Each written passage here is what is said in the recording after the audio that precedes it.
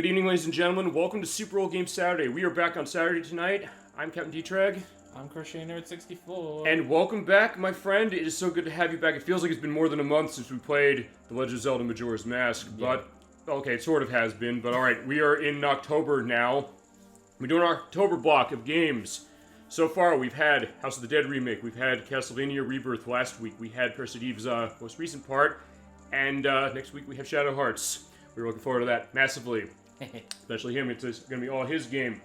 But tonight we got another game we've been playing for the past 4 months now. We've been doing really well. We've come so far. We're seeing right now, we're at the bank. You're seeing hearing the wonderful music of the last couple hours, the final 6 hours. But alright, so tonight's show, we're going to finish the game. Here's what's going to happen. We are going to be going through to do the cleanup for everything that is left of the heart pieces and the masks. We also have the Anju and Coffee side quest. You might want to bring your tissues on that one, potentially. But we got a lot going on. A lot of deep, great discussions going to go on this game that both of us adore. Yep. I get the sense Chad has loved this game. It has gone dim because of, you know, how that works on Switch. I tried turning that off when you have the TV, connect the TV. I don't think you can do that. But either way, it keeps the burn-in going on. We also have Lord Sidon from Breath of the Wild up as the profile picture. It's like, you were saying, like, he's your favorite. He is my favorite, and I was really upset when they didn't have an icon, so the fact that they just released him, I'm super happy. Yeah, well, as of now, it is no longer available. It is available on the Nintendo Switch Online app. We didn't really indicate that much on the show yet. That's how you basically were able to get custom pictures, but the week that happened, I said, you gotta go get Sidon, he's up there. And I got him on the very last day, a couple hours before it expires, because I forgot. Because you saw me online, you saw me practicing for the Mario Kart 8 Deluxe tournament we got going on at work. It was like, I just wanted to make sure you got that. I got it too. We've been changing the picture out. The only part that doesn't have a Zelda picture actually is part 1. It was for Super Mario World. Yes. But, yeah, we are at the bank. Okay, so off screen. I did do one thing. Yeah, we haven't evacuated yet, but I said we gotta get a heart piece for getting 5,000 rupees in the bank. So I did. I went and took your advice. She was like, you're so scared of getting stuff stolen by Takuri. That is true. I was. So I went off screen. I got the rest of the money. We have 4,500 rupees in the bank. We're going to make a deposit, and he is looking very happy. That, yeah, the moon is crashing down there, but still, we got to pay him money, and here you go. Yeah, we are a rich little guy. And indeed we are. Got 5,000 rupees. And when you save up 5,000 rupees, I actually never did this. I think I did once. So, alright, he can't take any more deposits, and he means that literally, I didn't know that meant that, oh, you can't put more money in the bank. Oh, it does cap out at 5? Okay. Well, there is a little thing, I'll show you that. Yeah, this is all I can give you. He's just sorry, but not sorry for this, we're getting a heart piece. Not sorry. Yeah, definitely no, there we go. So there is our heart piece there. Actually, I will show what happens when you deposit, because they're saying, like, hey, there's elements of Zelda's franchise that are not to be discussed, but there's another hint to one, because, well, yeah, the guy deposits 500 rupees. Well, excuse me, princess. Yeah, the Legend of Zelda cartoon, they have a reference to it in this game. They had to know. I didn't know that. I just was saying, like, wait, I have all this money. It's like, let me just put more in just because, but turns out, no, you can't put more money in. So it can't, well, okay, it can go above 5,000 if you, say I had 4,999 in there, and I put 500 in there, you can go over it then. So basically, the maximum amount is either 5,000 or 5,499. Interesting enough. But yeah, he does reference the Zelda cartoon that way. He's like, yeah, excuse me, princess. Yeah, sheesh, little guy, you're young, but you're... Okay, so he's telling me, no, don't say... You ever had that happen? Has a bank ever said to you, no, you have too much money in your account? In this capitalistic society? Hell no. Yeah, or in Termina either. It's like, he's saying no. It's like, well, fine, I guess... Look, here's the thing. Link is 10. So, like, the fact that there's a young boy who has 5,000 rupees saved up must be pretty impressed, but alright, fine. We did that. Also, because I promised we're going to do this, we're going to have a drink of the po. Ah, that's good ghost. Yeah, I didn't do anything. I think you can lose hearts, potentially, or gain hearts. I heard the rumor you apparently can die, but I don't know. Also, we're going to pour some water out. Like, yeah, let's pour one out for our homies. We're going to be passing, if we don't do something about this. Oh my god. And I think, you know what the hell, it's not, since we're going to lose all this stuff anyway when we go back, let's take the ferry out. Yeah, fly free, my friend. That would have replenished any hearts that you lost from the Big Po. Yeah, I think there's a rumor that you could die from the Big Po drink, but apparently not. But alright, yeah, if we don't do something quickly, the moon's gonna crash, so you know what that means. It means play the Song of Time. Alrighty, so we'll have to do cycles resets. We're going to do about, I think for how this is going to go, 4 or 5 of them, I think. Because what we're going to do next is we're going to be going to get all the hard pieces that we have remaining, all the masks we have remaining, the Andrew and Cafe side quest, which is going to be done 3 times, the way we have to run this. Yep. And the first element is just going to be us going through for everything that we missed as far as hard pieces. So we're not touching Anju and Cafe's side quest quite yet. That's like the last thing that we're going to go for. It's going to be the last thing we're going to go for, and it's also going to be... Oh shit, no, I don't want to play the... Okay, I was playing the Song of Time. Actually, you know what? It doesn't matter if I play the Song of Time now. Say, like... Say we restart to the dawn of the first day. It is the dawn of the first day. It's like, you know, like, let's just take a minute off the clock. Why not? But, you know what, fine. We'll play it the right way. I mean to play it backwards to slow time down. Alright, so, yeah, tonight is basically just going to be, for the next couple of hours, so going to be us relaxing until we get to the end of the game and finish it. Heyo, everybody. Heyo, ElecVerse. So good to see you tonight for the finale of Majora's Mask. Nerd64 is with me tonight.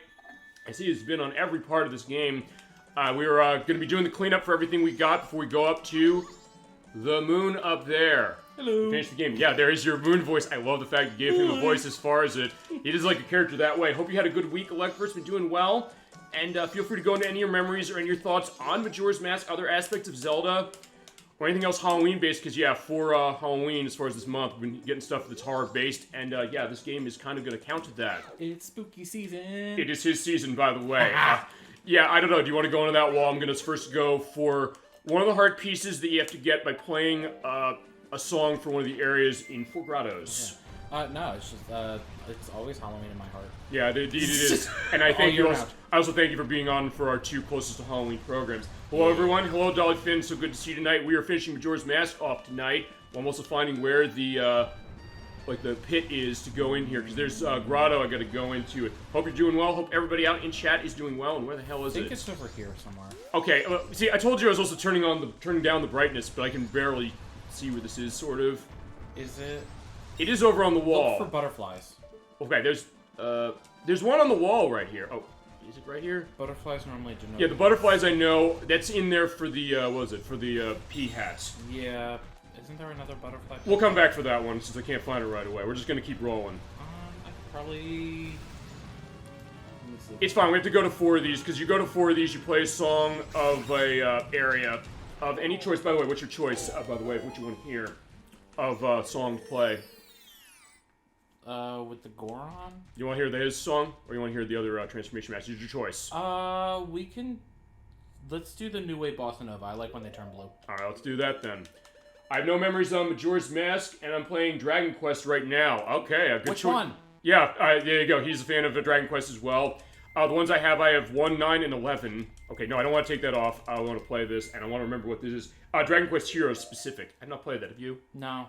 I think that was one of the spin-offs. Okay. Yeah, just feel free to go into stuff with that or other aspects of Dragon Quest. And any memories on Zelda itself. I know you said, ElecVerse, I'll go into this. I know you said that one of the ones you have memories on is Link to the Past. I think I want to do that next year because that is actually the 30th anniversary of that one next year. Okay, so I have to remember how the Soul Bossa Nova plays. It's complicated.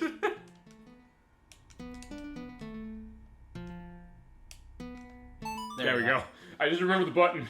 So yeah. I can't remember the button, but I know the melody. So basically what you do is you rock out with Mikau, the Zora here. This is a great game, by the way. ElecVerse will tell you that. If you've not played this, you're in for a treat. And if you have Switch Online expansion pack, which I think you said you did because of the fact that you bought it for F-Zero X and other stuff, you have access to play this, and it is awesome. It's such a pretty blue color. Link's Awakening is my experience for that. Yeah, as I said, that is a great game. We're going to play it next year.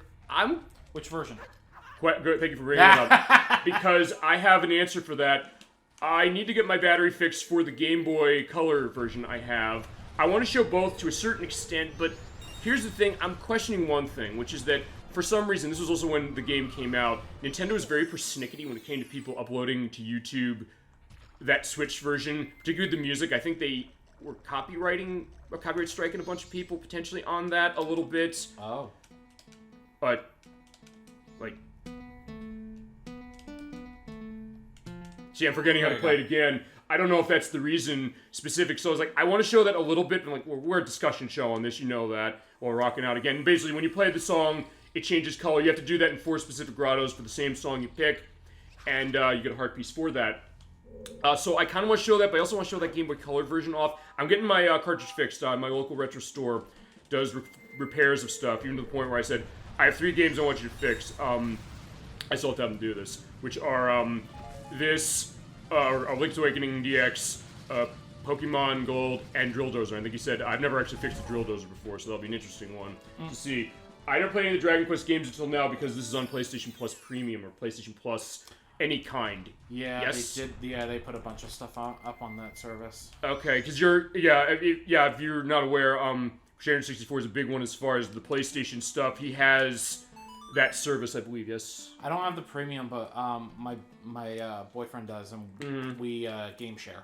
Okay, so which is an awesome thing that has it. Yeah, anything that he downloads, I can essentially go into his account and I can download it onto my system. So I know they just put up 11, the definitive edition. Yeah, which is a great game. I have it on the Switch. It's a I have it on the version. Switch as well, and I still haven't beaten it because it's so long. But it's one of those that I want to ask him if he'll download it. So you play it just so I can get the free version on the PlayStation. One thing about that, because it is the definitive version, because I know with Dragon Quest XI, one thing that happened with that is when it first came out on the PS4, you know that beautiful music it has? What's up? It's like right past you. Okay, it was there. It was too early in the day. I couldn't see it. There it is. When they first released it, it had MIDI music, and there were a lot of people who were really mad, saying that, wait a second, it sounds like a Super Nintendo game, when even Dragon Quest VIII on the PlayStation 2 and 3DS had a full orchestrated soundtrack. All right, fine, we're not going to deal with you, Sculpture Man. Didn't they do that on purpose, though? Because then didn't they released it with the option to change back to the MIDI music if you wanted? They did in the definitive version. Yeah. I don't know if they... You're talking about the original release. The original, I don't know if they did the original that way on purpose. I know people were very mad about that, but so I don't know if that was intended or not. But all right, you play all 4, you get a heart piece. But yeah, feel free to let us know, chat on that, and anything else about Dragon Quest. I mean, what other games of the series have you played? Was it only 11 for you?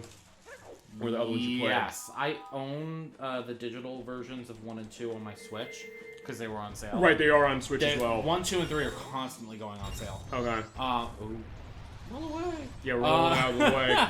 He's your favorite. He just wants to be friends. Oh no, he's gonna steal my stuff. Yeah. Yeah, I did that off screen so I could avoid that. And watch you come back on screen. He's like mine. That's true. Yeah. Yeah. So I've only ever played 11, and I know to get your hands on a physical copy of any of them, besides 11, is astronomical. You're paying, a fair amount of money. Usually, I mean, the ones I have 2 specific outside of that one. We're gonna go to Akana Valley because there is, or Akana Canyon. I'm gonna go over there because there is a challenge that also has a heart piece over there. Yes. Specific. And you need light arrows for it, which you have from. Do you need light arrows for that?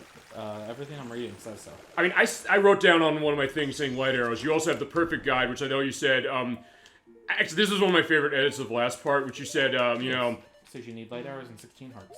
Okay, yeah, that's what I said. But I know in the perfect guide, we're saying like, where is that last frog for the Dongero quest? Yeah. You said like. Nobody ever said the guide was perfect, and I put in the thing below that saying that, except the fact that the guide says on the front of it, perfect guide, so I had to be the smartass when it came to that. Specific.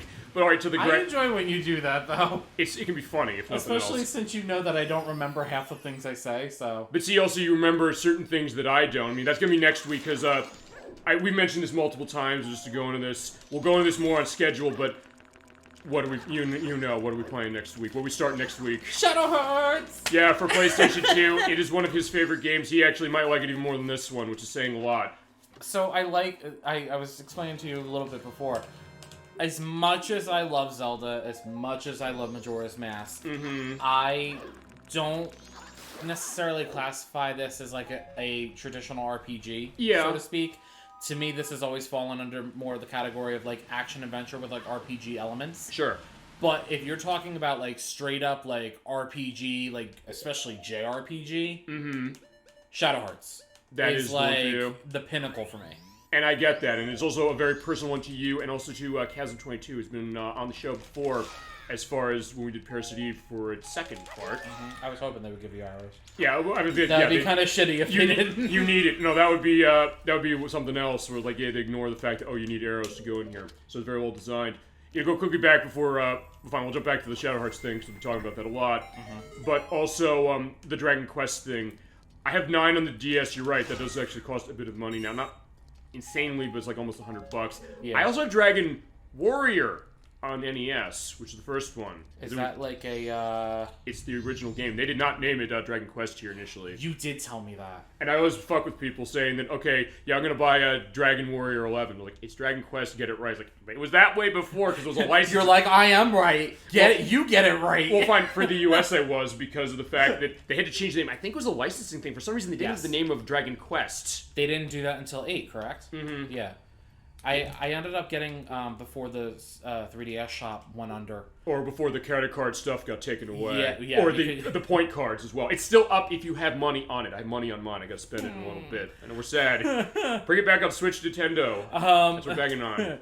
But before all of it went away, I was, I know that you and I had discussions at length about when it was going under, because I was like, I need to make sure I buy all my stuff beforehand. Yeah, we've had the discussion of the show. In fact, ElecVerse is a big one on Shin Megami Tensei. He said, like, I gotta buy Shin Megami Tensei 4 on this specifically because they have not yet released that on another system. I bought, when they had the Atlas sale. Oh yeah. I bought all of them. Every single one. And then I also bought Dragon Quest 7 and 8. Okay. Digitally. Yeah, because they did release those on the system. I gotta get something better than just this, because otherwise I'm gonna get my ass Well, burnt. 8 was 8 on the 3DS is actually considered the definitive version. More than even on the PS2. Yes. Because they added more stuff to 8. Is that what happens? They added more playable characters, and I think they added certain. Did they add voice acting? They probably. Oh, it's interesting the fact that they added that compared to on the PS2, and I'm letting them destroy me. Fine. Let's light them. I Let's don't light the dude remember up. if they had voice acting on the PS2 or if they just added more on the 3DS version. Maybe. I never played either version, so it would be my first experience with it. Also, let's tattle this dude. Yeah, dodge the swords. I'm not dodging swords. I'm trying to Adal with him, and like, well, I'm getting burned for this. Yeah. Also, I'm telling. He punishes you for that. But also, he said the other thing I'm doing. Well, I can still sort of hit him. Sometimes he's hit me. Block. Ow. Yeah, you're right. I should be blocking. You're right. I think the shield. Yeah, the shield works. Yeah, shield works. Like, yeah, the fire doesn't matter anymore. Alright, can we... I'll try what I tried. Oh, yeah, he came back. I was gonna say... Oh, he's like, where'd he go? He's like standing right on top of you. Yeah, he's like, yeah, he's just doing that. Alright, fine, I'll tell you what I'm gonna do. I'm gonna just quickly get out of the way. As I said, this is... The next couple hours of this are gonna be more of a loosey-goosey thing, because we're not going to the end of the game for a while. So, like, get over here. Oh, I should say, get over here! Okay, that was really good. He better than last. Okay, it shocked him. Ooh. Come on, stop. Oh, yeah, okay, I don't know if I actually showed that. And Ocarina of Time did this as well. When you shoot with the hook shot, and it's in Z-target mode like that, sometimes it goes off. Go. Yeah, there we go. Oh. You got him. Oh, okay, it didn't look like you got him. You saw that. It didn't even, like, show, like, a flash, like, huge. Alright, he's dead. I shouldn't have used the light arrows as much as I did, though, because I'm going to need more magic. And there is one part, you're right, I do need. At first, I was thinking, like, why do you need this? And then I realized, oh, wait, that's why you need it. Yeah. But yeah, there are 4 rooms here, by the way. You have the Akana, dude that we got the heart piece from last time. Yeah, each one has one of the mini-bosses from the last 4 dungeons. Okay. So... oh, yeah, you're right. I didn't actually think that. When I did the test on this, it was just basically, I want to get time down so we can get a sense of where we're finishing this tonight. Yeah. So we have the Garo Master in this room. One of the other rooms is going to be Wart from the Great Bay Temple. Big eyeball dude with all the jelly beans. Mm-hmm. Wait, that's his name? Wart. When I think Wart, I'm thinking Super Mario Brothers 2. Nope, it's spelled differently. It's W-O-R-T. Oh, right. And he is also a main boss in one of the Dark World temples in Link to the Past. Oh yeah, you're right. I remember that. Speaking of which, look up. Yeah, so fucking bubbles. Yeah, remember fucking bubbles? Yeah, we'll get more fucking bubbles there. They're gonna so many fucking bubbles.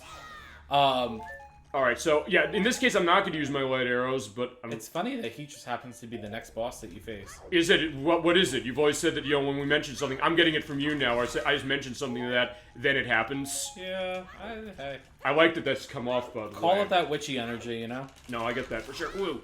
Okay. I love how he's just, like, chilling. He's like, yeah, I'll let you collect whatever you need until we, like... Yeah, then we'll fight. Fight to the death. Yeah, because this is going to be the last time we're going to see him, I think. Yes. I think we still have to look. I want to say ice arrows are effective on the pebbles, but Alright, there you go. So yeah. I don't remember. Call back to Goma, or Queen Goma. We'll try the ice arrows, why not? Yeah, I did stop you as far as the stuff with 3DS Shop, because you're mentioning the Dragon Quest games, the Atlas stuff that you're picking up.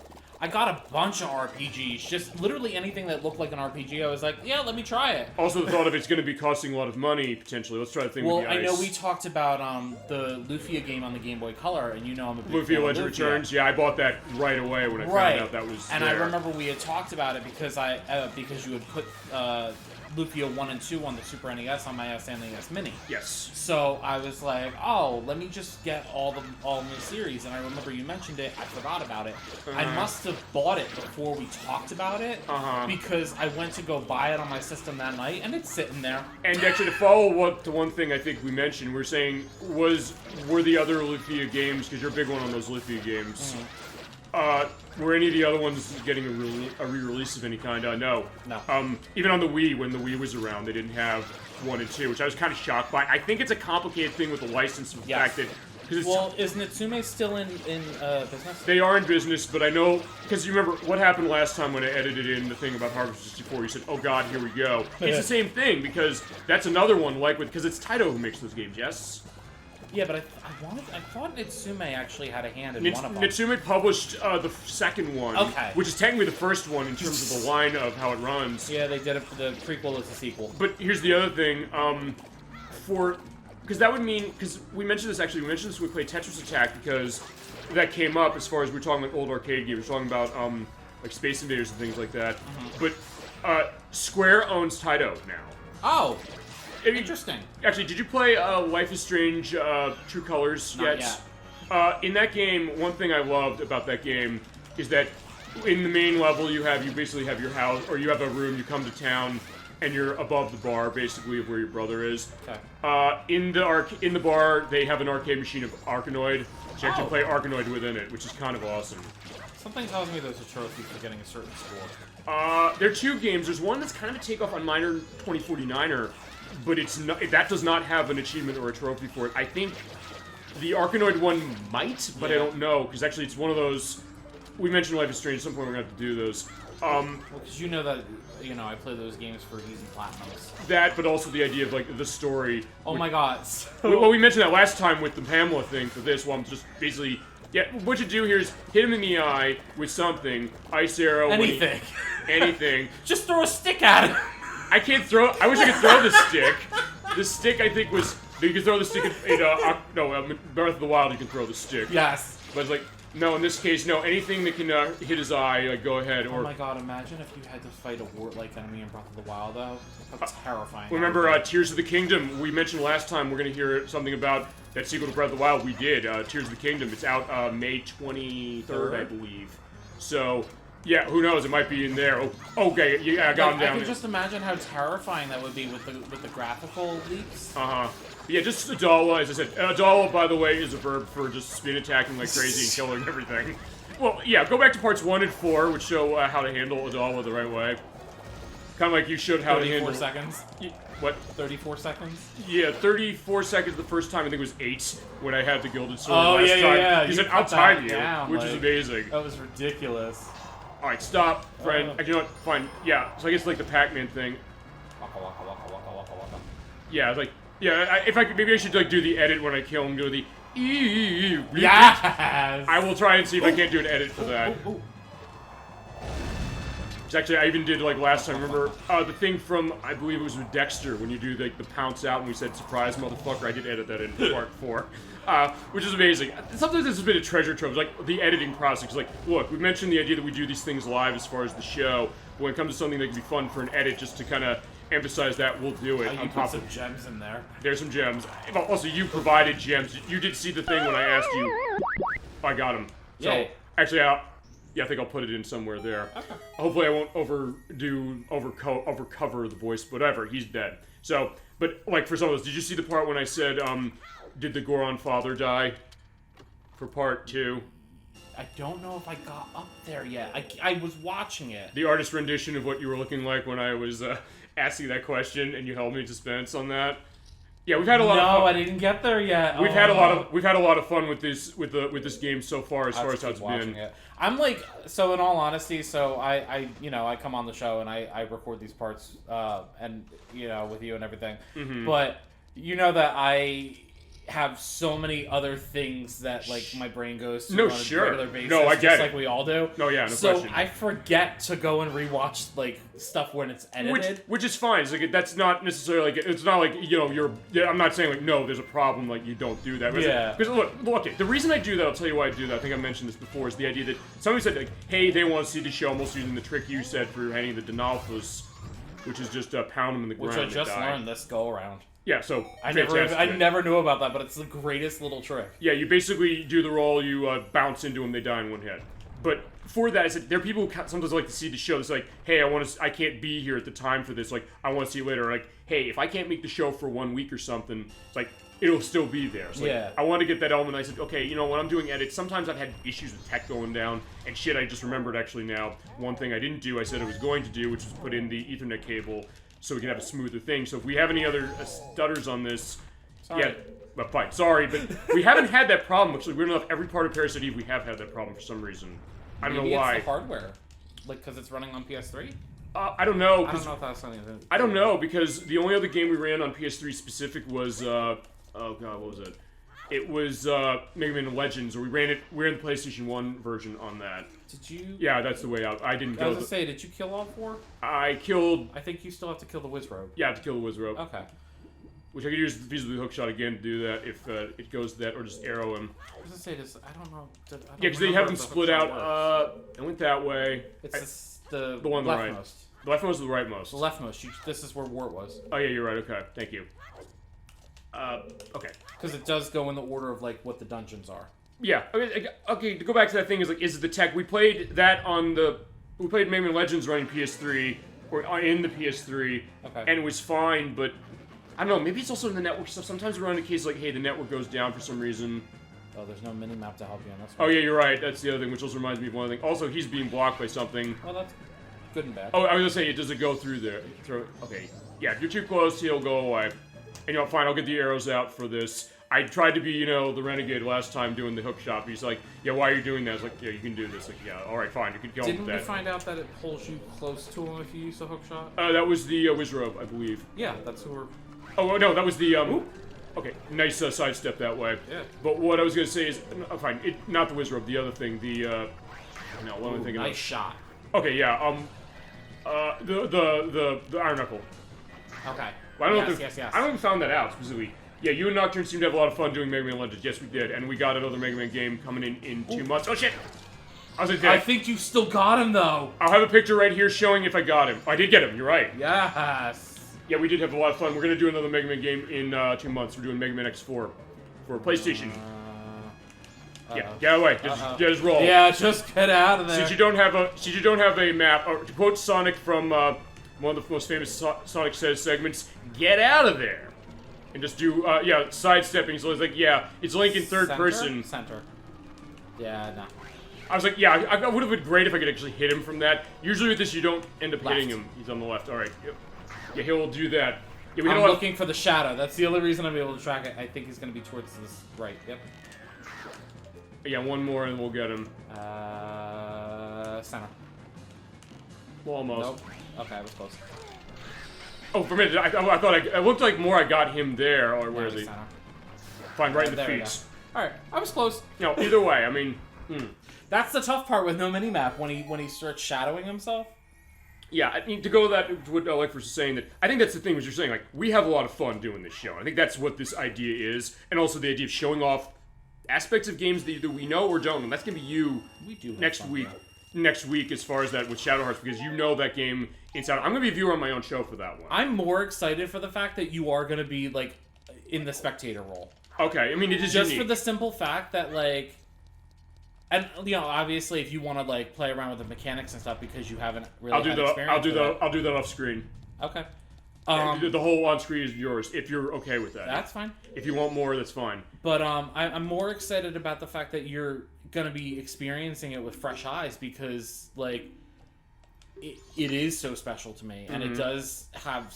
it has had such an impact on kind of where my taste in games and honestly media in general is gone. Yes. I'm pretty sure I've mentioned at least once before on the program that like I just kind of consume like horror media. Like it's like I don't know. It's just kind of what I'm drawn to more than anything else. Sure. I was telling you earlier that I watched the 1990 version of It for the first time last night. Mm-hmm. And then a picture of Tim Curry here, by the way, with him. Yeah, anything that says that. I'll tell my mom not to watch. No, it's like no, it's funny. It's funny to that. So I keep going with that, and then I have another anecdote I'll put in. Yeah, no, it's just I thought I was gonna be terrified because I'm not a big one for clowns. Yeah.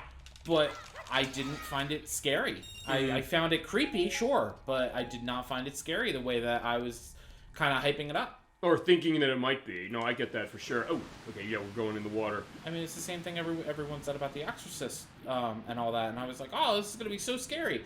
Creepy, but I wasn't scared by it. But there's a distinction, right? It's the idea that sometimes there's something that's scary specific for one reason, or like creepy, or like, what's that atmosphere it's creating? Creepy for me, and I know obviously everyone is going to have a different gauge for like creepy and scary. So creepy for me is something that is like, I'll get goosebumps, or like maybe it made my skin tingle or crawl a little bit. Like something that just kind of got to me that was like, ooh, okay. Scary is straight up like, am I losing sleep over this? Right. Do I see something in the corner of my room in the shadows? You know, that's scary to me. That's something that's like, it's manifesting itself from my imagination into something that is potentially tangible. Right. It might not be. It might just be my imagination. But these are very real fears that I have.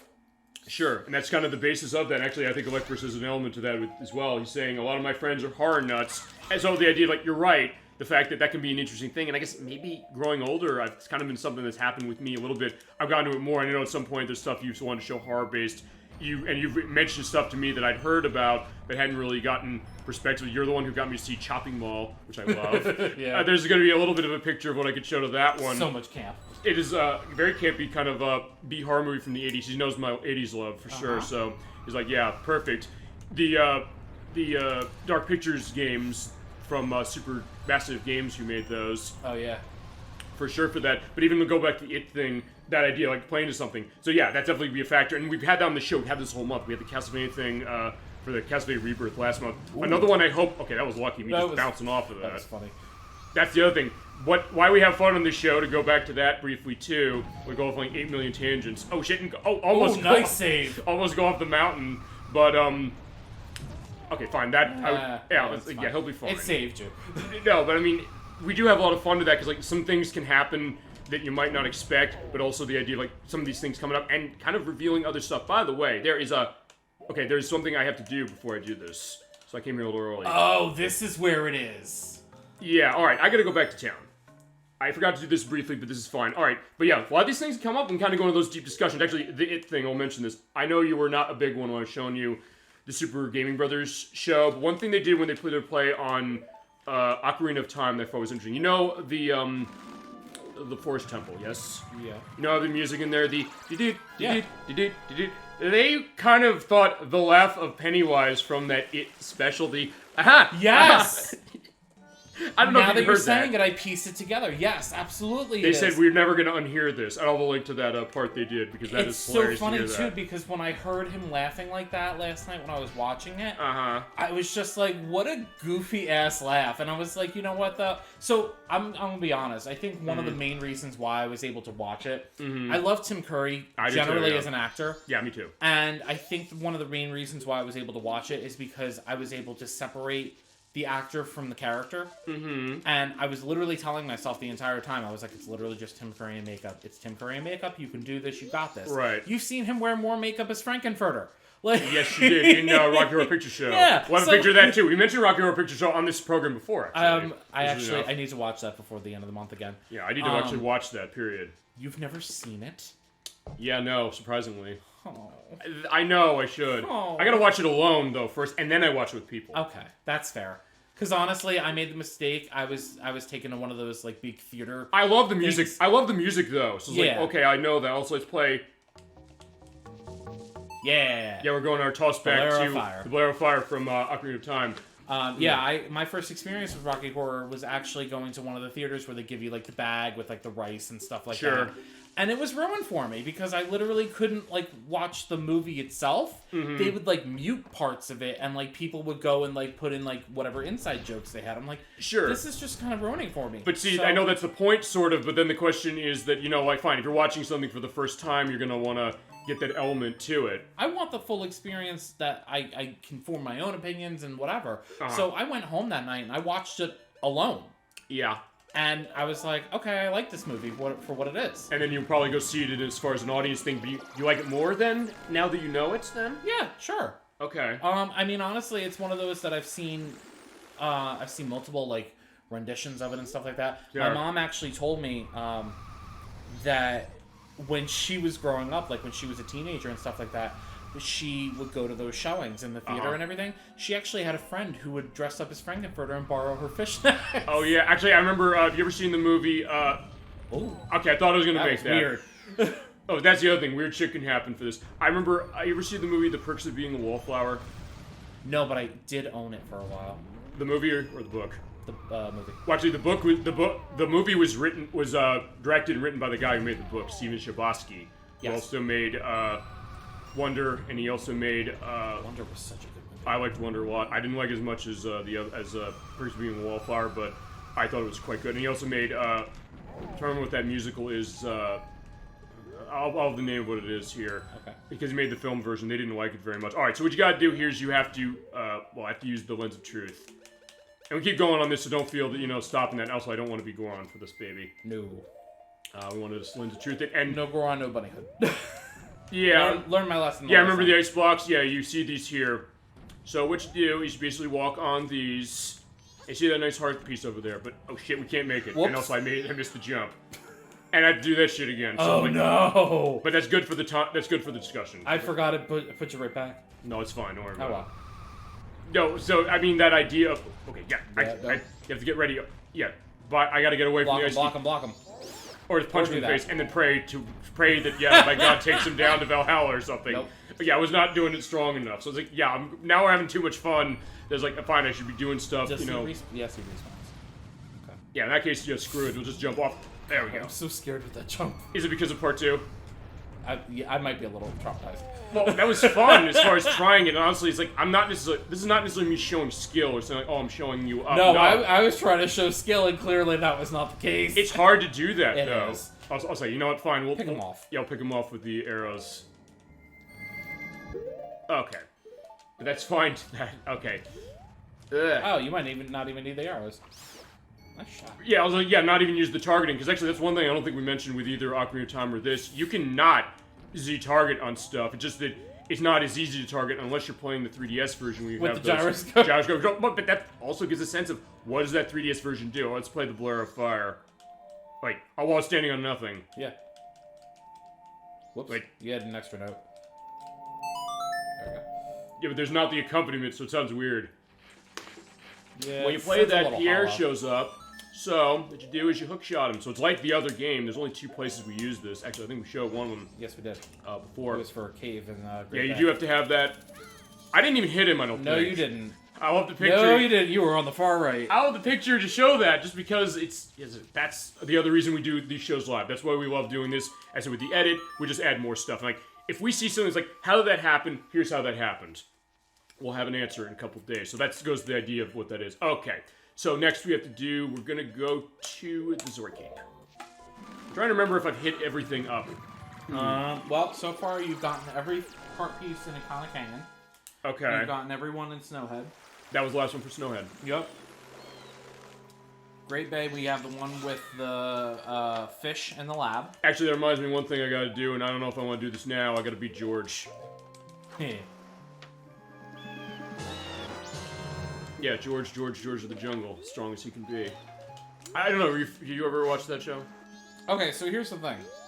I only thought it was a movie with Brendan Fraser in it. Yeah, just a great movie with Brendan Fraser. Very funny movie. I didn't know that it was a show before that. I'm a big Jay Ward person, so that's how I know what that is. I had no idea it was a show before that. I mean, that, Rocky and Bullwinkle, Underdog. I love Rocky and Bullwinkle. I do too. And I like the movie, even though there are a lot of people who didn't like the movie. Hey, Rocky! Yeah, that's good, actually. And we do have... I told you I do voices in my spare time because I'm a weirdo. Which also works that way, like that personal thing. Look, I've done it too. I did pretty much with a couple of mistakes here and there, the opening of Castlevania Symphony of the Night, as far as the voices to that. So, that was I love the, when you get to Dracula and Rondo of Blood, he goes, "What is a man?" No, that's Symphony of the Night, isn't it? Or is that also in that one? Oh, no, wait. It's Rondo Richter. No, it is Rondo of Blood because... Yeah, right, see? Right, no, I know about Castlevania. Well, no, it is because... No, it is... No, it's in both because... It is in both? Okay. The opening of Symphony of the Night is the end of Rondo of Blood. Oh. Because they're direct sequels to each other. Plot twist. Well, that's the only reason I know. I mean, we give a brief look at Rondo of Blood last time at the end of what we did. I'm going to say one thing. We are actually going to do that. I know I said we're going to be not doing a Castlevania only in October. That's true, we're not going to. But I'm going to wait on Rondo of Blood because Rondo of Blood is celebrating its 30th anniversary next year. The Saturday that it came out for Japan is going to be that. We're going to play it then. I will pick another one before that, though. Okay, so, Evan. Yes. And also to go back to the Rocky and Bullwinkle thing. People hated that movie. I really liked the movie. I'm gonna lie. The Underdog movie, that not so much. But that and George of the Jungle, they're good stuff. Yeah. But all right. So Lou's voices return. I don't know what to do. Yeah, how'd you get in here? It's like people not associated with the band aren't allowed. So it's like, yeah, I don't know. I'm like a crazy fan or something. We mentioned Misery. Well, you mentioned Misery. Do you have to beat George first to do this? I don't know. Does it give you a prompt? It's not. Didn't I put the button combination down what that is? Ready? Yeah, go on. C right, C down, A, C down, C right, A, C left, C right, C down, C right, C left, C down. Oh, no prompt. Okay, yeah, it's weird. Yeah, because here's the thing. I think they're books you can read the notes, is that right? I wrote down, I'm sorry. Yeah, but I don't remember where the books are, and honestly, I have the guide here, so... That's true. But I'm reading off of your notes. Fair enough. Because I wrote the buttons down. I said, okay, so... It works. Yeah, so he's looking for his musical inspiration. Here's the deal, though. What is that, though? What he's playing? Yeah. The organ, I think. No, but the song that you just played for him, what was that? Oh, okay. No, it's just... No, it's the piano thing. Okay. I love the piano part of Oh, this. it's beautiful. It's so pretty. Here's the deal, though. He's kind of a megalomaniac. I mean, we've mentioned Guns N' Roses on the show. I've mentioned the fact about Axl Rose and Slash and that battle between them. If it isn't his idea, it doesn't fly. Well, hey, it's why Guitar Hero when that franchise is around, why they stopped doing guest appearances, or one reason. Because first off, they were sued because of Guitar Hero 3, because it has Welcome to the Jungle in it. Slash is in that game, and they said, wait a minute, no. Axl Rose said, no, don't do this, you're stealing this from me. He didn't write this. He just did it. That's a pretty good song I just made. Yeah, bullshit is, here's the thing though, you can't play this as Mikau. No. Because otherwise it's like, you're stealing. Yeah, he said you're stealing the song. Uh-huh. But since I'm an outsider, it's like, yeah, you know what, fine, I'll take your ID. It's like, we'll play my new song at our next show. Oh, he's such an ass. But he does give me a nice item for that. Yeah. So I took his heart away. Link. Stealing hearts one region at a time. Well, that's true. We have been doing... You're right. We've done that, I think, everywhere, basically, except for the Southern Swamp. I've seen parodies where it's just, like, Link taking hearts and just, like, eating them. Oh, so it's so grotesque, and I'm just like, ew. I was going to say that's going to be, like, something out of Mortal Kombat. There was never, like, a mix of Mortal Kombat and Link. There was a mix of Mortal Kombat and Batman. Well, by the time he gets to Ganon, he's just, like, this, like, hulking behemoth, just, like, full of hearts, and Ganon's just so grossed out that he's like, I don't want to fight anymore. Yeah, like, yeah. And then Link just, like, fucking, like, pulls a Kano fatality on him. It's hysterical. Actually, if you have a link to that, I can put that in the link list. I'll have to find it. It's probably a College Humor video, to be honest. Wait, hold on. Wait. What are we trying to play? So I'm playing the Soul Bossa Nova. How you doing? There we go. I was like, I keep hitting the wrong buttons. We said we commit these songs to memory. Not these. Some of them, but not this one. Not this one. New Wave Bossa Nova and the Elegy of Emptiness are Well, even the Goron's Lullaby. Those are like 3 that I just never memorize because there's too many notes. I mean, the Goron Lullaby is sort of memorized, also because we used it as a Scarecrow song in the last game. And that one's kind of repetitive. Soul Bossa Nova and Elegy of Emptiness are really just kind of like there's too many different notes. The way I got by with Elegy of Emptiness when we had last part, though, was, well, that, but I also didn't hit the tree again. Actually, that happened last time when we did that. Out. But I still made it, so it counted. But anyway, with that one, the way I remember is because you're basically kind of rotating around the C buttons in order to make that happen, so that kind of made it easier. Alright, so let's go fight George. Because I didn't remind myself how to fight George, but I remember how to fight George now, I think. And he's called Jorg. Is Jorg? Jorg. Jorg, but I would call him George. Jorg. Why do you call him George? Did we go into that? I just think it's funny. Hey, can't argue with that logic. And also because it's a cutscene, Link can survive any fall. As he floats down gracefully. Yeah, like, it's always making those sharp landings when everybody's looking. Like, when they're not looking, no, he breaks his knees. Yeah, right? In, like, 15 different places. Well, he keeps coming back, although I guess that goes to one thing. We'll get into this, I guess, at the end of it, where the timeline goes with these 2 games. Ocarina of Time and this one, and this version of Link. You know what I'm talking about? Yeah, I gotta look it up again. I don't remember off the top of my head. Yeah, we'll go on at the end of the show. This one, I think this is the one that leads into Twilight Princess, on this timeline. Uh-huh. Because this is the Link that dies. Yeah, because I was gonna say that... Of old age. Okay, because isn't there a different way about how he can die and how's that determined? By the way, to kill George, shoot him with the arrow, and then pull out Mikau, go down there, and electrify him. It's electric. Boogie, woogie, woogie, woogie. Oh, there you go. We're on the perfect page that way. All right. Oh, by the way, if you're too close, he can eat you, so don't let that happen. He can and he will. Dolphin dive! And I made it somehow. Way better than I was trying to get up onto the side of the, you know, the lakeside laboratory, you know, for what was going on. Okay. Oh, no. Okay, Back away. Back away. I don't trust him. Yeah, he's gonna die. He's gonna charge, and I don't trust him. Yeah, I don't think anybody trusts this dude. Or where is he? You look for the bubbles. Fucking bubbles. Oh, you stunned him. Wait, I did? Yeah, don't do it. No, I'll. There we go. Fine, now. I was like, wait a second. How did I stun him? I'll look back. Luck and a prayer. Luck and a prayer, and me putting a picture here of how did I stun him. Also, yeah, holding art. Yeah, got there we go. Swim away. I do love the way, just how smooth that movement is. Let's see if I can do this again. Hey, look, Krill. Yeah, he will be that way. Oh! Okay, I got eaten. So at least you get to show what happens when you got eaten, just when you thought it was safe to go back in the water. Nope. Da-da. Actually, it's funny you say that. I was driving down the side of the highway the other day. I think they have, I'm trying to remember where it is specific. They're having some, you know, sometimes they'll do these things. They'll have like the live accompaniment of something. Like they'll play, like They're all arrows. What? They're all arrows. They're all arrows, which is good. All right, where is he? But yeah, they. Oh. Okay, so yeah, he rams aside. That happens. Time for a break. There he is. I get that as well. But yeah, he's gonna die. They have this. They're like doing a musical accompaniment of Jaws, where they'll have that. What is that?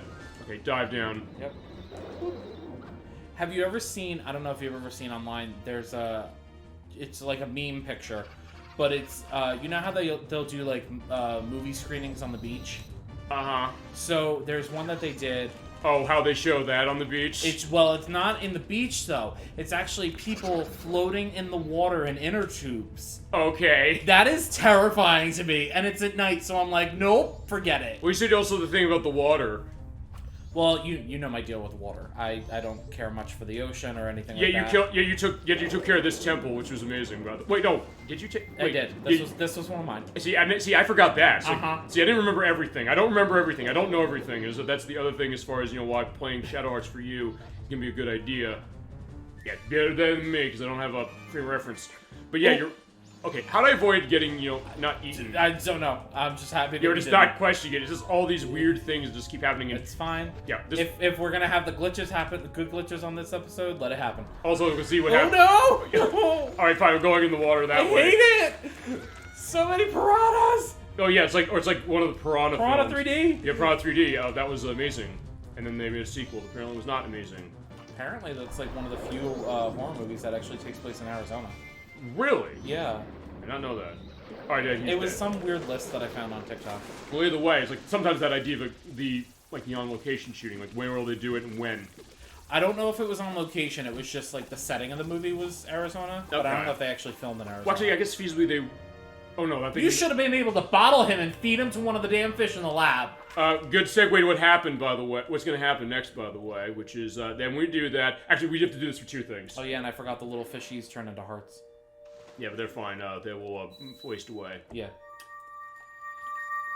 Yeah. So, hey, I'll tell you, that's the other thing. You never know what you're going to get on this program, either from us or from chat that way. So yeah, time for a break. Good way to break after a long week. And there is our turtle friend once more. Just give me something to look forward to all week. Oh, for the show? Yeah. I'm glad for that. I mean, because, like, that's the other thing as well, just to this. Like, look, I was not going to say, like, hey, you've got to be on the show, and you're like, oh, I don't want it. It's like, no, be a man and come on. I was like, no, it's not going to be that. You never forced me onto this. I was like, look, because you believe in the mission of Super Old Game Saturday, if you want to call it that, which is basically... I'll tell you what I think, Rob, really, and you and everybody in chat, specifically another fuck that, we're going away. He knows why, the other parts do exactly Listen, we all have our traumas we gotta deal with. That's true. Yeah, just dive out of the way. Oh god, you've had a hell of a time with them throughout this. Although I've also shown the hilarity of what's happened with them. Okay, so, 2 things.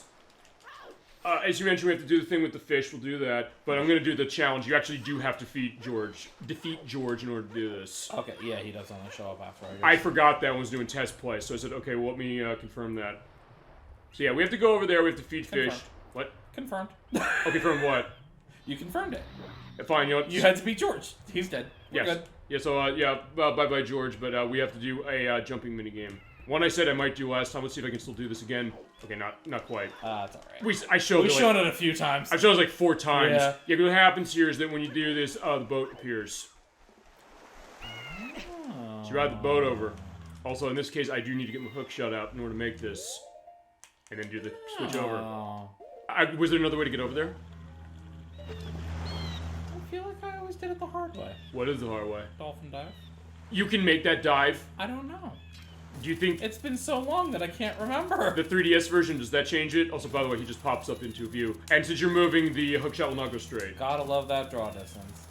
It's not that bad, really. Oh, okay. Also, look at... I mean, we're doing Superman on April 1st, so... Oh, God. You know, I'm doing Superman, I should say. Yeah, I don't think anyone is gonna join you for that. Oh, yes, they will, because they'll say that, hey, I'm taking this way. I was set it I mean, I don't know if anyone's gonna physically come here to play that one with you, because I'll pay them in food and alcohol. That is hysterical. Specifically. People gotta be drunk to play that one. Well, I'm gonna be okay, I will be sober playing it, but I might have a drink next to me like I did with Batman Forever last year. Why am I hearing Dire Dire Docks and Super Mario 64 in my head when you're swimming? I guess because it creates that atmosphere. It does. For sure. Alright, so... Oh, you son of a bitch. I did not know that. You could not do this in the evening. Wait, hold on, what did you say? No, no way. Evenings and the first thing in the morning are my break times. Come back later. Okay, guess we'll do it tomorrow. So, alright, well, we're gonna...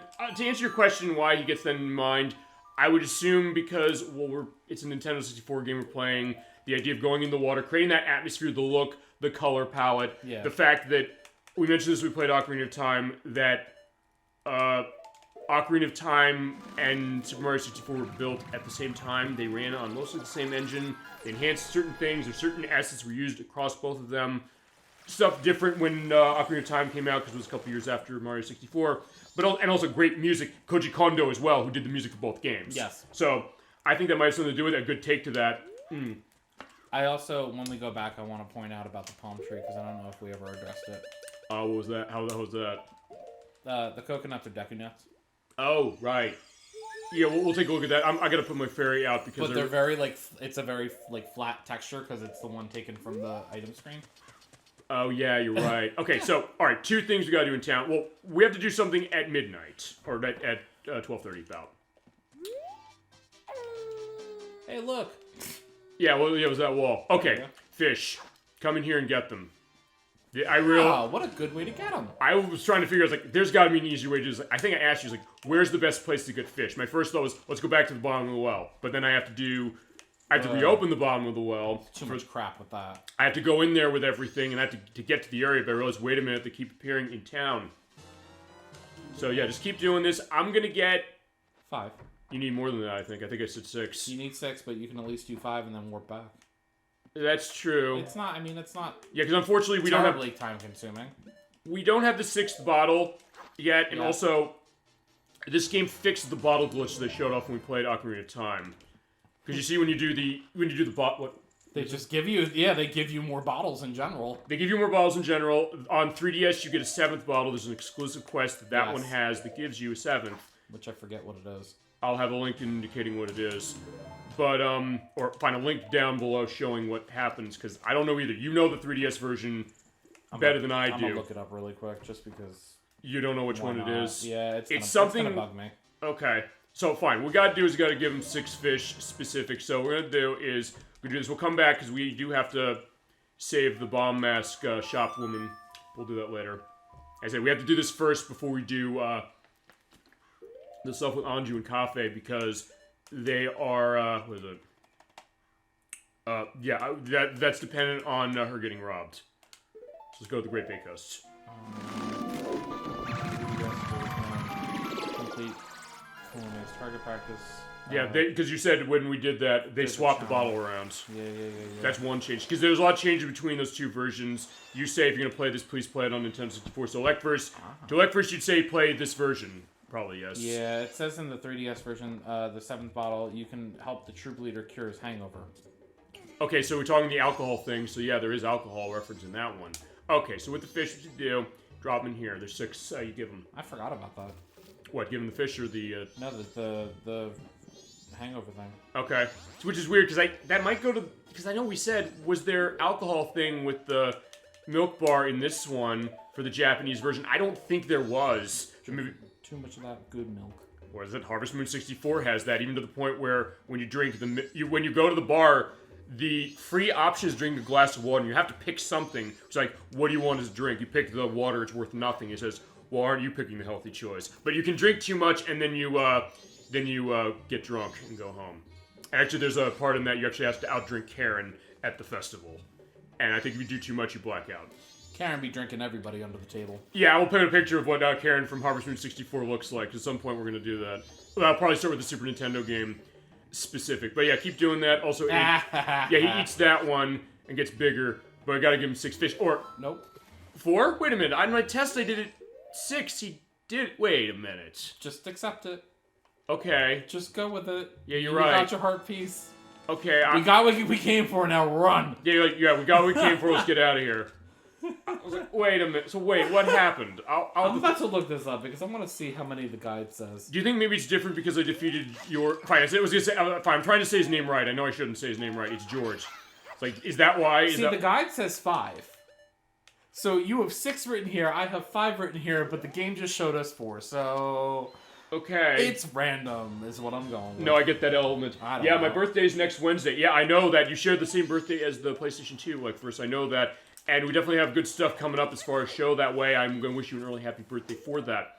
And at some point, I definitely will get some stuff going for that as far as how it is. Hope you're having a good week so far, and that, I guess, for the purpose that you're getting ready for, the celebrations as far as that. Okay, so I still can't get over that with the damn bottle with the fish. Like, what happened?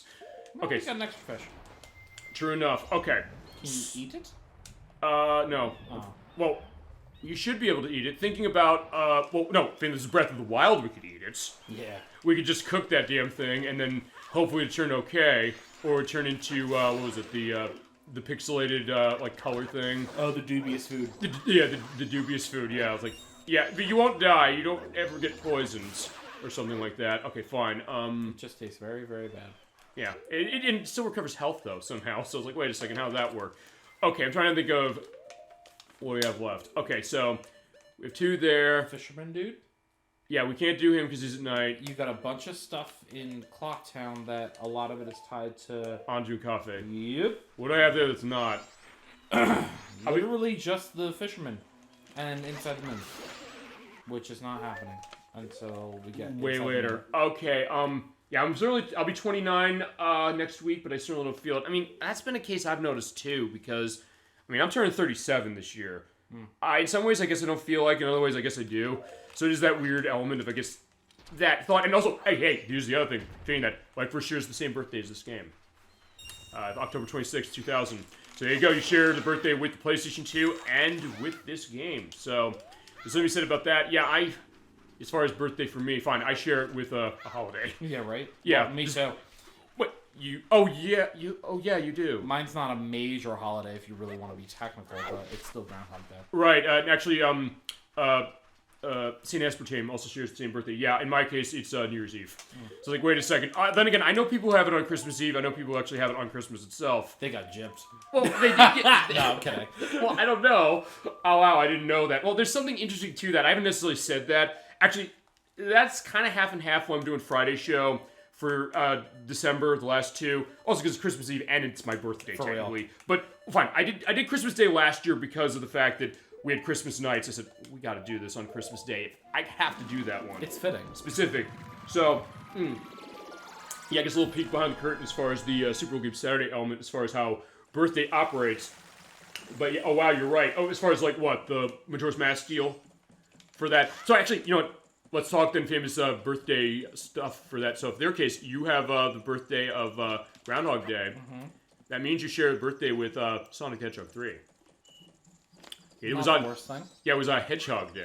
No, if it was Sonic 06, that would be terrible. That would be November 14th. You know, all of you were born on November 14th. Don't worry, it's fine, and we'll still play Sonic 06 just because at some point. Whoa.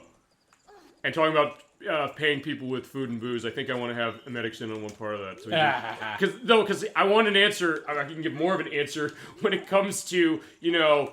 Well, actually, hold on. I want to hang off that again because it looked weird. I was hooking. Because I know he's not big on the 3D Sonics, and look, I'm also sort of in that case for certain things. Well, fine, some of them, not all of them. There's ones I love, but even to the point where, like, with Sonic Frontiers out next month, I'm not buying it right away. Not because I'm like, I don't think it looks good, but also I'm buying Atari 50 that day. Like, I've got the Steelbook of Atari 50 coming, so I was like, okay, that's the Steelbook entry I'm getting. Like, there you go. Yeah, okay. Looks like I'm hanging in the hay. He's cutting through the thatching. Yes. Okay, I'm trying to think. No. Okay, so I do need to stop that. Alright, I'm trying to think. There's nothing else. You'll be 37. I figured you were in your early 30s. Well, I mean, I don't know. I guess that's a good thing. I guess I sound young for my age. Or maybe that's a bad thing. Okay, we'll see the shuffling grass later, but I'll just give a little breadcrumb drop there. I mean, I'm still in my early 30s. No, I get that idea. It's like I think that's the idea as well, is like how that's operating. You know, fine, let's just bust a balloon. Hey kid, he's excited. But yeah, what is that? Yeah, you'll keep finding out what that is. Okay, Did you normalize the time flow again? No, I didn't. You're right, I should do that. Because otherwise I'll be waiting myself around. Not that we don't have plenty to talk about. No, we don't. So yeah, keep going into it to chat and to you. But yeah, that's the interesting thing about this, as far as it's like, as I said, the mission of the show, I guess we'll go into that while we're waiting for this. And that's the good thing. Like, you're sometimes like, how do you handle grinding in an RPG? How do you handle downtime in something? This is how you handle it. You say that, okay, it's a discussion-based program, so yeah, the fact that Jim is walking over there and doing that. And actually, like, for since you're here, I don't know if I mentioned this specific, I think I might have mentioned this in one of the parts, but I'll mention it since you're here now. The Japanese voice of Jim is the same as the Japanese voice of the Yellow Ranger on Power Rangers. At least I think it's Yellow Ranger. I have it on one of my notes somewhere, not here. But that was interesting to kind of get that idea. Like, yeah, fine, let's look at this. We saw this happen before. We're going to see it happen again. Creeper. And you mentioned the Groundhog Day thing, because, hey, the movie Groundhog Day, that's what this game basically is. It's Groundhog Day, the video game, with actually some of the same amount of humor and strong emotion, honestly. And I bet the late Harold Ramis would be proud of this game. I wonder if he played it before he passed, unfortunately. But, yeah, that's the idea. And we'll get to that whenever we get to the Ghostbusters game. Or the good one. The 360... You have to specify. Yeah, you're right, because there's so many games just named Ghostbusters. Because there's the Xbox 360, PlayStation 3, Wii, PS2 game, although the Wii and PS2 games are different. There's the remaster of that's on PS4, Xbox One, and Switch. There's the NES game. Well, fine. There's a lot of versions of that NES game. Actually, it was by Activision. It was David Crane who made Pitfall who made that, weirdly enough.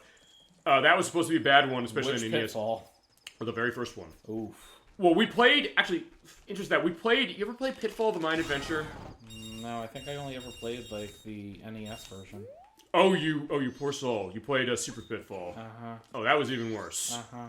I thought the Atari looked bad. The Atari's great, though. It looks primitive, but it's amazing. You know what's great on Atari?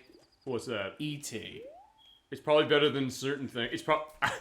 we should play I'm saying it as a joke, too. You're also saying it because he knows that anytime a game gets mentioned, I'm probably going to say we should probably show that. And I'm like, that's another one I probably should show. I don't have an Atari 2600. Talk about a Bad Game Thursday entry. Yeah, but I mean, I don't have an actual Atari 2600, but it's also a game that it costs like nothing. Because remember, what's the story on E.T.? They got buried in a landfill. And that was thought as an urban legend for years, but no, it was real. They actually did that. Okay, so I'm waiting around here because we got stuff going. No, we're not going to balloon him again. Actually, you know what? Let's take a look at Tingle. Wait, where the hell is he? Wait, does he go away at night? Maybe? Did you know that? No. Okay, apparently that's the other thing. We're learning new things I about never this game. realized it, honestly. I guess now it makes sense, though. I don't recall ever seeing him. But I thought we saw him at night, other place. Wait, didn't we see him at night when we were in Akana Canyon? I thought we did. Maybe? Maybe. I don't know. I'm questioning all of my... Well, we're questioning a lot, I think, on this. And we played this game... Fine, he's played it more than I have, in the sense that I only beat this once 22 years ago. Fine, like, there's not much else to do. Yeah, yeah, you poor soul on Pitfall, just go back to that. Or Super Pitfall, because it's not the actual original Pitfall game. There's Pitfall 2. I have the Atari Anthology on PlayStation 2 that has both of those in it. I show that. Can we really still call E.T. the worst game of all time? I mean... No. Why not? Of all time?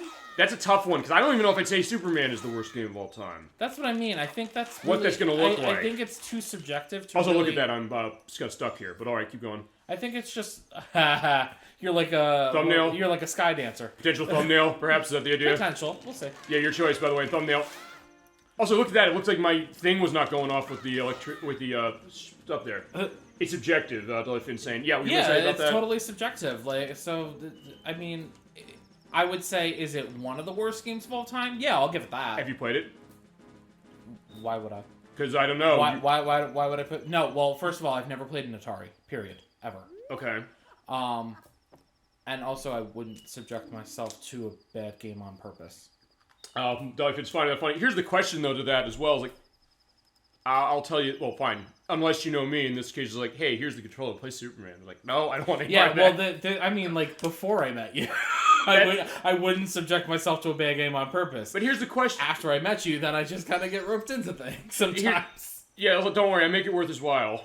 It's not money as far as like, or Pac-Man for the Atari 2600. Yeah, because that's another one. Because Pac-Man, that was the first home port of it, but. It looks really weird, even though like the sound sounds weird. It's like do do do do do do do. But when you go up and down the mazes, Pac-Man doesn't change direction; it just keeps going, like the mouth moving upwards. But what, them or the Pac-Man? I don't know. That just doesn't sound. I don't know. I guess I'm so used to the arcade version. Yeah, I mean, I think everybody was, but that was the only way to play it when it first happened. I hope so. No, I mean, well, here's the thing about because here's the thing. To go to that quickly, you know, I think we can probably go to the next day if we don't have anything left. Yeah, I don't know what else we have going on this day. Nothing, I don't think. But anyway, because here's the thing, like, why would I subject myself to a bad game? Here's my one thing. When you've heard something about, like, E.T. for so long, say, do you sometimes question, I've questioned this sometimes before on the show, do you sometimes think to yourself, could it really be that bad? It's like watching bad movies, maybe. Yeah, okay, so yes, I have had that exact thought. But for me, I won't seek out a means to play it. I would just as well watch a video. Okay. Especially since that's a bit more accessible and cheaper. Yeah, I mean, that's true. And some games cost, I mean, E.T. is cheap. So it's not a case like, no, that's going to be... Can you still find a copy that isn't in the landfill? Yes. There's still a lot that's sold. Because the game sold really, really well. And then people said this game is awful. Because they made this in 5 weeks. So it was Howard Scott Warshaw who made it. And he made it in 5 weeks because Atari said they want this to be set. It was for the release of the movie. Yeah, tied with the movie. Yeah. Well, tied with the movie. It was good marketing, just a really rushed game. It was insanely rushed, but then again, we said with this game came out in 2 years. Fine, they made it in a year, and it doesn't feel like they skimped on this whatsoever. I think, though, there were technological advances that were available at this point that maybe helped with that. Probably, yes. Also, the fact that they could recycle a lot of the assets. That's true, although then, because I'll say one thing about E.T., or how about, Dr. Jekyl Mr. Hyde from 1998. Even James Rolfe, the video game, though, said that some of the receptions are exaggerated. So that can be something, too, the thought that, okay, it kind of becomes a great story. I mean, that's because you're like, why am I doing Superman? That's why I'm doing Superman, because I think it's one thing to, and here's the other thing, it's one thing to see a bad game, it's another thing to play it, but it's also another thing to kind of do what we do, which is get into the guts of gaming. Why is a game bad? Why do we like one game for that? The graphics are awful as far as Dr. Jekyll Mr. Hyde. It's also way more, oh, that was a lucky pull. I mean, also, I'm not even mad about it, because it's really, when you get down to the meat of it, it's part of gaming history. Yeah, well, we said that with games I'm not going to mention this time, because we mentioned the other past times. I might pull up something. I might pull up something else that you are not on, but you would definitely play it over this or over that anyway. But all right, we got to play this game of his. What, Mario Golf? No. You would rather play that than the Zelda games that don't exist. I know that. Gun to the head. What's your choice? So wait, gun to the head, or are you gonna be like the deer hunter, where you're in the back playing Russian roulette? We're gonna go back to part 2, where we did a Sophie's Choice again, and part 4 as well. We explained to Surrender and Sonia. How many times have I pulled up Gun to the Head? No, this is the first time, I think. Nope, I pulled it up in part 2 too. You gave me a Sophie's Choice, and I said gun to the head, and you said, okay, gun to the head. I said, cool, shoot me. Okay, I don't think I remembered that. Oh, I just watched it, so I... Okay, so, yeah, he's right. Alright, game of his. 20 points in time limit. You have to jump to the platform that has fire on it. Didn't he say mornings were his break as well as evenings? Like, right in the morning, I guess. Oh, okay, because I was going to say, we're here, like, right after dawn. He's at 7, it's 7 p.m., that's where he starts his work. It's like when I start my work during the week. But alright, pay attention to where the fire is and jump. Fire! And by the way, it will be, down. Yeah, if you don't see fire, you stay in the middle. Right. Right, okay, thank you. You have to get 20 points doing your eyes. He will do those specific jumps as far as the animation. It is set here. So sometimes you have to be careful, as we mentioned. Oops. No, you get it wrong, he'll get the X. But then it'll go out. Nope. Yeah, fortunately, yeah. Keep going. Shit. Nope.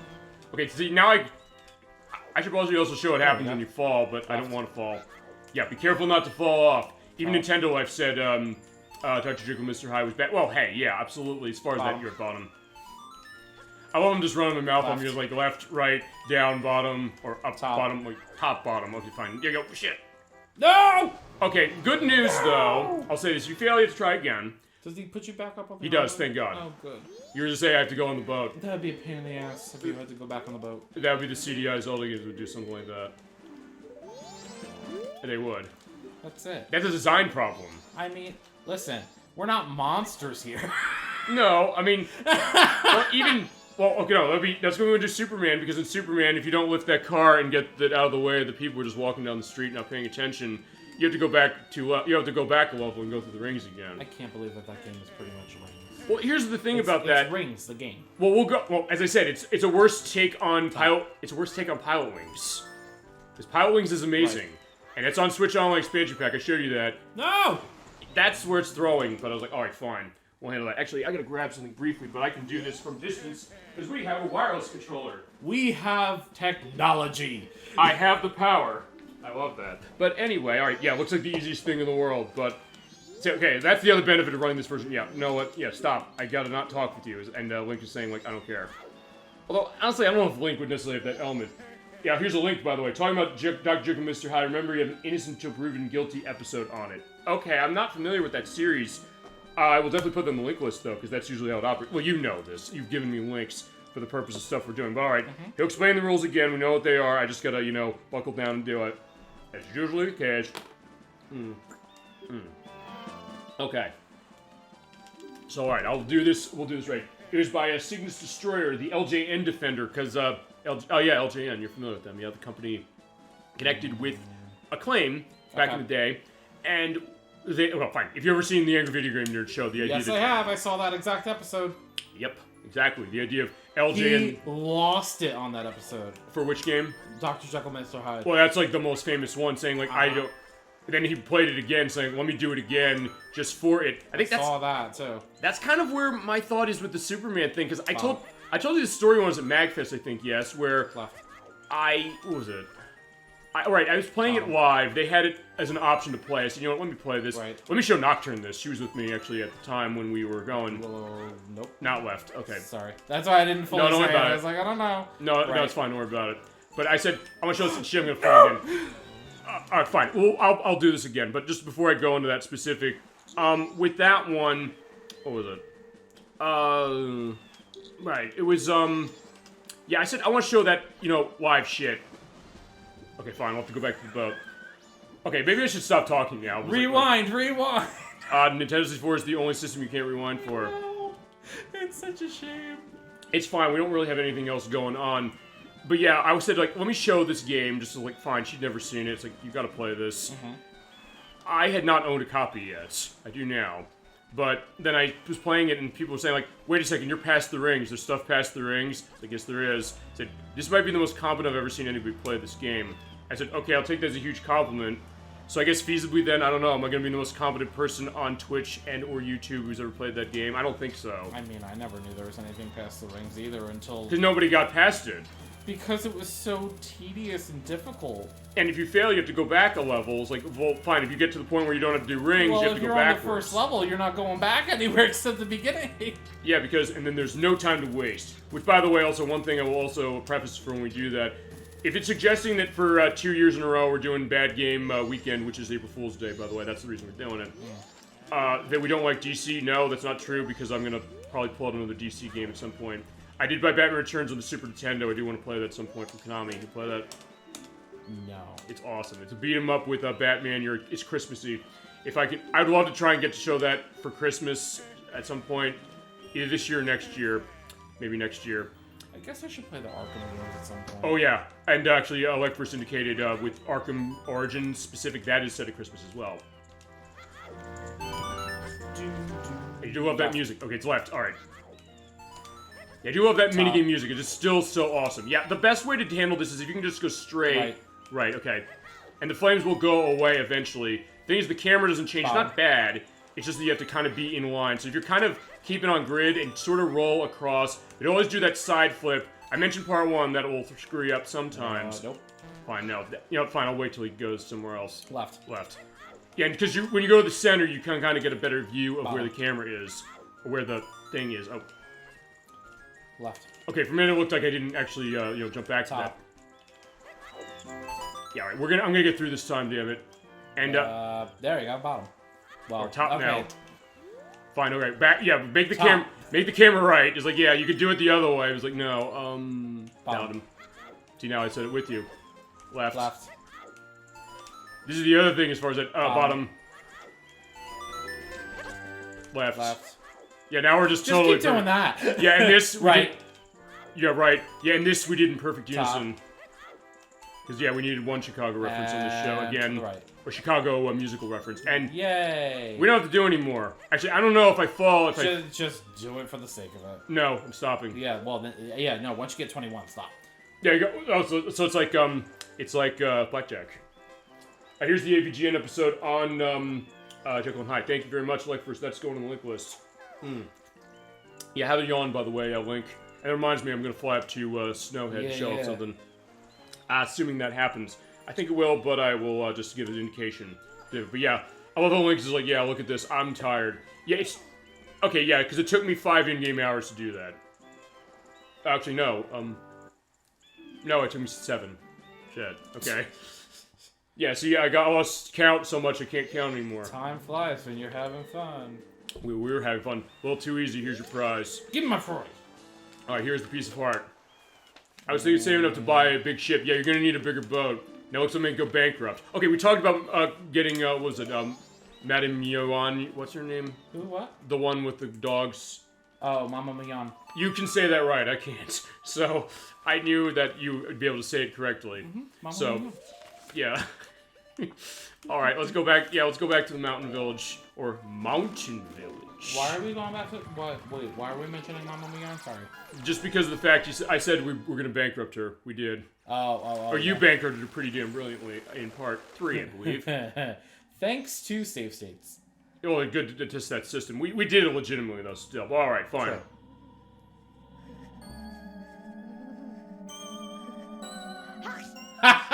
That's great. Yeah, I saw that when I was doing my look today on that. I want to at least show that. Alright, yeah, he's cold. I'm trying to think. What else do we have left? I don't know how I've never seen that. I didn't see it either until a few hours ago. That's hysterical.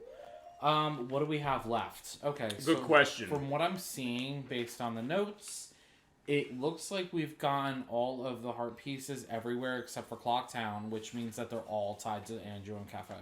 So we're done already. Shit. Okay. Yeah, that was quick. Oh, okay. I think it's because of the fact that I... Well, hold on a second. I want to see something here. Well, you can... Well, let's check your heart pieces on the screen. Okay.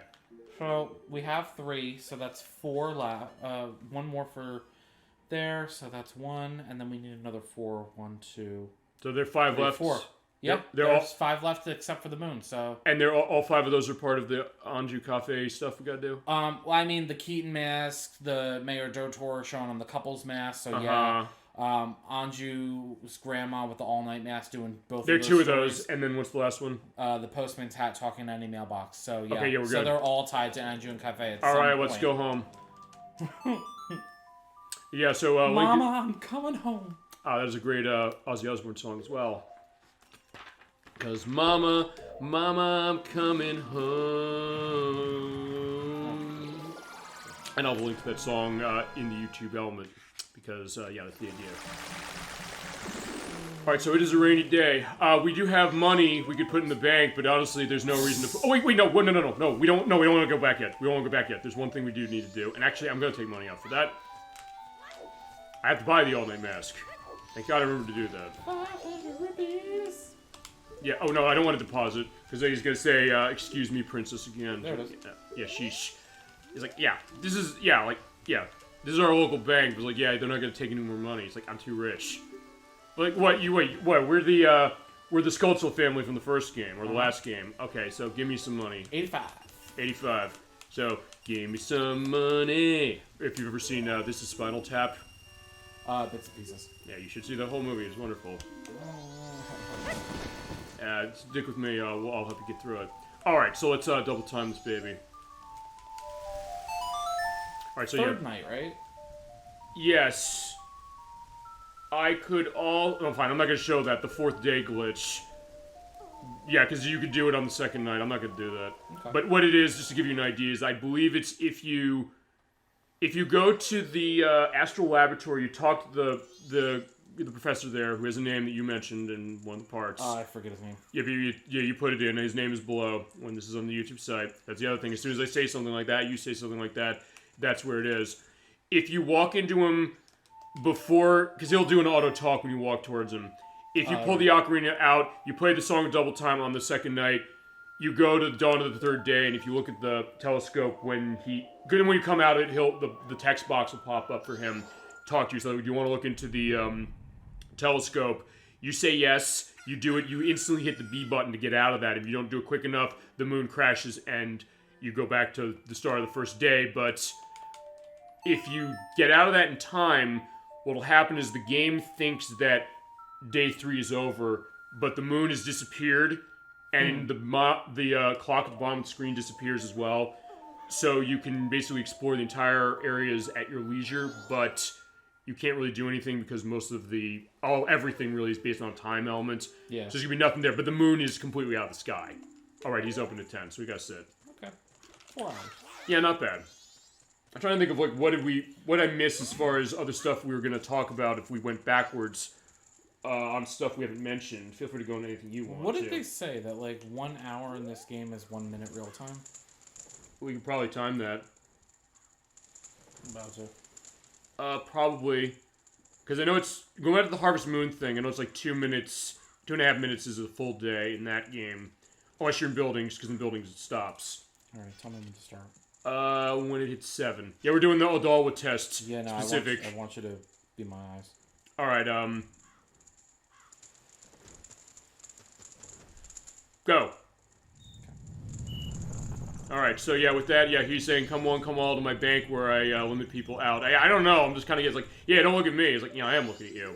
He's like, I'm not the villain here. Well, no, you're not. Actually, no, the guy we're going to see, he is. Although, we got him taken care of as far as the fact that, yeah, that bomb bag is, not something he's gonna get. Alright, so, yeah, wait until it hits 8 o'clock. Oh, 8 o'clock there. Fine, it already is 8 now in real time. Yeah, so there's my sword. It's like, yeah, don't screw with me, bank. I got my sword here. And with that... stop? 45 seconds. Okay. All right, there you go. There's your answer. That's the other thing we do. When we have questions on a game, us, chat, anybody, we'll just try this stuff. That's the other thing. Fine, I'll go into this before we go into the door here when it opens. Mission of Super Old Game Saturday. I figured it because of you, Sharon64, everyone in chat, Dolly Fan, ElecVerse, people been on the show. What this really has been, as I said, I started this because I was not seeing people, because people were locked down in 2020 when I started doing this in the summer of that year. And I was saying, okay, I want to show off all this weird stuff I have as far as game stuff. Let me do that. But then it kind of became this perspective like, all right, fine. I want this to be a casual thing. It's like, hey, we've had a long week. All of us collectively of people, whoever it is, people who watch the show, people who don't watch the show, anything. Just like, let's make a casual hangout at the end of the week. Something to go into in a game we love, game we maybe have not played, or maybe one person's played, or something like that. Some kind of like get into a discussion, go into things that you would think that with a game like this, you'd never go into in regard to go deep as far as it. And I've loved that that's become what it is, and you're going to show that, well fine, you've shown that with every part of this game. You show that with Space Channel 5, which is the other game we've been on, but then also with Shadow Hearts, which is going to be your case. And that's the other thing, that when people are saying that I want to do a game on the show, I want to see a game on the show, my answer is always, yes, I absolutely want it to be shown. I mean, I got viewer requests. I've already planned out a lot of next year's shows on the back of that. I'm going to be a lot to handle for Shadow Hearts because I'm going to be so excited. You need to be excited. Be a lot to handle. You have to be excited for that, otherwise it wouldn't probably be a genuine enough thing. Oh my god. Me playing it, I would be like, I'm glad to show this for you because, you know, you had it, or you loved it. I'm going to just be like gushing over it. But it's your game. It's like, because like we're saying over there, he was saying that Nocturne I sounded like we had a great time doing Mega Man Legends. We did. Same with this game. As far as we've had a great time doing this one. He has a special sale, by the way. For the low price of 500 rupees. Yeah, I'll check the bargain. I kind of like this mask. Yeah, it is the all-night mask. You do have to defeat Sakan or knock him away so that the bomb bag doesn't get stolen. Otherwise, I don't think this appears. I think even if you buy the bag, it won't appear. I don't think so. And you have to be on the last night. It'd pay 500 rupees. I just like it because it's like a mesh. It's cool looking. It is very weird mesh. Okay, so apparently this mask will let you drift out of sleep even if you want to. Alright, so yeah, this place does not have, alert pills, or if you're familiar with The Simpsons, Trucker's Choice. Pep pills. Yeah, the pep pills, thank you. Pepto pills, Beverly Hills. No, I gotta take more. I love it, going out on the hood of the truck. Don't worry, the truck's driving itself. Oh man, we're gonna have to do something Simpsons based. I have that one on the Wii, but chat your choice as well, or your choice for that. All right, fine. Let's show meshing, and then we'll go back in time, and we'll take care of the stuff with Anju and Cafe, and we'll have a lot to talk about on that. All right, so can we go get the heart pieces now from that?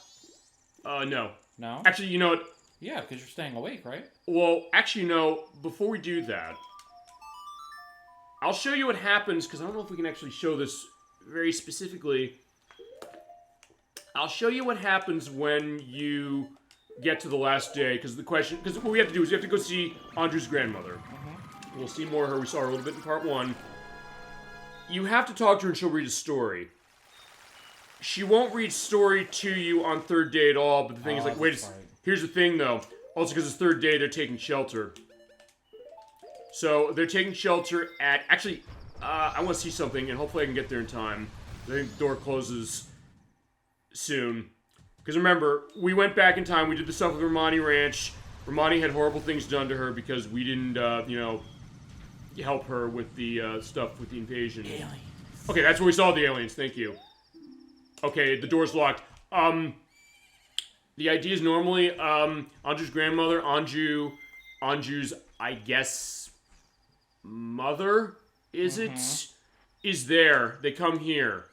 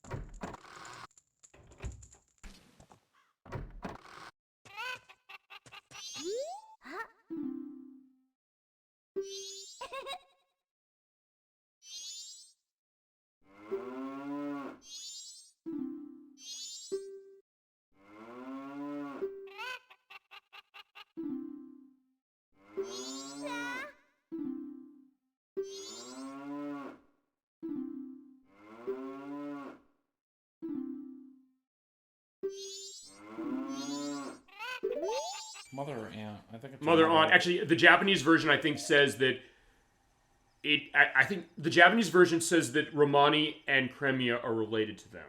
Yes. It's the aunt of, or Anju's mother is the aunt of them, but the US version, I think, mutes that. I don't think that actually is a factor in this one. At least I don't think it is. Well, I mean, it makes sense that the Japanese version has a little bit more fleshed out lore. But this game has fleshed out lore too this way. Yeah, I mean, you gotta read a little bit more into some of it. Yeah, I mean, but remember also, as we showed, sort of, or I indicated, there's a lot of bugs and glitches on that Japanese version that are not on this one. And terrible frame rate. That's the European version. Oh. I get it mixed up. Yeah, because I have all three available on Switch. That's the way why I run got it mixed up. You showed me all of them, so I'm like, I don't remember. Yeah, and then I saw the 3DS version from... Well, fine, I saw it at store demo. You told me that design-wise it's a problem. So, as you're saying, ElecVerse, if he's going to be playing this game, and we're saying he should, play it probably on the Switch Online specific. Yeah.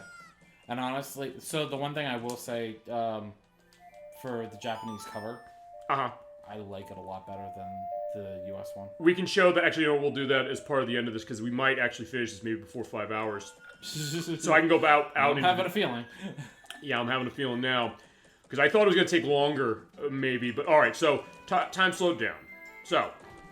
I know originally we were up in the air. We didn't know if it was going to require 6 parts, but I know when I told you, no, I think we'll be able to do cleanup and everything else next part. You're like, really? I was like, I did the test, but then also, because I told you off screen as well, that when it came to stuff with the tests, that heart piece we got with Evan in the Great Bay area, I marked that off incorrectly with one of the last parts we did. Right. And I said, I'm missing one. Where is it? And I looked. I just lazily looked through every one. Like, did I do this? Did I do this? Did I do this? And then I realized, wait, no, this is the one I missed. Right. So that took a lot more time and a little bit with where we're going at the end of the game specific. Okay, so 2 things. Here's Anju's grandmother. We mentioned back in part 1. It feels like it's been a long time. It has been. Yeah. All right. So let's get our mesh mask out. Let's take this off. Mesh mask. Yeah. There's mesh mask. Let's Just like the way it sounds. So there's mesh mask. Yeah, it does look maybe. Yeah, very masquerade-ish, so fitting for Halloween. The whole element of masks in this game, anyway, too. Alright, so there we go. Alright, so I was only going to show one thing, because we're going to get into the idea that the thought is she has Alzheimer's, the game does support it, but there's also one other element that suggests one other thing. Okay, this is grandmother's diary. My grandmother cooked again today. Putting that to the lips shortens the life. Thought of getting away to eat it, or to get caught, to play it. Alright, thought of a way to get by without eating it, so I'll try tomorrow, just hope I'm not caught. Now, do we want to go into this, or do we want to also do the stuff with this now? We can go into it. Okay, so watch it. We'll do this after, because then we can show what you said we didn't see first part, which is the idea of Anju coming in and how she looks. All right, did you finish helping father? Actually, I guess we'll get into it now, because she thinks we're Tortoise, who is Anju's mother, right? Or no, Anju's father? Yes, or was? Did you finish helping father? In which case, it would be the grandfather. Which would be, yeah, her son. Okay. I'm assuming Tortoise would be her son, who I believe is the dead. Father. Yeah, he's dead, you're right. And the father of Anju. Yes. So, yeah, because, and then her mother is a widow. The other woman, yeah. Yeah, we'll see her later. Actually... the other woman. well, we'll see that, because there is one specific cutscene I want to show. Alright, so we came here before. I don't know if we showed this part. The idea that you can run a story. Now, here's the thing. You can hear the story of the Carnival Time, which is also going to prove that the Carnival Time is not an adult thing, because we're asking that at one of the parts. And the Four Giants one, they say 2 hours or until morning. Regardless of whether you're wearing this mask, time will pass for that amount when you do it. I forgot that it did. But, so it is kind of a quick way to get through certain things, but when you have the all-night mask on, you have to be wearing it when you're talking to her to make this happen. The time will still pass, but we'll go through the whole story. So she does remember the story. She has the book, which can go in, I think, what we're going to say a little bit, which is, I guess, the thought of... I think there was the thought that maybe when it comes to her Alzheimer's, she's faking it, but then again, the thought of no, because of the fact that she remembers certain things because she has them written down.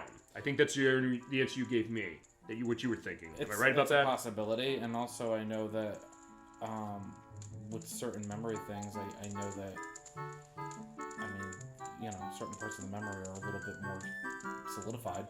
Sure. So. Yeah, and I mentioned part one, as I said, my late grandfather, it was Alzheimer's that he passed away from about 6 years ago, about now. And in his case, actually, he did actually have a lot of memory. I remember this, as far as my family saying this, of music, remembering that and not losing a beat that way. Right. So you're right, that suggestion of what that is. And the thought with her, she's remembering certain things as far as her family, number one, the story, because she has it written down, the idea of saying, like, I want to get out of having to eat on just cooking because I have it written down. But then the question of when she's saying that, you know what, hey, take that away, tortoise, she doesn't actually remember that part as well. So, and we can go into this a little more as we see that cutscene. But all right, so yeah, we'll learn the story, and you do see the whole story when you wear the mask. I'll read it with some enthusiasm. Yeah, you want to do the honors? Sure. All right, hit me, and if you want water for the purpose of that, go ahead. They're all on the table. Okay. The Carnival of Time. Each year, the season of harmony begins when the sun and moon are in alignment. That's really good.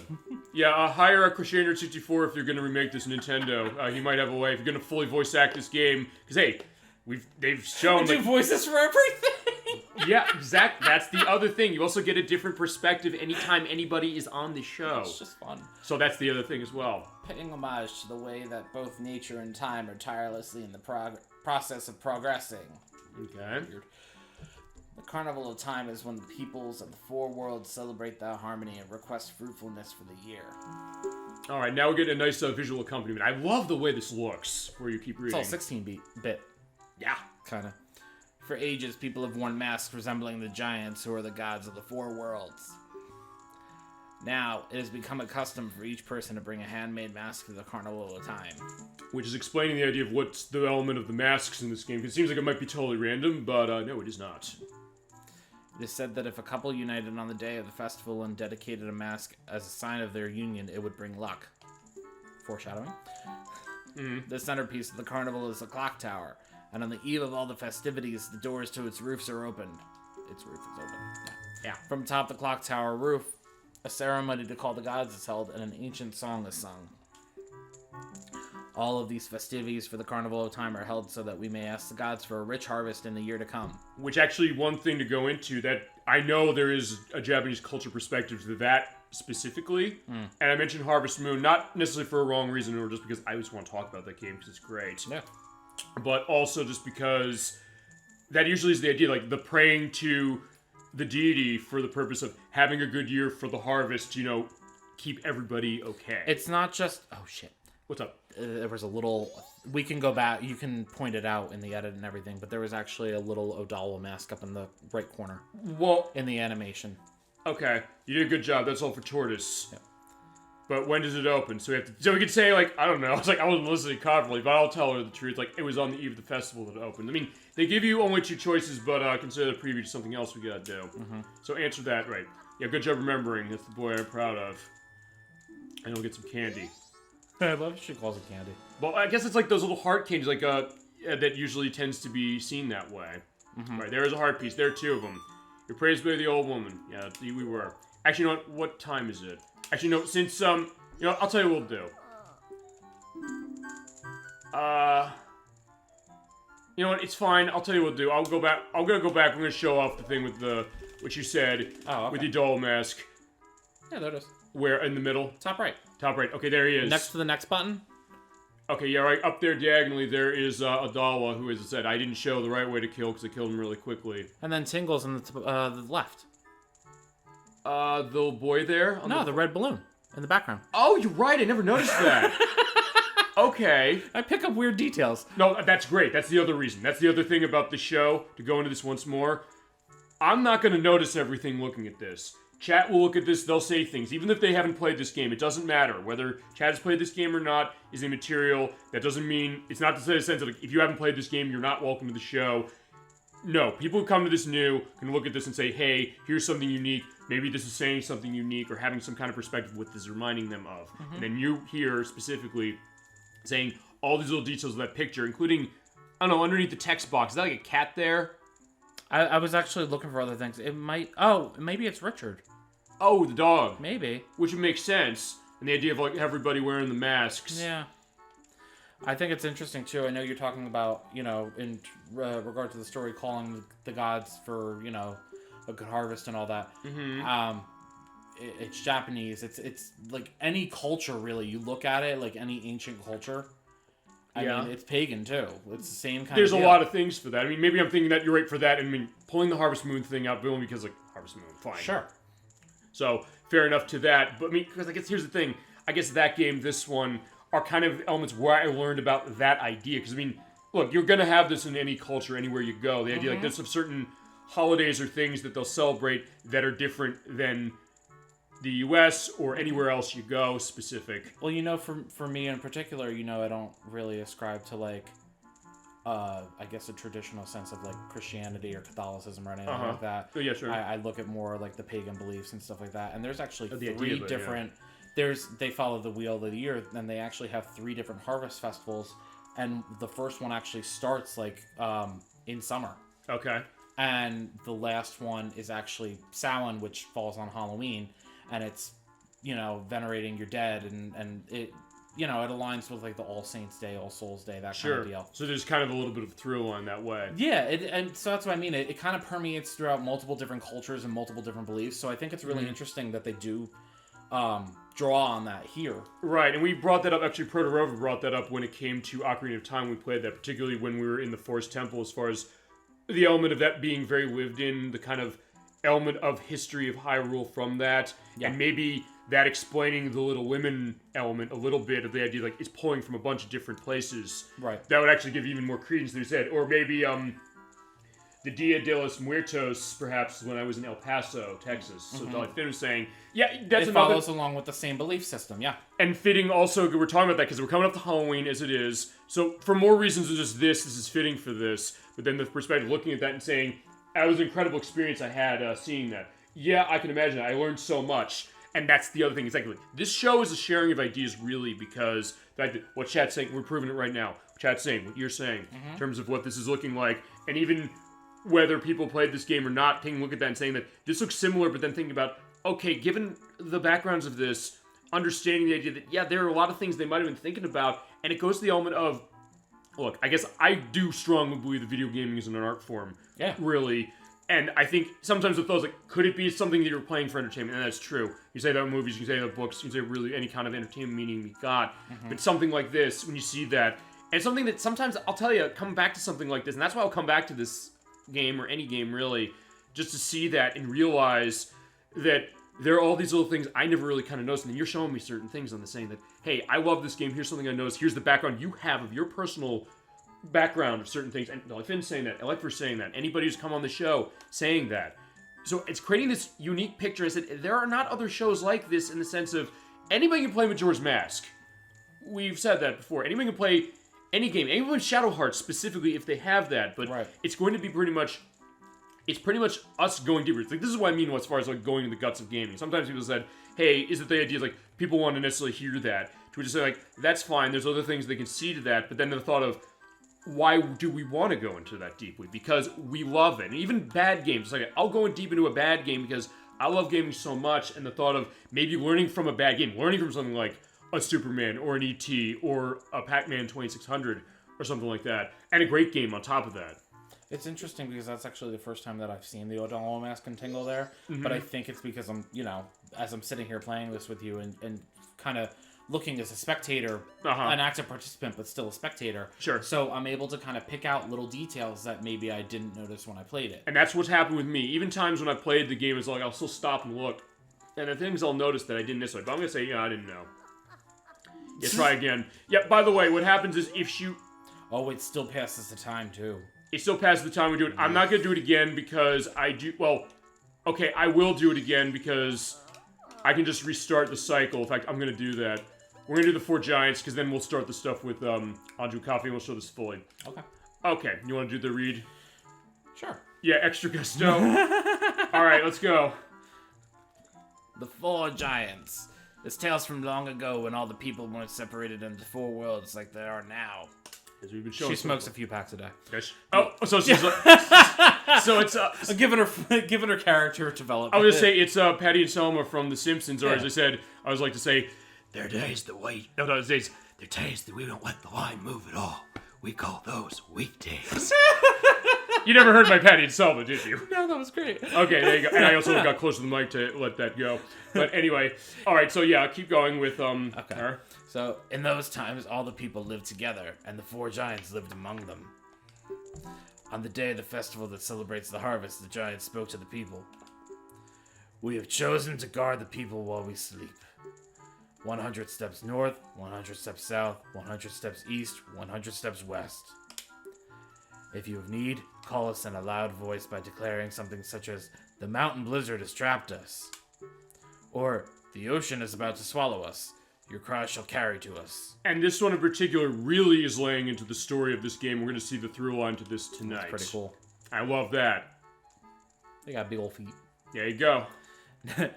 Now then, there is one who was shocked and saddened by all this. That was A little imp.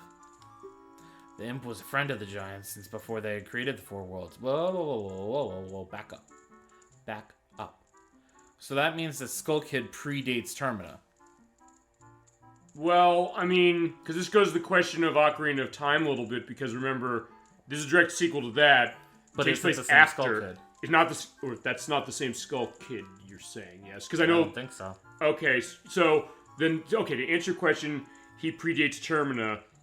If he was the same Skull Kid, that would make sense. He doesn't predate this. He's not the same Skull Kid.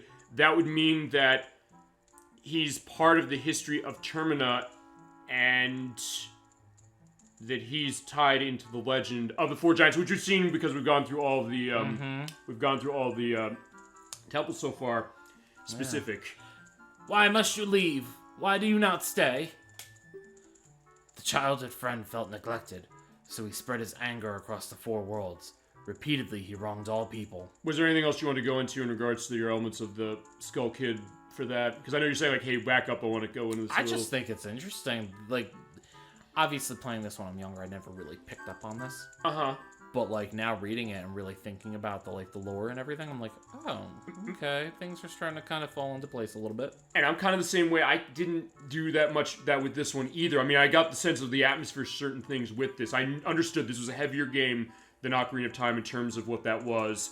I understood that weight. I also understood immediately why that was could be a polarizing thing to people, but also remembering that way. But you're right, kind of going deep. And it gets going to what we're saying, which is that the Japanese version has certain details that are different, but that still, a lot of that lore is still in this. Actually, so far of the games that you've been on the show for, every single one has had lore to them pretty deep, including Space Channel 5, which we didn't necessarily think.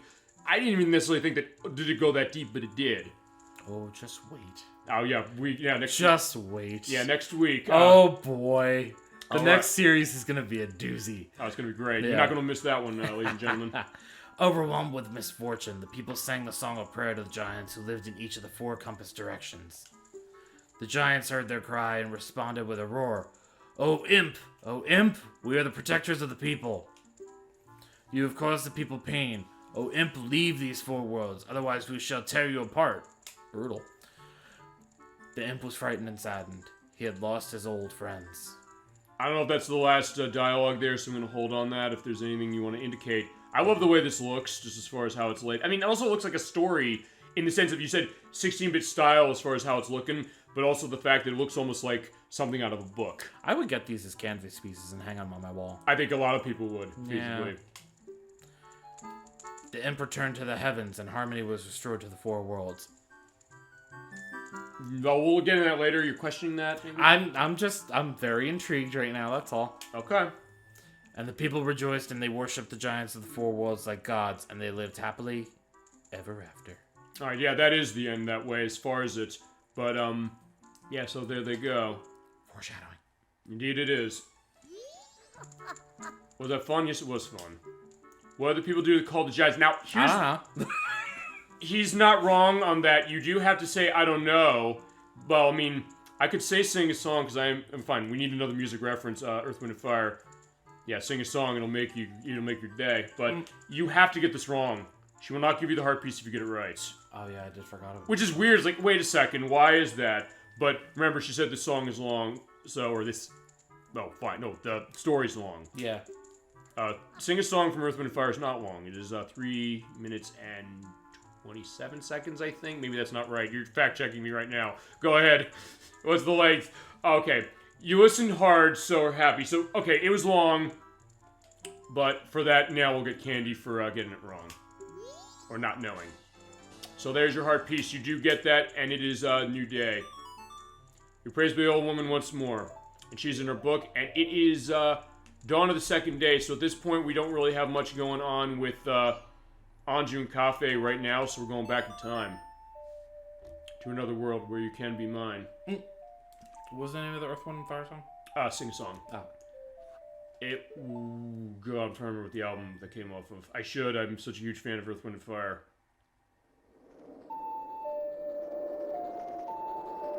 Yeah, sees it going down. Yeah, not many Majora's Mask plays are going to bring that up. None of the musical references, I'm sure, that we've done. The Pamela one, I would have thought that one would make sense for Toto. That one I would have thought, maybe, but the other ones, no. But then, it's kind of covered a large ground. It's not just been, like, all this weird shit I know. It's, like, stuff that's been mentioned. I mean, Sir Antonio was on last part, he mentioned Ludacris. It's like, okay, that was great. And he knew what it was. Like, wait a second, that's Ludacris. Like, okay, perfect. Yeah, he's a big rap fan, so... So there you go. I mean, but that's bringing another perspective in, bringing another thought of what that is. Okay, and I probably shouldn't be, I probably shouldn't be, slow timing this baby specific, but fine. I did it so I can go in the house, or go into the hotel, because, you can't go in the hotel normally when you start. I'm trying to think also of other things, because we're going to be showing off this whole quest. We gotta do this 3 times. The reason we gotta do this 3 times is because... there is a choice we have to make at the end for 2 things. Yep. And then there's one thing we gotta do with them. There's a lot of weird offshoots to this quest. There are, but we're gonna show off everything about it. But yeah, she's understanding not how to dance. So you think you can dance? Yeah, she can. Until we got involved. Till you show her the whimsical ways of, what's his name? Camaro. Thank you. And there is, not William Shakespeare. That was why I couldn't remember that was, like, he was named after a car. Also, one other thing. If we're gonna get the hotel room key in order to show that, what's going on here... 10 a.m.? We can't talk to her yet. 10 a.m.? No, you gotta talk to her too. 2. She will... If you talk to her now... Fine, if I talk to her here, she's like, hey, you're a kid. You showed me, it locks you out. If you talk to her here, then that's the case. Actually, that's when I started doing tests for this... I think the week after we did, or a couple days after we did the last part. But actually, let's, I gotta turn this back to a normal time. Just to make it run slower, or faster. Yeah. Which you showed me that they actually walk in half speed, too. I never realized it. Which can make certain things easier, but you're saying that, right, hey, you either gotta wait a little bit, or you gotta get a sense of what this is. And it also gives an element of, hey, you can see what their daily patterns are. You said these characters are going about their business, basically, doing things. I can just stare at her for the next 4 hours. Well, it's funny because, having timed it, and now we know an hour is equal to 45 seconds real time. When you're waiting for something to happen, let's be real, that 45 seconds can take an eternity. It's also probably something people use to speedrun this game, I would think. Well, that's one of the things I did like about the 3DS version, because when you play this song, you can actually pick your hour. Right, which is unique. So it goes to one thing, I mean, we can go into this as far as that 3DS version, which is... let me know if this is not accurate. You don't like, or would you say hate, or don't like the 3DS version of Majora's Mask? I don't like certain changes that were made. Okay, because that's what I was going to say. The idea that certain changes were made. At its core, it is the game that we love, that you love in particular, but you're saying that because it's doing certain changes or things that are good, which is the aiming, the time element, the fact that it looks better, the fact that there's a full camera control in it. What was the game that we were playing the other day where I said choices were made? That was Mario Kart 64. Oh, okay. Actually, yeah, yesterday. Yeah. Yeah. So oh shit, no! No! No! Actually, I'm curious. I hope this doesn't lock me out. I might have got myself locked out by trying to be a daredevil. You know what? Fuck it. We're gonna find out. You know, fine. I'm not gonna find out. But yeah, no. Or do you want to find out? No, that's fine. So yeah, with the 3DS version, like remake of this, I will say the same thing. Choices were made. And some good, some bad. Yeah, but you're saying that preferable way to play this is probably the Nintendo 64 or Switch online now. Unless they do a version of Majora's. It's kind of like if they marry the two, like, and take the good features from the 3DS remake and put it into like the old version, like with the original source code and stuff. That would be like perfection for this. Okay, which would be a fair enough point. Now I think about, shouldn't this be called Ocarina of Time instead of Majora's Mask? If you think about it, I mean, well, okay, it's Majora's Mask because we have the name. Well, fine, the mask element of this world, number one. The fact that we have Majora as the character, which they've indicated that before. I mean, the fact that we're using the Ocarina of Time as our method, which, I mean, okay, fine, that was also in the last game, but I mean, then what would they call the last game? I mean, it was initially called Zelda 64. They weren't going to stick with that title. I think the reason why they stuck with Ocarina of Time on that one is because you're literally, like, that was the main mechanic. Probably, yeah. And with this one, the masks are the main mechanic, so they wanted to go with that theming. That being said, there's a point in the sense that, yeah, you do run the Ocarina of Time a lot in this one for that. It's carryover. It's a carryover that way. I mean, there's a lot of carryover for sure, but fine, in that case, we're not going to talk to her. I'm going to stay away. I wish you could just sit on the bench like you see him in the opening scene. Yeah, you're right, because we did see that part one. You know, I'll tell you what we'll do. I don't think I actually show what happens when I read. Oh, you know what? Fine, we'll pass time this way. I was in the story, but I'm not wearing the mask. So that way we don't have to go through the whole thing. But here's the thing: is that she tells the first part, but then we say like, "Yeah, we're out." Fade to black. Yeah. Hopefully, he just fell asleep. Although I don't know. Oh no. No, that would be the. Remember, we talked the mature rated versions we want of Nintendo games. The Great Fairy Fountain when you're upgrading to the 4th level of armor in Breath of the Wild. Well, that's kind of there anyway. I was gonna say a little bit. If you want to talk about M-rated, she straight up just pulls you into the flower and does God only knows what. Well, Zelda 2 on NES. Oh yeah, let me heal your wounds. Well, we don't know what's going on in there. Like we mentioned. Oh, we know. Well, that was the. We know. Isn't he like 18 in that one? Yes, he is. So okay. Yeah, I mean, well, that's like the oldest Link. Yeah, I think you're right. It is. That we see in the game. Anyway, I'm doing this more than once. You can do it more than once to advance time a little bit. I will always have it around noon. Yeah, I'm awake. Yeah, I took a nap for 2 hours. It's like, yeah, sorry, your story was not, whatever. For that. Thank you for the YouTube links, ElecVerse, DollyFirst, Finn says. I say that as well, because, hey, you're adding something to the show, and yeah, she's gone. So, yeah, where'd she go? Well, she went up to her room, which is up here. But we can't go in. Yeah, employees only. So, yeah, we can't do that. We can't, do anything with that. Yeah, so just wait into that. But, yeah. Okay, I'm trying to think as far as what else is that. Okay, so, yeah, I can't talk to her now, which is good. I was going to try and, backflip onto the, backflip over that. Alright, here she is. In fact, we'll show that scene you were talking about. So show the book. She's coming in here. She has the lunch for her mother at about noon. Like, a little before. And here she comes. I do love when you come in the door, she's still kind of just standing in place or walking in place. She's booking it. Alright, so here's what we were saying before for part one. Okay, yeah. This is the scene you talk to. Tortoise already had lunch. So yeah, feel free to go on anything you want on this. Doesn't she like, I'm Anju? Yeah, she does. Yeah. Yeah, Tortoise was my father. There we go. Okay, so this is...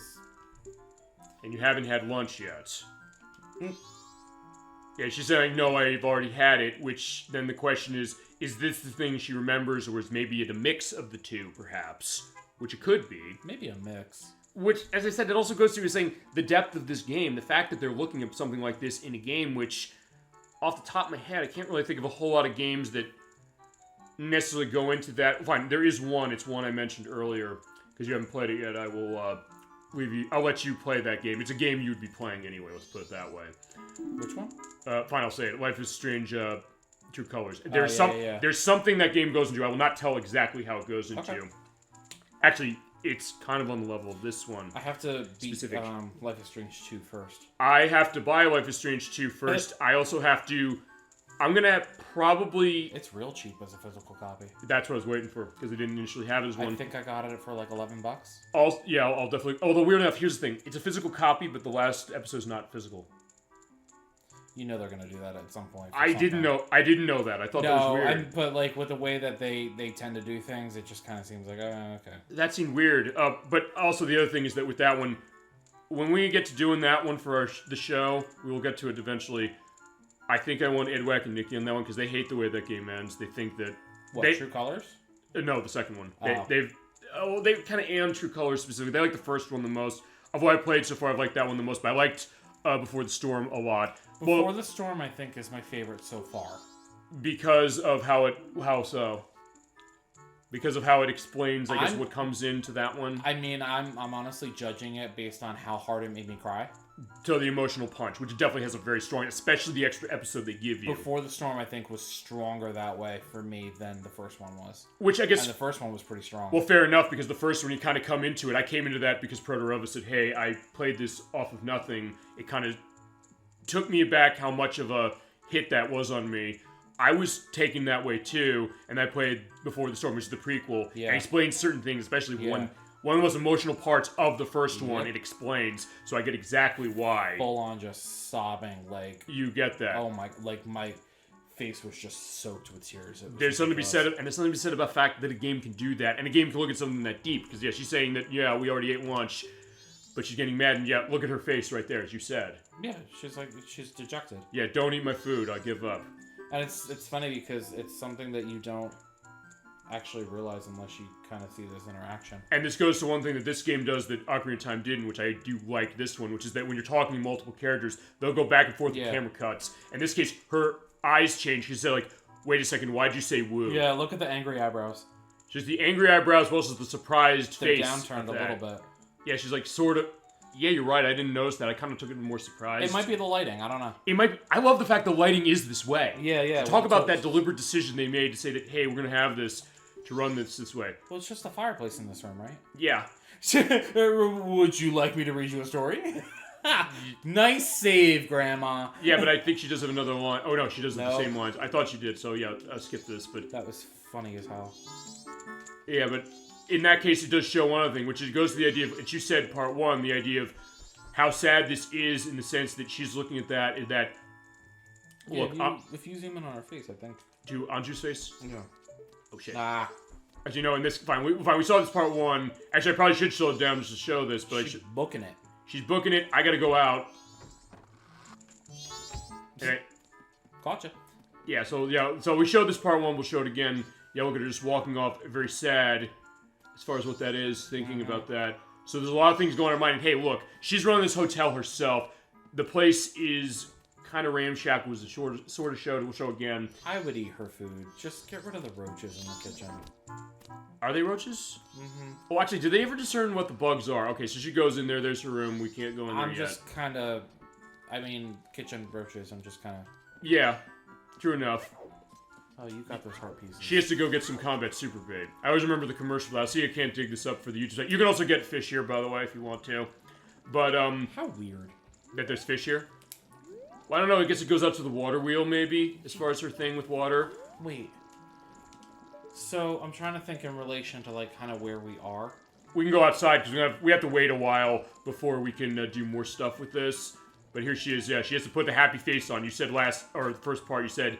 That's messed up. She has to twist that way, but like, she has to, because otherwise she's not burdening other people. She's not a character like that. She's not someone who's going to say, I have all these things, I'm going to toss them at everybody else. Are you talking to her too soon? No. Oh, okay. As long as she comes back, she's fine. Okay, I got so nervous. I was like, oh no! Did you have... Yeah, so, yeah. Do we have a reservation? Mm-hmm. Very busy. Very. So, yeah, if you do, that's good. So, Mr. Link, yeah. So, I have you down for an afternoon arrival, but, you go. In the knife chamber.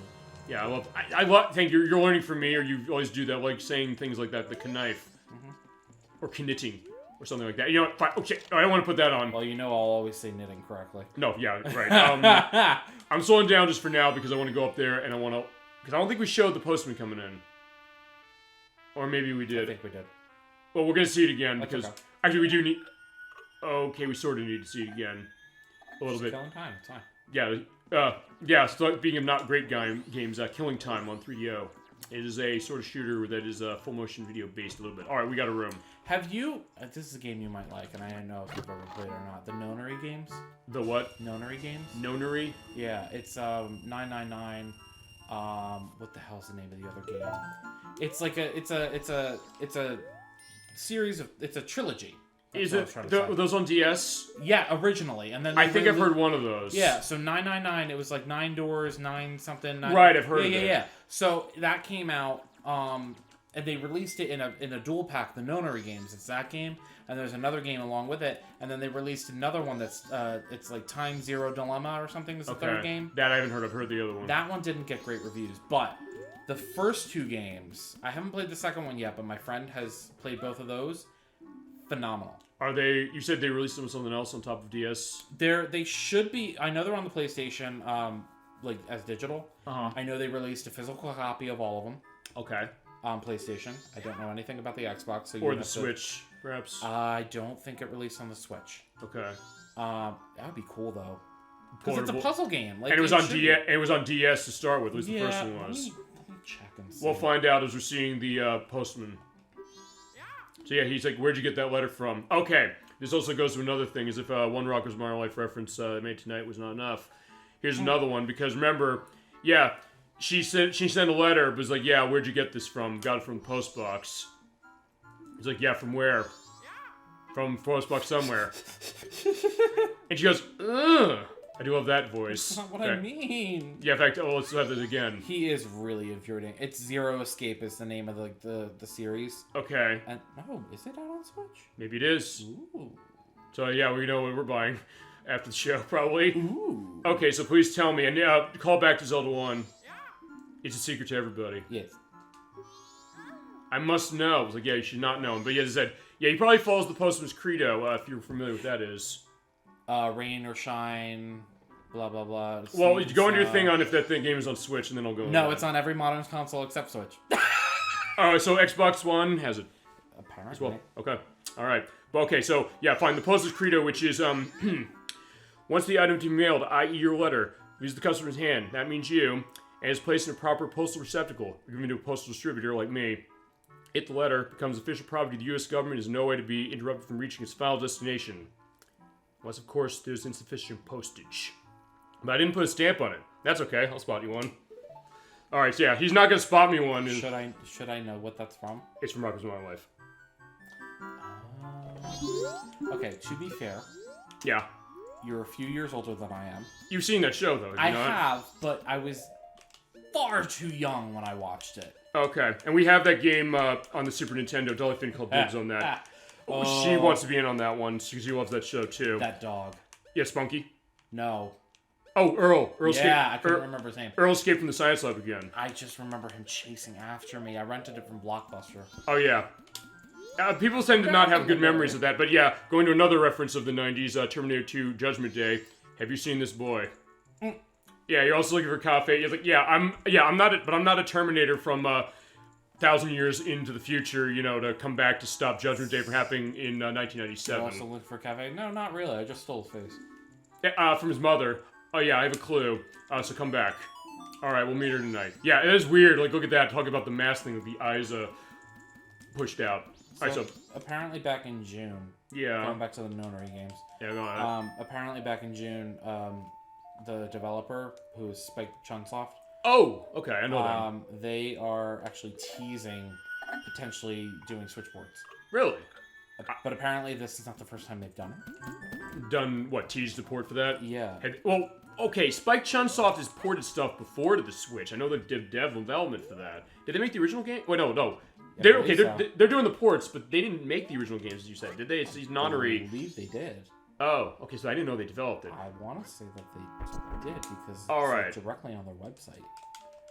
Alright, that's fair enough to that. I mean, we'll have more stuff to that to indicate that. Okay, so we made a promise where it's like, come by about midnight. So I wasn't big on like visual novels ever. I didn't really know too much about them, and I was kind of like on the fence. And then I started getting into like the Phoenix Wright games and stuff like that. And my friend introduced me to this. He had told me about 999 when he got it on DS. And I was like, oh, it looks really cool. I'd like to try it. Never bought it. Never got to try it. And then when it released on this, on the modern consoles, I got it because it was so cheap. Right. And I was like, oh, let me give it a shot. I was like, this is fantastic. Oh, you loved it. Okay, yeah, we also... Fantastic. Okay, so there you go. It's also a recommendation, because we've had cases that, yeah, sorry, Link Goro. Stole your room. But hey, he's a good sport about it. I think I might have said that part 1, but... It's gonna rain tomorrow. But he's also underneath the awning, so it's not going to factor that. It's on Game Pass. Okay, awesome. So if you do have Game Pass, then you can get it for free. I got to sign up for Game Pass, because here's the thing about that. It's like, yeah, I'm going to sign up... $15 what is it, a month? That's a really small price to pay. That's true, but see, the other thing is that it's also, because you're big one in Yakuza 0. I did buy Yakuza 0. I've not started playing it yet, but it was on sale for, I think, $5. So my first thought was like, I want to at least have... I told you that, so... I want to have this thing, even though it's digitally that way. Yeah. I always want to have an element. And I also bought Time Splitters 2 and 3 Future Perfect. So I bought Ultimate Marvel vs. Capcom 3, because I know I've been asked for stuff with Marvel vs. Capcom. We showed 2 hilariously. So many glitches. Oh yeah, you showed me all that. Yeah, the Xbox version running in the 360, then that download one you can't buy anymore. But on the original Xbox, that one runs fine, so it's the 360 that mutilated that. And then 1, which I have on the Dreamcast, which at some point we'll show that. And then the Ultimate Marvel vs. Capcom 3. So I picked all those up because they were dirt cheap. But yeah, you're right. Some of those things are on Game Pass. So in that case, like, hey, it's the idea of new method of renting game, really.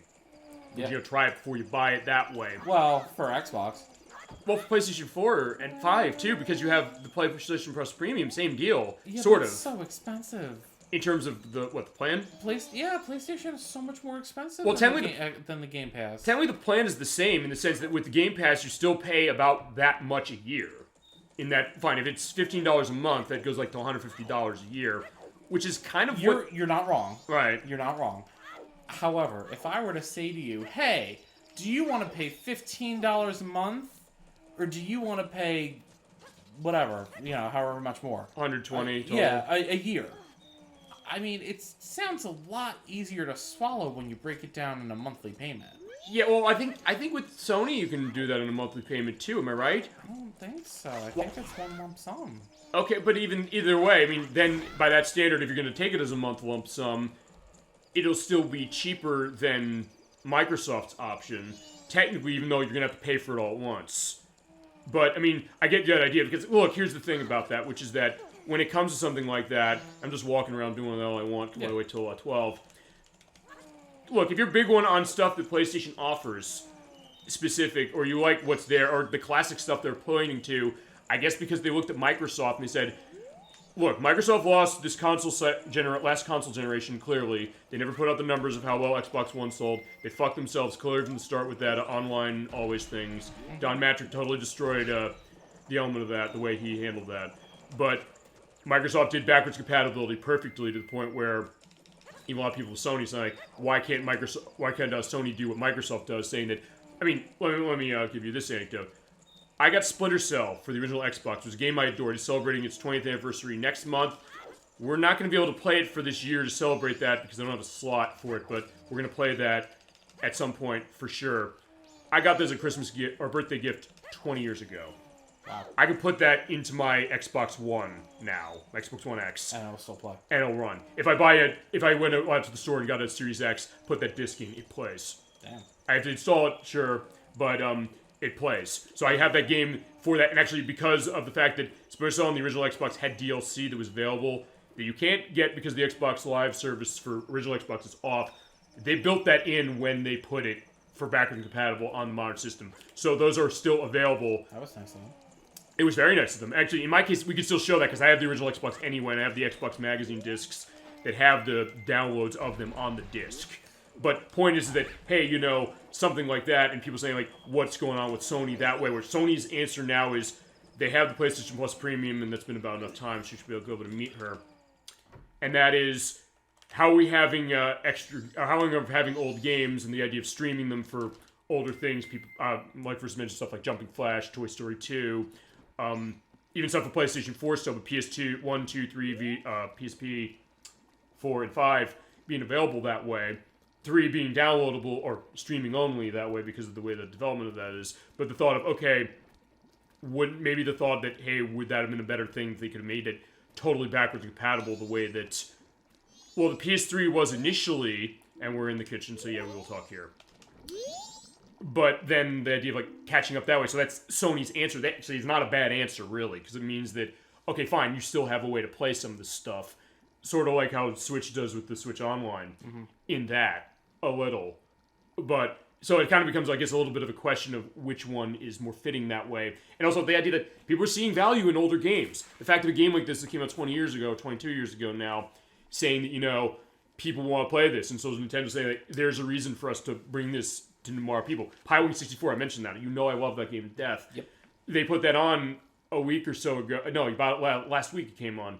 And they did announce Mario Party 1 and 2 on November 2nd, by the way, to indicate that. Yeah, the idea that that's exposing the game to more people, I'm so happy to see that. Not least of which also because it's probably the best ported game to this service, which is a different argument than whether it's the best game on it. The fact that it actually runs better than it does on the N64. But anyway, alright, so here's the discussion. Cafe, we saw him, or she saw the mask. Coffee. I can't help it. And there'll be a picture of coughing right next to Anju there. I received a letter from him. Getting a letter from a missing person. There's no mistaking, though, it's from him, so it's clear. So I have requests. Go mail this. When it's delivered, if you receive my letter, you should be able to meet him. And tell him that Anju's waiting. And after you've seen him, tell me how it looked, okay? So she's nervous. So going deep into what we're saying with this element that she's saying that I want to see him, but I don't know what that's going to be like. I'd be willing to give her a funny voice, but this is such a serious moment that I didn't want to do it. I don't know, well, fine, we'll have to do this a couple other times. It's fine. So we can give it the funny voice later. It's fine. Actually, I guess to that question, do we want to go through... Do we want to do the full completion of this now for both of them, and then do the other parts of it after? Yes. Okay. It's your choice, because we have to do this 3 times anyway. Yes. No, I'm going to say that because let's get the... It's kind of like get the longest part out of the way. Uh-huh. And then let's just, like, do cleanup. Gotcha. Cleanup during the cleanup. There you go. It's the Inception element. Alright, so backflip off, we're going mailing. So go to any post box, it's over... What was that? It's the meme online where it's just random people where they're like going down a slide or something. And it's just, oh my god, wee! Alright, so yeah, let's give them mail. Actually, fitting like the Kingdom Hearts thing, because you do give mail in the first game. They bounce. Yeah, they deliver tomorrow. Alright. So we're a regular postman. You get a heart piece tomorrow? Oh no, it's only with the postman's home. Yeah, we'll do that later. Okay. But, yeah, in that case, let's go to, the morning, because the only thing we have to do next is talk to her, and then we need to... Okay, no, what we need to do is... No, we don't have to talk to her yet. We have to wait till the letter gets delivered. Okay. And then we have to sneak in the door. Okay. So, in fact, I'll do that, and then we'll talk, and then we'll have to, get something. Alright, so there are the juggling guys. So let's go back to... Oh yeah, let's just go where he is. By the way, we did sort of see Cafe. You're like, hey, there's this mask that looks like the Keaton mask from the last game. It's Pikachu! Or Pikachu as well, because people thought it looked like Pikachu. And hey, not a wrong thought, because hey, the look of it looks similar. You know, let's get Bunny outfit going on. Yeah, Bunny Man.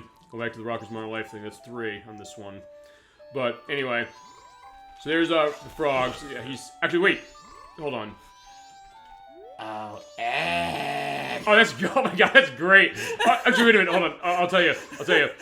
I think I can move him. Oh my god, I can move him. Yeah, you push him in the water. Actually, I didn't know you could do that. Boink, boink. Come on. Yeah, he still hops. Yeah, here come the plates. Alright, yeah, he'll be fine, because yeah, he can live under the water. It's just since you've been talking about Rocko's Modern Life, that's been in my head the entire time, especially since before we were talking about when she was trying to seduce Rocco. Yeah, that's true, you're right. Just her voice has been stuck in... Well, I can't... Wasn't it voiced by a male? It was Charlie Adler who voiced Mr. and Mrs. Bighead. It was fitting because the Console Show mentioned them. Their next episode is actually going to be on another Nickelodeon show, Real Monsters. Remember that? Mm-hmm. Which I think... Wasn't Tim Curry on that show? Mm-hmm. Yeah, he was. Okay. He played the headmaster. The Grumble. Yeah. Yeah, I knew he was on the show. I didn't know if it was him or was Tim Curry's been in everything. Tim Curry was Nigel Thornberry for God's sake. Yes, he was. He was amazing. And that's the funny thing. Watching it, I'm sitting there and I'm listening to him talk, and I was like, all I hear is Nigel Thornberry. I guess so. Well, I guess it's either that or the Rocky Horror Picture Show. I guess It was just funny because I could just imagine Pennywise go smashing. Oh my god, that'd be amazing. At some point, there are 2 games based on the Wild Thornberries I know of. You played them? No, but I know that they made games after them. They made one on the PlayStation 1, which was a late one. It was right when the movie came out. You ever see the movie, by the way? Which one? The Wild Thornberries movie. There was a couple of them. There's that one, and there's Rugrats Go Wild. Oh, that's what I'm thinking. I knew there was a crossover somewhere. Yeah, but did you see the Wild Thornberries movie? Yes. What'd you think of it? I loved it, personally. I think it's terrific. Honestly, I feel like a lot of those, it was kind of like, okay, we need to end the finale on something, or like the show on something big, and that's kind of what they did. That didn't feel like, on that one to me, weirdly enough. I'll tell you the one that felt... Okay, here's the thing about... Didn't she, like, lose her powers or something in that one? Yes, although then again, the question... Because here's the thing about that one. I think that one, more than some of the other ones, works really well as standalone if you never came to it before. Yeah. And even if you didn't, it works. Here's the weird thing about this. Like, I think it's one of those things that I thought, okay, this is... Actually, I'll tell this story. That was 2002 that came out, so actually 20 years ago in December. But, coming up to the anniversary. I know. That was the year Spirited Away came out. Nobody saw Spirited Away at the time. Everybody said, oh, you saw Spirited Still in December. I was like, no, not that one. The one about the Japanese girl with the spears. Like, no, the one about the horse. Like, no, it's not that one. So, yeah, I mean... I remember the horse movie. It's not a bad movie. It's pretty good, but I mean... Wasn't it made by the same people who made The Prince of Egypt? It was DreamWorks who released it. I don't think it was Brendan Chapman directed. It's got the same animation style. It has the same animation style. I know they get Bryan Adams from Reckless fame to do it. I've mentioned Bryan Adams on the show before. Stuff like Summer '69. Say Bryan Adams, the singer? Yeah, that one. Oh, okay. So they did with that one what they did with Tarzan, where they had Phil Collins from Genesis. Yo, listen, I don't know about you. But, like, Phil Collins did not need to go that hard on the Tarzan soundtrack. I guess he didn't, actually, speaking of another thing. When I think of Tim Curry, I think of Toxic Love from Ferngully, The Last Rainforest. Which you mentioned when we played Pitfall, Mayan Adventure, because the animation of that game was done by Courier Films, who did the animation for that movie. He's just got such a... It's just... His voice lends itself perfectly to villains. I gotta see if he's in the Wild Thornberries game. We can get him on this... We can easily have him on the show. Although, actually, there's an adventure game he was in... I think it was an import game specific. I think there's a version of it on the Sega Saturn that costs a little money. He's actually in that game. There's something, I know. If I can find one of those things, we can do that. Or there's the link to Toxic Love. We didn't have that in the Pitfall video, so I'll put that in this one. Thank you. Ferngully, I saw that when I was very, very young. And that's another one that this, actually, 30th anniversary of that movie this year. Scared the hell out of me. It was weird that way. It was terrifying. It was just one of those things where, like, the animation, like... It looked good, didn't it? Yeah, but you see this animation as, like, a kid, and you're just, like, scared out of your mind. Because I was also a very scared child, if nobody gathered by now. Well, hey, no, I get that, because, like, when you're seeing that, and feel free, like, to go into your memories on Ferngully, The Last Rainforest, we brought up when we played Pitfall, because the animation people who did it were the same, which I didn't know until we played that game, so I'm glad we figured that, or I looked into that. I'm waiting for the postman to come, so it's fine we just sit here and wax philosophic about Tim Curry and his performances and everything connected. But it kind of had that, dark element, even like the visuals. I'll try and put a picture of like what the look of that, like when he does the Toxic Love thing. We have the link in he gave us. Thank you. Well, the whole thing was about like deforestation. It is, yes. That's literally the entire theme of the movie. Or people said it's like what Avatar by James Cameron ended up being like. Okay. A little bit. No, I thought I didn't know which Avatar you were mentioning for a second. Well, fine, I say Avatar and then Avatar: The Last Airbender, if I had to indicate one of those ways. So I mean, just say the one with the blue people. Yeah, which is getting its sequel, by the way, in like 2 months after all this time. Hexes was scary to me in that I don't know why, but a lot of people found him seductive. The voice, probably. The look. Tim Curry's got a very smooth voice. The smooth voice. His vocal quality is unmatched. The look. Also, here's the other thing as far as the seductive element, which is that we mentioned the Rocky Horror Picture Show thing. The other thing is the visuals of that, because this is kind of like the way the smoke is going. You kind of see when he does that song, you know what I'm saying. It's inky. You're visualizing it right as I'm speaking. I am. Well, because that's the thing. He makes it so his voice has an inky quality to it, which matches the smoke very well. It's the same thing. I remember one of the first times when I think it was actually when we streamed Space Channel 5, when we just were like hanging out, chatting, or whatever. I had mentioned to you that cartoon that they showed in middle school about like anti-smoking and drugs and stuff. Yeah. And that smoke monster. Yeah. Whatever. it was the same kind of inky quality that the guy had to his voice, where you're like, that's a bad character. That was George C. Scott. That was Cartoon All-Stars to the Rescue. I always get the name wrong, but that's the name of it. But you know it, yeah. As soon as I started describing it, because, I was shown that movie in middle school health class, and I was like, this is a fever dream. Right. Because it's all the cartoon characters from my childhood that are like, smoking and drugs are bad. And I'm like, okay. And I just kind of took it, for what it was.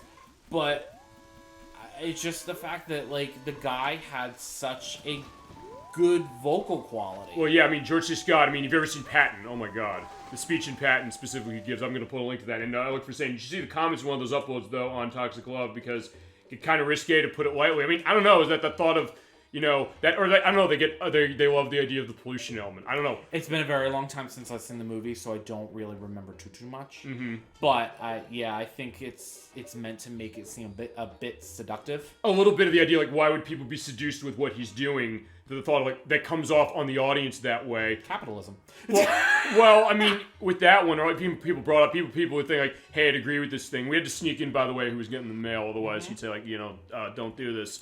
Well, the other part of it too. So I don't necessarily know timelines all the time. But when did Ferngully come out in relation to, like, when did Captain Planet come out? Captain Planet was a little before, because I know... Okay. Or I'm saying that about Hexus himself as a character, which is true. There's sort of the idea, like, why are people, seduced by the idea? Like, why are the loggers in that movie seduced that way? And they're like, yeah, just tear this thing down. Mm-hmm. True enough to that. I'm not a very vulgar... No, I get that. Look, there's stuff we've said vulgar on the show, so, like, I get the idea. It's like, they probably want to have sex with him or something. Like, okay, fair enough. I'm not going to necessarily judge that way. It's like, but then again, how'd that work with the toxic clouds? It's like, okay, fine. I went that way. It was like, it's not about necessarily vulgar elements. Basically, yeah, fine, going into the guts of this, and sometimes that comes of it. So, I get that. So, to answer your question on the Captain Planet thing, that was, I think, the late 80s. So, wasn't it like 70s, 80s? No, it was 80s. 80s? It was late 80s, because I know one of the episodes they went into the AIDS crisis. You didn't know that? No. They sort of did go into that, but so it was that era a little bit. It was before Ferngully came out. I know with Ferngully, I think there was the attention of Fox paying attention to Disney, which is ironic because Disney owns Fox now. They own that movie. Interesting enough. Yeah, but yet it's not on Disney Plus. Actually, I'm about to look it up. Yeah, it is. I thought it was. Is it? Because I have to give this a rewatch. I thought it was. Yeah, you nailed on the. You have to look this You nailed on the head, Captain. Well, thank you, ElecVerse. So you get the idea of, like, what that is. Like, oh, okay. Maybe it's like, look, I guess people say that maybe about any Tim Curry performance. I don't know. Like, what's the bad Tim Curry performance? I guess that's the other thing. Which, off the top of my head, I can't really think of, like, what the really bad one is. Mm-hmm. One of the weirdest ones, I guess, is we're talking the Nickelodeon movies. He was in the Rugrats movie, by the way. Yes. He was the news guy who kept getting all the names of the kids wrong instead of wanting to run that. Although I don't know if I necessarily say that's one of his best friends compared to some of the other ones we mentioned. But hey, this is going to be the love of Tim Curry, so I guess for the thumbnail, we have to put a picture of Tim Curry somewhere. Or put pictures of, like, a bunch of Tim Curry characters in the picture. What? Don't do Pennywise. I will do Pennywise. Yeah. But everything with Pennywise as far as, so I guess Hexus and Nigel Thornberry and... you put up a trigger warning for fear of clowns. Well, I did put the Burger King thing with the House of the Dead's remake. He's got a good scene voice, and that's the other thing too of that as well, like that multi-talent thing. You sometimes get that for sure. And I said, I'll find as far as what that game I'm talking about is that he was in, and then see if he's in that Wild Thornberry's game on PlayStation. We can have another love in on Tim Curry. I'm glad that I didn't expect that to come up either. It's like, there you go. We'll have the element of that. Full of surprises. Everybody is, and I love that that's happening. Okay, so Ferngully is not on Disney Plus, by the way. I thought it was at one point, but okay, yeah, they own it now, so like they can get to that element. But they should. All right, so Disney, if you're listening, Crusader 64 and ElecVerse and Captain D-Trag, we'd be interested in seeing that appearing that way, or just go buy the DVD. I guess that's the idea. It's like, yeah, just go on eBay, buy the DVD, probably like $10. All right, so green hat, green clothes. Yeah, so Anju wrote about you in her letter. Yeah, she did. Looking for coffee. Yeah, we are. What, did he read the letter on the way back to the room? We were in here for an hour and a half talking about Tim Curry. Hell, one of the verses goes, I feel good, a special type of horny. That's in the movie? Yes. So, you're right. So the movie's supporting it on top of that. Yes. It's I'm pretty sure it's rated PG, but it's rated G. No, it's rated G. What? 1993 G. God, they got away with so much. Well, that's another thing we could go into, because I think... didn't you say, like, nothing's rated G anymore? The Super Mario Brothers movie, they announced the rating of that. It's rated PG. Yeah. So I was like, wait a second. Like, but certain things, they're like, wait a second. There's nothing here that's necessarily objectionable. Well, massively. But yeah, in that case, fine. That was the old day. Or remember when the PG meant something. Because remember, the PG-13 didn't exist initially. Mm-hmm. It wasn't until Indiana Jones and the Temple of Doom that it first existed. Rightfully so. Yeah, because they were putting him on the metal rack and ripping the hearts out. I was like, yes, I get it. Always the soundtrack has that element. All right, so you can keep a secret? Yes, we can. No.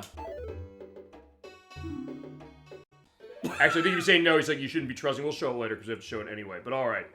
So Andre trusted us, so I'm trusting you as well. All right, this is What? Yeah, this is the twist. This is Cafe. This is not exactly who we were looking for. It's weird. Yeah, is there a reason for this? Did they explain why this happens? No, but let me see if I can find some lore explanation. I thought it would be just the idea that he came by the Skull Kid or something. I thought he was like cursed or something. Cursed by the Skull Kid. Okay. I see. Okay, so ElecVerse is saying in the movie it's the short version of the song, but on the soundtrack they have the line that he's mentioning. Okay. Wait, so maybe it's not in the movie, so that's why it's G-rated, perhaps. I would say also that might be why they don't put it on Disney Plus, but they put the Deadpool movies on Disney Plus. So, and they also put on the Beatles documentary, Get Back. So it's like, yeah, they're willing to put R-rated movies on there technically, because Beatles Get Back technically is an R-rated movie if you really want to go that way. Great, for sure, that way. So you're right, the Skull Kid did turn him into a child. But I don't know if the game itself goes into that. It doesn't. Okay. Apparently, after everything is all said and done, he does get changed back into an adult. I'm gonna ask about that later. I'm just gonna say that. But yeah, this is Cafe. But even Tattle's saying, like, wait a second, hold on, you're pulling a fast one on us. We're looking for an adult, but you're just a child. Okay, never mind. Okay, fine, he says it. Okay, fine, I forgot this. I was turned this by a strange imp wearing a mask, but I'm not hiding because I look this way. Okay. Yeah, but, like... Well, okay, maybe there's more on top of what's here. But okay, when I turned to this, I went to see the Great Fairy in the Shrine to the North Gate, which you saw before. But my mask, which is a wedding ceremony mask, was stolen by some prancing man with a grinning face of Sakan. Yeah, and she's saying, like, yeah, you're like, cry harder, friend. You're just careless, just like my partner's like, hey, fuck you, Tattle. You said you were sorry for giving a shit before. Like, now you're doing this? Come on. You gotta get one more jab in. Yeah, it's like, yeah, but we're gonna prove her wrong that way. But it's like, okay, fine. This is, like, the tough parts of Lincoln Tattle. It's like, alright, fine. I'm not just like a partner, we've proved it ourselves. But alright, before his wedding, I was happy, and he was targeted because of what I turned into. A child who can't defend himself, I guess. And although, I guess she's being sincere here saying that I pity you. Something in the Sonic Adventure thing of when Amy says that to Iwano Tukiyama. But, I know Andrew's worried, but I can't go yet. I made a promise to her that I'd bring the wedding mask and greet her. So he doesn't have the mask that he would be presenting to her, and in that case, he doesn't want to present. Or, you'll have to see this movie eventually, Moonstruck. The idea of when you're proposing to I still haven't seen it. When you propose to a woman, you have to give a ring, and then of course, Johnny Cameron says, the ring. And he has like his little pinky ring or something. He's like, this is the only thing I've got. It's like, will this work? It's like, for now, sure.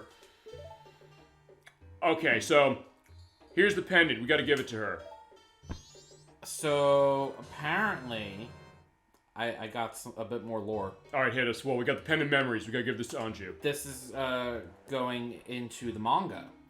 Yeah, you said it wasn't canon, yes, for this? I don't know. Oh, no, maybe the Ocarina of Time one wasn't. But yeah, we don't understand these grown-up matters. No, the Ocarina of Time one I don't think is. Yeah, that one's not. Because that talks about Volvagia, and I was like, nah. As the pet. Okay, so maybe this one is.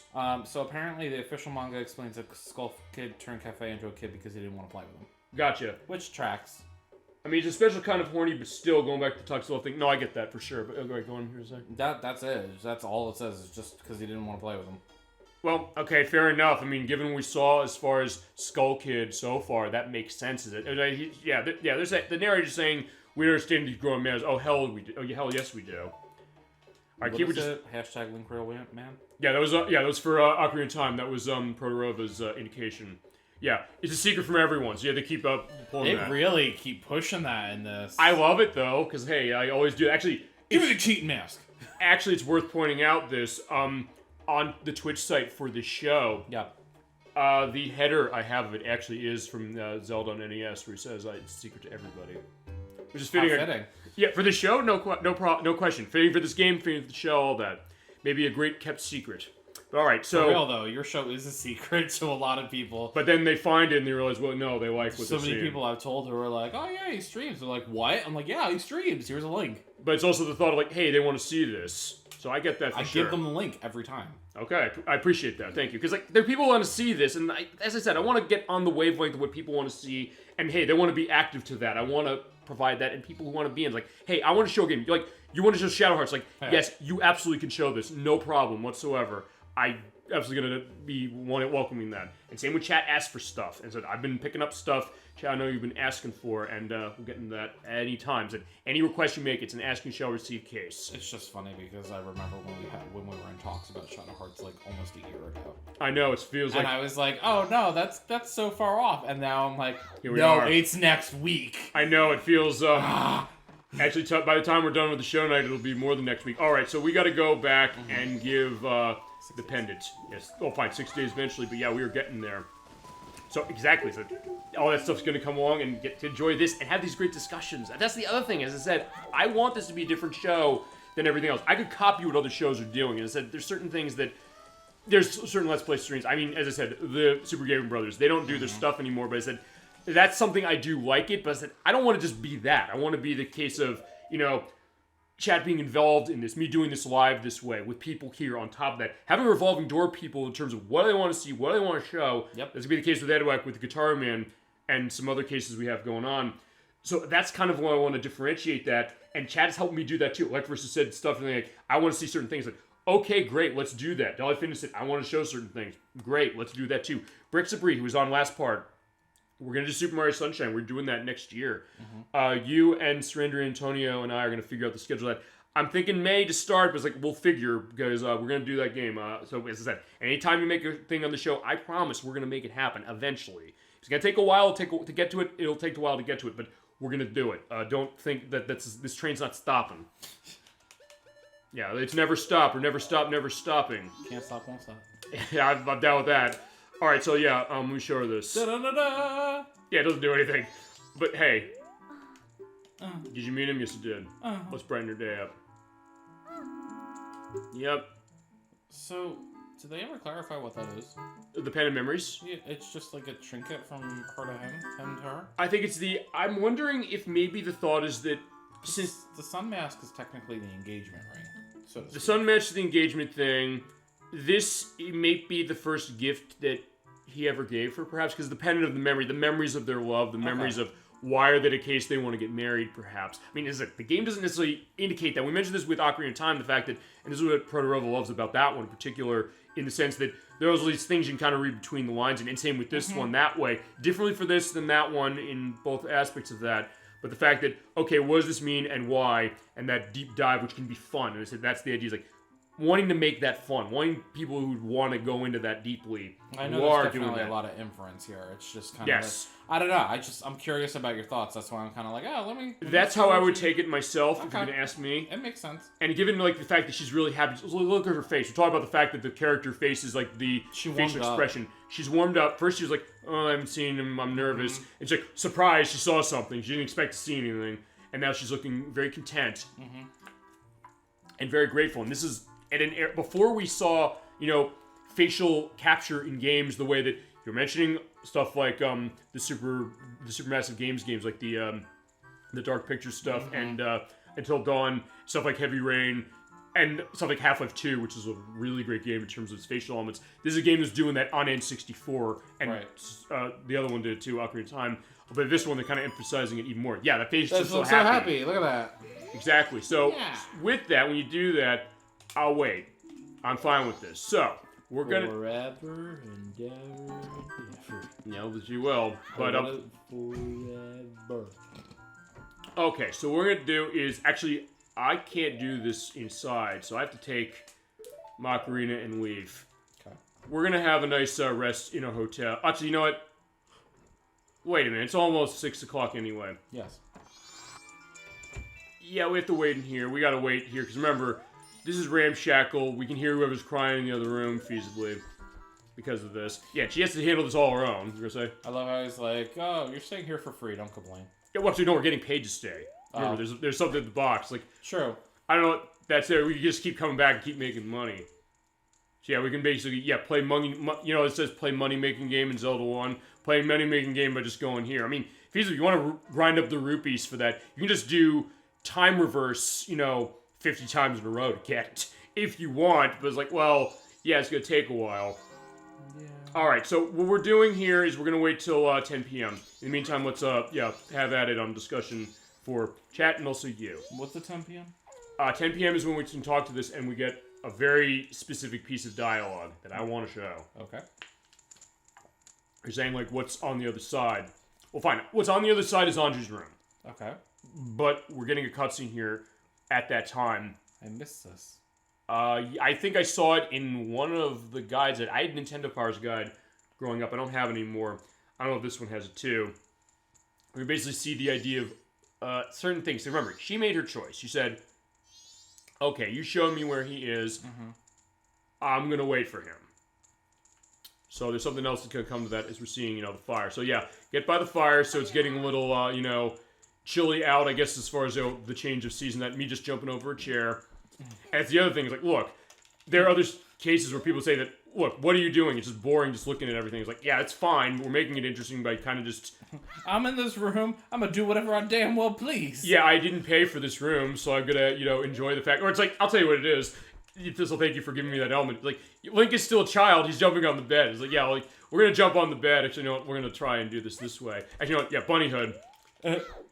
I was like, no, it's like, yeah, okay, this isn't fun. I was like, I can't jump off the bed. That's ridiculous. I guess they want to teach kids don't jump off the bed. Fine, I'm going to run off the table and jump off of that. It's like, okay, there you go. Yeah, Link is just having the time of his life with the bunny hood. I mean, just running through, or clipping through the bottom of the, or the top of the chest.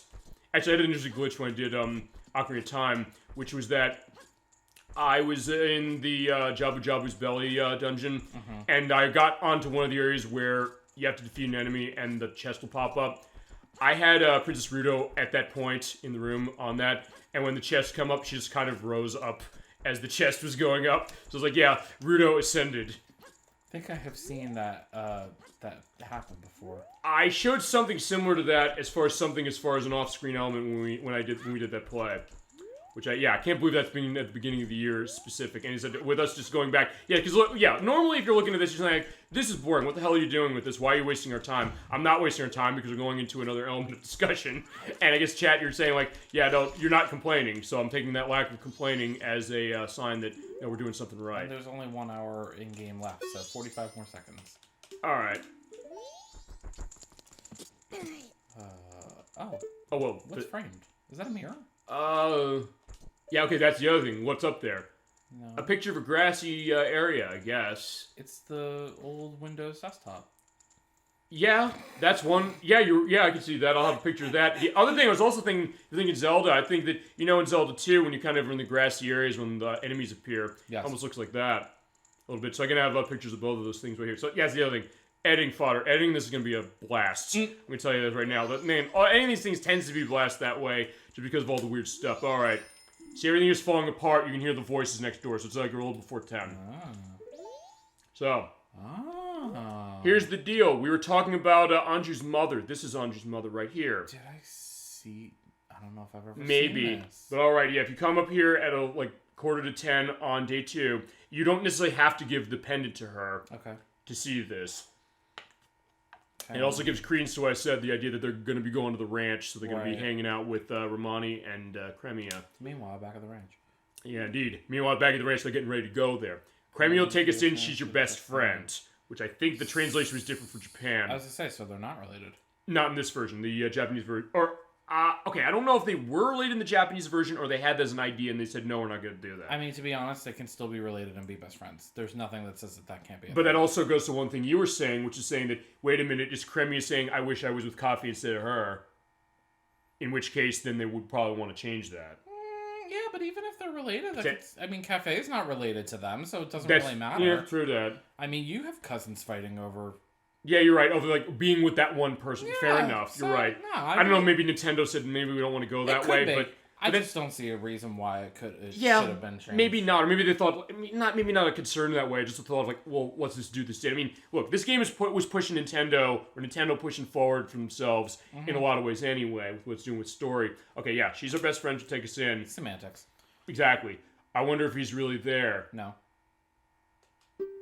And you get, she'll get married. It's like, and she's like, if he's there, I'm gonna punch him in the face. Yeah, think about Kremi. She needs strength of partner and business support from Madame Aroma, which goes to what you were saying, the idea of the background of the business that Kremi is doing.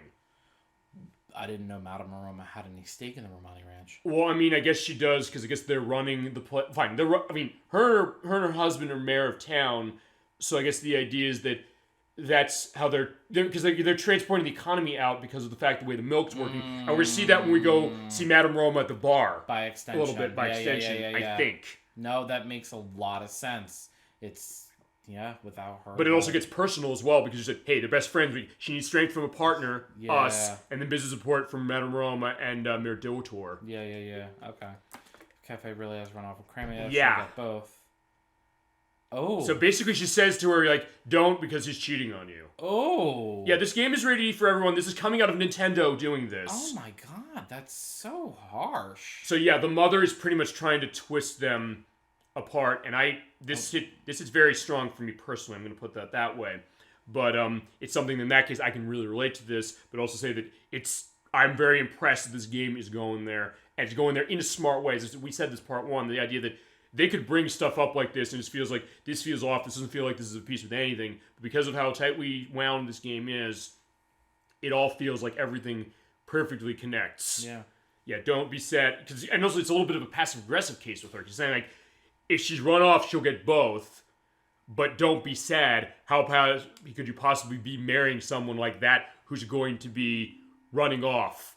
So it's a little bit of a half and half in the sense that she's projecting right now. She's projecting, but she's also saying that it's so you almost get the sense that maybe she believes she's doing the right thing and saying that, well, by normal thought that, hey, if someone's going to run off when he says, I'm going to marry you, they're not trustworthy, but then taking advantage of the situation, saying that, no, I'm going to use this to kind of get the sense of what am I thinking as far as what I want my daughter to get at Elman. Because I guess the idea is she doesn't like him, maybe outside of this. Well, from just reading this part, she's projecting her own unhappiness. Which actually goes then to what happened, which is the idea of, remember, her husband died.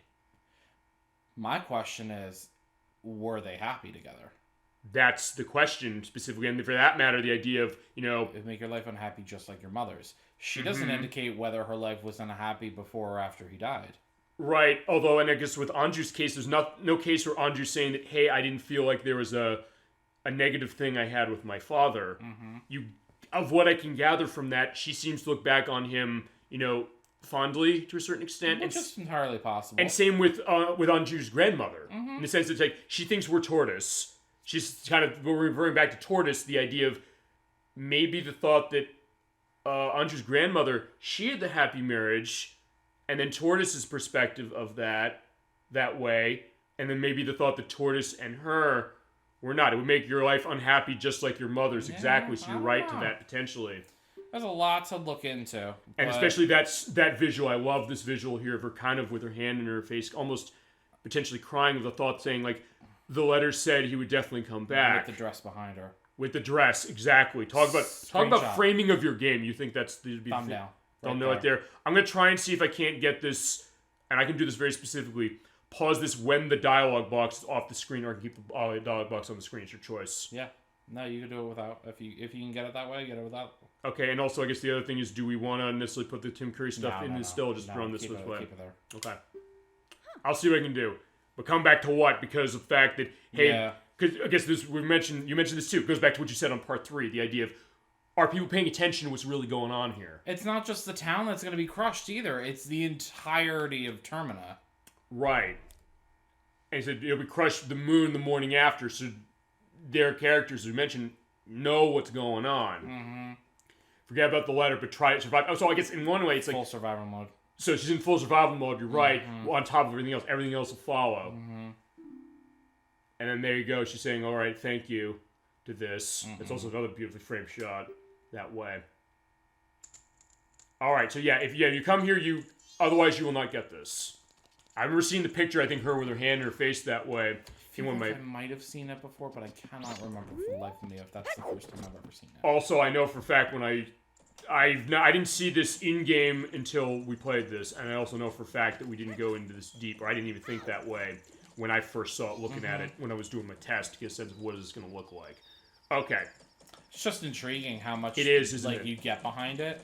Right, and I think that's the thing about this game. This game is unbelievably intriguing in terms of what it's doing. A lot of ways the way, and similar to how Ocarina of Time does, I guess, the argument of like which game do you like better. Proto-Revel likes that one better, which is why he was on that. And you like this one better, which is why you're on this one. And the idea that they overlap in some ways, as far as like what's the expectation of Zelda, was that you like the depth that goes into, or how it goes into the unique depths that both of these games go into. Because they're not the same how they operate, but they also do have a lot of depth. And it goes to the idea of why do people see both of these games. The reason we're starting with these two on Nintendo 64 just to go on this is because these are two games. I get the sense, and tell me if you don't get this specific, that these are the two that seem like with a lot of people they have this strong connection, this idea that it kind of shaped a lot of who people are as far as their elements of Zelda. The first one, or the Ocarina of Time game, is the first Zelda I played, so in that way it sort of is with me that way, sort of. And sort of with this one too. I mean, that was the one that started, and then it was Link to the Past. No, it was Link's Awakening, then Majora's Mask, and then Link to the Past, and some of the other ones. It's a great show. I had the latest COVID vaccine, and side effects are starting to kick in. I'll have to watch the video for the rest, so thank you. All right, Dolphin, hope you're doing well. Take care of yourself. Thank you for stopping by the show and for, giving, all of your input to us. And as you're mentioning, the show's going to be here. That's the other reason. People can't stay the whole show. I get that. So the idea that it'll still be there, like, you will not have missed a thing that way. So in that case, I have value. Thank you both. Thank you, Dolly Finn, of course. We appreciate your patronage and everything as far as you do for the show. We'll see you next week. See you next week. Shadow Hearts, you're not going to miss Shadow Hearts. Yeah, that was going to be his control, but have a great night to you. So, yeah, there you go. And I think maybe that's what is good with the Zelda thing again, is that maybe people having that strong connection. I'm waiting until about noon. Yeah. Oh, almost noon. Anyway. Because, actually, we sort of showed this, Actually, wait a minute. I hope I didn't screw this up. What? Do you have to see... Because, you find out that Sakan stole the... Sun Mask? He stole the Sun Mask. There's that peep window. Actually, I could show that when we go back in there. Actually, you know what? I could probably go in now. Okay, no, I can't go in now. But you look... Day 3, 1 to 6 p.m. Okay, so no, it's fine. So I can still do this. Because I don't know, I didn't remember if you had to look into that peephole when we're in there, like at 10 p.m. You do get a visual. Actually, I can show this when we come back. I think I know which one you're talking about. No. I'll show that off still, but I'm I'll show it later. assuming you're looking to get the Keaton mask and the letter? Yeah. Okay. Yeah, so day 3, 1 to 6 p.m. Okay, so I don't have to do that first. Because you look in that peephole, we'll show it later, and you have to have the bomb shop woman get robbed in order to see that. He offloads it to... fine, we saw one angle, the way he offloads it to the Curiosity Shop guy. I think I might show that actually as far as one of the edits, one of the parts. Yep. Which is the other reason why the edits are worthwhile, because if I missed something, or we missed something, or something else that we wanted to show that I couldn't show specifically or easily on the show, that way I can stitch it in. They'll show on the other angle the idea of like him saying like, hey, I want to sell this thing, but give me more money for this, otherwise I'm going to get stiffed. So, that's it. You know what? Fine. I can just run around town. You know what? Fine. We'll do the we'll do what the what was it? The Running Man and the Postman specific do. Let's run laps around town. Yeah, it's 1 to 6 p.m. and then from 6 to 7 p.m. is when we start the next. Yeah, which is the last part of it, and that's also part that. Wow. Yeah. I don't know. Do we want to do? Do I want to run the Song of Slow Time on that one? I don't know. Does that make it easier or harder to do that? Once you get. So get there early. Yeah, basically as soon as I get the element of that, we'll do it. I know we'll follow Running Man. Get there early, and then once it starts, slow it down. Okay, awesome. Because I think it slows down the conveyor. Yeah, I think you're right. Also, just to be safe, I'll put a safe state down just because I don't want to fuck that up. No, let's not have to go through... Because if we screw that, we have to do the whole thing over again, which... Shit, we could have done save states for the several different positions in this quest, so we didn't have to redo it. Oh, it's... I mean... Oh, no, we didn't. No, we couldn't have. No, we couldn't have. Because we have to... Yeah, because then it would erase... Yeah. No. It would go that... I mean, as I said, it's fine. We're basically showing the full quest now, just to get the idea of it, because basically there's... As he's saying, he said this, I think, one of the parts before, there's one specific choice you need to make about something that we're not seeing this part of it for this leg. And you have to do it twice for both of them because you only have one option to take it.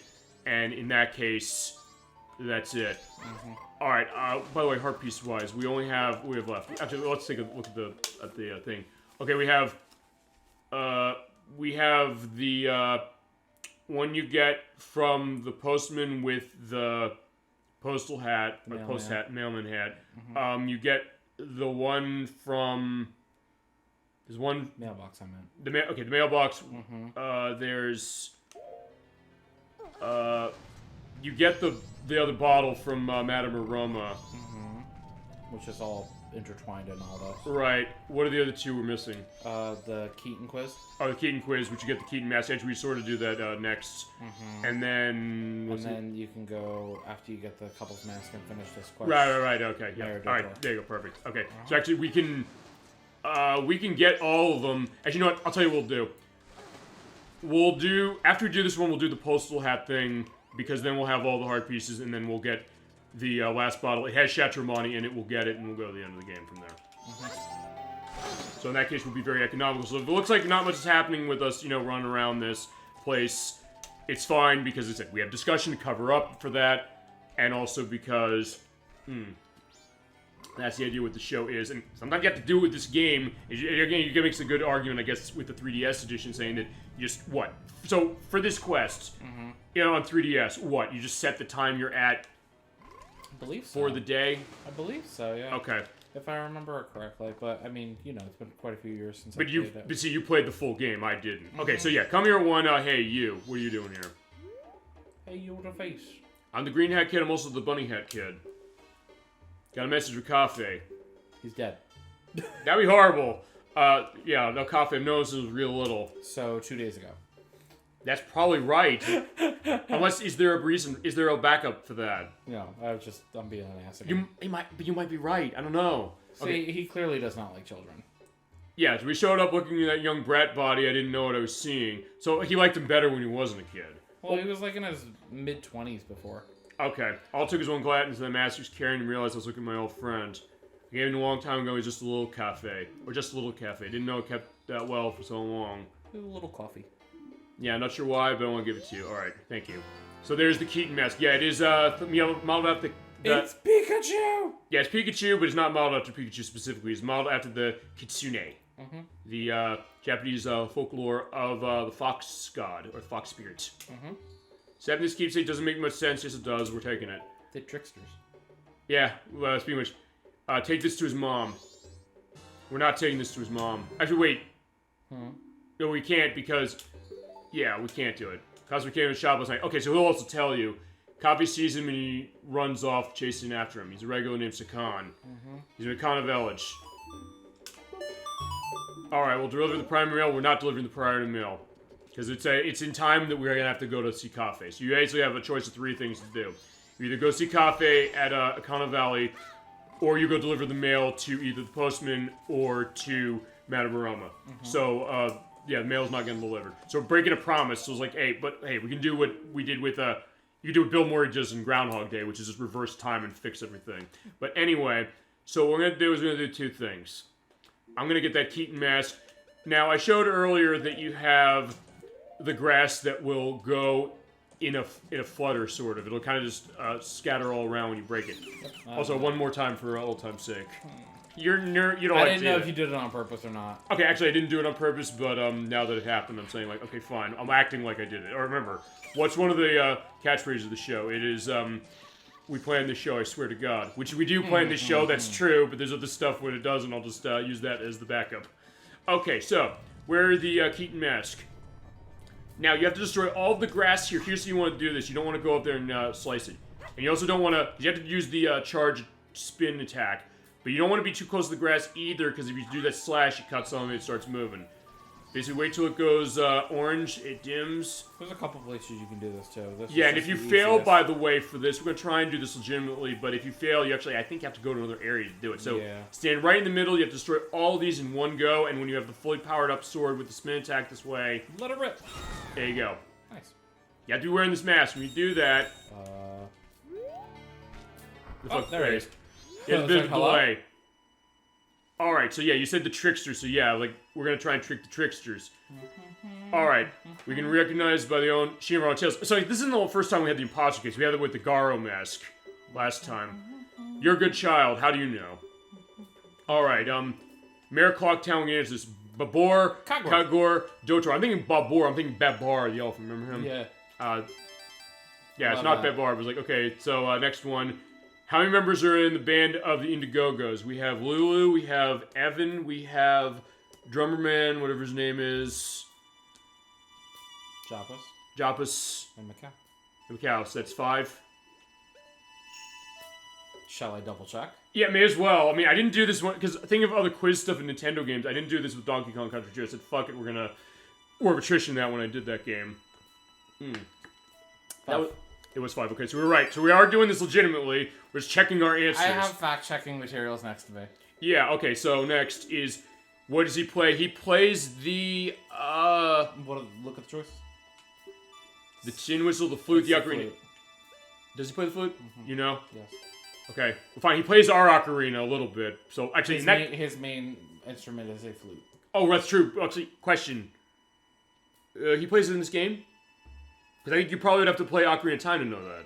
Because you would think that, oh wait, Ocarina, because he plays at the beginning, so it's a little bit of a trick question. He plays it in this too. Have we seen it happen? Okay, then I guess I missed that. It's the flashback when you see him playing with Tattle and Tail. Oh yeah, you're right. So, okay, this game assumes you've been paying attention, even to certain things like this, which I know the answer to this one, which is, how old is Tingle? He says in a dialogue how old he is. He says, I'm 35, and my father says... he's totally 15. Yeah, I mean... Well, I was gonna say, I'll make the reference I made for Ocarina of Time when we said, like, Link has grown up now, which was to Stand on the Mountain by Bruce Hornsby saying you don't look a day over 32. But he is 35. Indiegogos, isn't that a Kickstarter website? Well, there's the Indiegogos that are in this game. There's reference to that in Link's Awakening, yes? Oh, no. The band is in this game. They have the Battle of the Windfish, which is from Link's Awakening, but there's a different way it plays. There is Indiegogo, which is the Kickstarter website. That is true. So that was after this game came out. It also got an interesting case when Nikki's going to be on the show, because there was a game... you remember when we showed off, or Edwack showed off Shaq Fu, Legend Reborn on the Switch? Yes. Yeah, she was kind of having an aneurysm as far as looking at that, saying, like, who would ever want to buy or pay money to fund this game? I want names. We warned her. We never found names. I know, but we warned her. Like, the first game was terrible, so, like, it tracks that the second game would be just as bad. But the second game was a different case. It was the other thing. It was like, it was still really bad. Well, but the other one's a fighting game. The other one's a fighting game by Delphine, who made actually Flashback: Quest for Identity, which is a great game. But the next one that was crowdfunded on Indiegogo, so fitting to bring that up. Shame on them. Well, people, they thought like, hey, let's do this and make it a beat 'em up. So almost like a Streets of Rage, because we're doing Streets of Rage 2 in a couple of weeks. And it has Shaq involved in it, Shaquille O'Neal, because that was the idea of it originally in the 90s with the first one. So I thought of it, but then also I guess the other thing is, because actually, I'll tell this story. Yeah, you and her had not come down yet as far as our lunch period. We came down, Edwack put the game in. It was still loading by the time it came out. I was like, it was a load of a minute and a half when that first started. And that was on the Switch that it ran that way. And it's that way on the other systems. They're like, oh, it's Switch with bad loading. No, it's PS4 and Xbox One have the same loading problems. To the point where actually, you know what? Just put that on your PS5 and see if it loads any better. That might be the way to play it. Or like with Sonic 06, do the install on the drive for the 360 version. I would not taint my PS5 with such trash. There are probably worse things you'd taint it with. Wrath of Black Tiger. What's on it? You've never seen Wrath of Black Tiger. I'm going to indicate that. How'd that game get a sequel? Because it got crowdfunded. Someone said, we want to have this. I mean, it's like... A lot of people made very poor choices to give it money. Yeah. Or is it choices were made, as you said, for Mario Kart 64. Remember, Plumber's Nowhere Ties is getting re-released. And that's another one. Darth Loctus said that a couple weeks ago. He said, how are they doing that? And he hadn't heard it. And like, well, it happened. Choices were made. So there you go. So that's how it got made. If you want to see it, even though it's a bad game, that doesn't mean it's off the table. Either one. Either the original or the new one. Alright, next question. How many balloons does Romani, the girl at the ranch, use whilst she's practicing? 1. 1, 2, or she doesn't use any? Pretty sure it's 1. Okay. Pretty sure, but... if I'm like 98%, then that's not good enough. Or it could be like the Who Wants to Be a Millionaire case, where it's like, you know, either we'll phone a friend or we can ask the audience. Use the perfect guy that I didn't think was perfect. Oh, well, no, fine. It's not perfect because they have a screenshot wrong. It was like, hey, it tries, if nothing else. At some point with the Who Wants to Be a Millionaire, I gotta get the Game Boy Color version. We gotta show that because it is interesting. But it is one. Actually, that could probably be a case of also with that one. Like, yeah, fine, I could just phone a friend. So like, fine. Ask the audience is asking the chat. Phoning a friend would be like, I don't know, call you up on my phone. So like, hey, I'm playing Who Wants to Be a Millionaire on Game Boy Color. What's this answer? Yeah, that's the other thing because that was the day. Like, I don't know if they were doing that. But all right, fine. Well, you know I'm a wealth of useless knowledge, so I might just have the answer on the top of my head. Okay, so we did get a good amount of time. You do answer his questions enough, he gives you a prize. And they do randomly generate those questions. Mm-hmm. It's a list of 30. What are the other questions that he asks, if you want to go into that? He asks what time Romani goes to bed, what time wakes up, what weapon she uses for practice, what is Angie's bad habit, which is apologizing right away, what's she bad at, Who bad at? Anju. Remembering things? Cooking. Oh, that too. See, that's another trick question. There's more than one answer, possibly. But they give you multiple choice, so... So that's not one there. And there's not like Who Wants a Millionaire where it's like, use the 50-50. It says, here, take away 2 of the wrong answers and leave only the wrong one and the correct one. A wrong one and the correct one. Like, wait, they're both ones that could be like, shit, you got screwed over. Well, here, you know what? I'll go through the questions while you're doing this, and I'm gonna see how many of them you can figure out. Oh, wait, I went to the wrong place. Shit, okay, thank God for that. Well... So, do you know what time Romani goes to bed? She goes to bed at, 7. Close. It's not 7? What is it? 8. 8, okay. Do you know what time she wakes up? She wakes up at, 6. Okay. So when you're saying okay, that means I'm right. Yeah, sorry, yeah, that is correct. What does Tingle spell? Tingle! Ha! I had to give you a reason. Yeah, thank you. Yeah, it was a really easy one. What tribe does Romani belong to? What tribe? Yeah, like what race is he? Romani? Darmani. Oh, Darmani. The Gorons. I was like, wait a second, hold on. You said Romani. It's like, wait I thought I said Darmani, my bad. No, it's fine either way. It's like, wait a second. You know what? Fine. Just for old time's sake, because we're not in the scene, let's do this. And because we gotta wait till 6, we got a little bit of time beforehand. So let's go show off Tingle that way. Just keep going to that. Yeah, same thing. I'd ask what tribe Macau belongs to. He's the Zoras. Right. Is Tingle left-handed or right-handed? They asked that? Yeah. Well, what hands is brushing? Is that the sign of it? I would think so. So fine, I'm cheating. Yeah, he's right-handed. Yeah. Actually, get the shot of the right-handed. Amazing. Well, I mean, generally you presume that whatever hand you hold a writing utensil in, that's your dominant hand. Okay, so that's kind of a great thing. Actually, also the element of the pennies got. Well, we're not buying anything, but fine. They legitimately make sure you're paying attention. I like that. Or Super Mario RPG did something like that, but even then, not to this degree. How many mailboxes are in Clocktown? Jeez, shit. He asked that on my test play. I remember that. 5. Yep. I'm surprised I got that right. I think there's one. Oh shit! Oops. I think there's one in each of the areas, and there's 2 in one of them. Okay. I think so. Okay, that was just fun to watch. Fantastic. Yeah, I didn't plan that. I will say that. How many cows are in Romani Ranch? In the ranch or in the barn? Total. 4. Well, they're all in the barn. 3. Yes. How many? See, there's a typo in this book, so it is not perfect. Okay. It says, how many cow statues are there? No, it's not a typo, my bad. How many cow statues are there in Clocktown? Oh, Jesus I thought it was Christ. I thought it meant owl statues, but it actually is cow statues. Okay, 7? No, but you're not too far off. Alright, yeah, we're coming here, by the way. We are joining him for this, and yeah, he knows where Sakan's hideout is, which is over there. And only Sakan can open it and wait till 6. Hide. Right.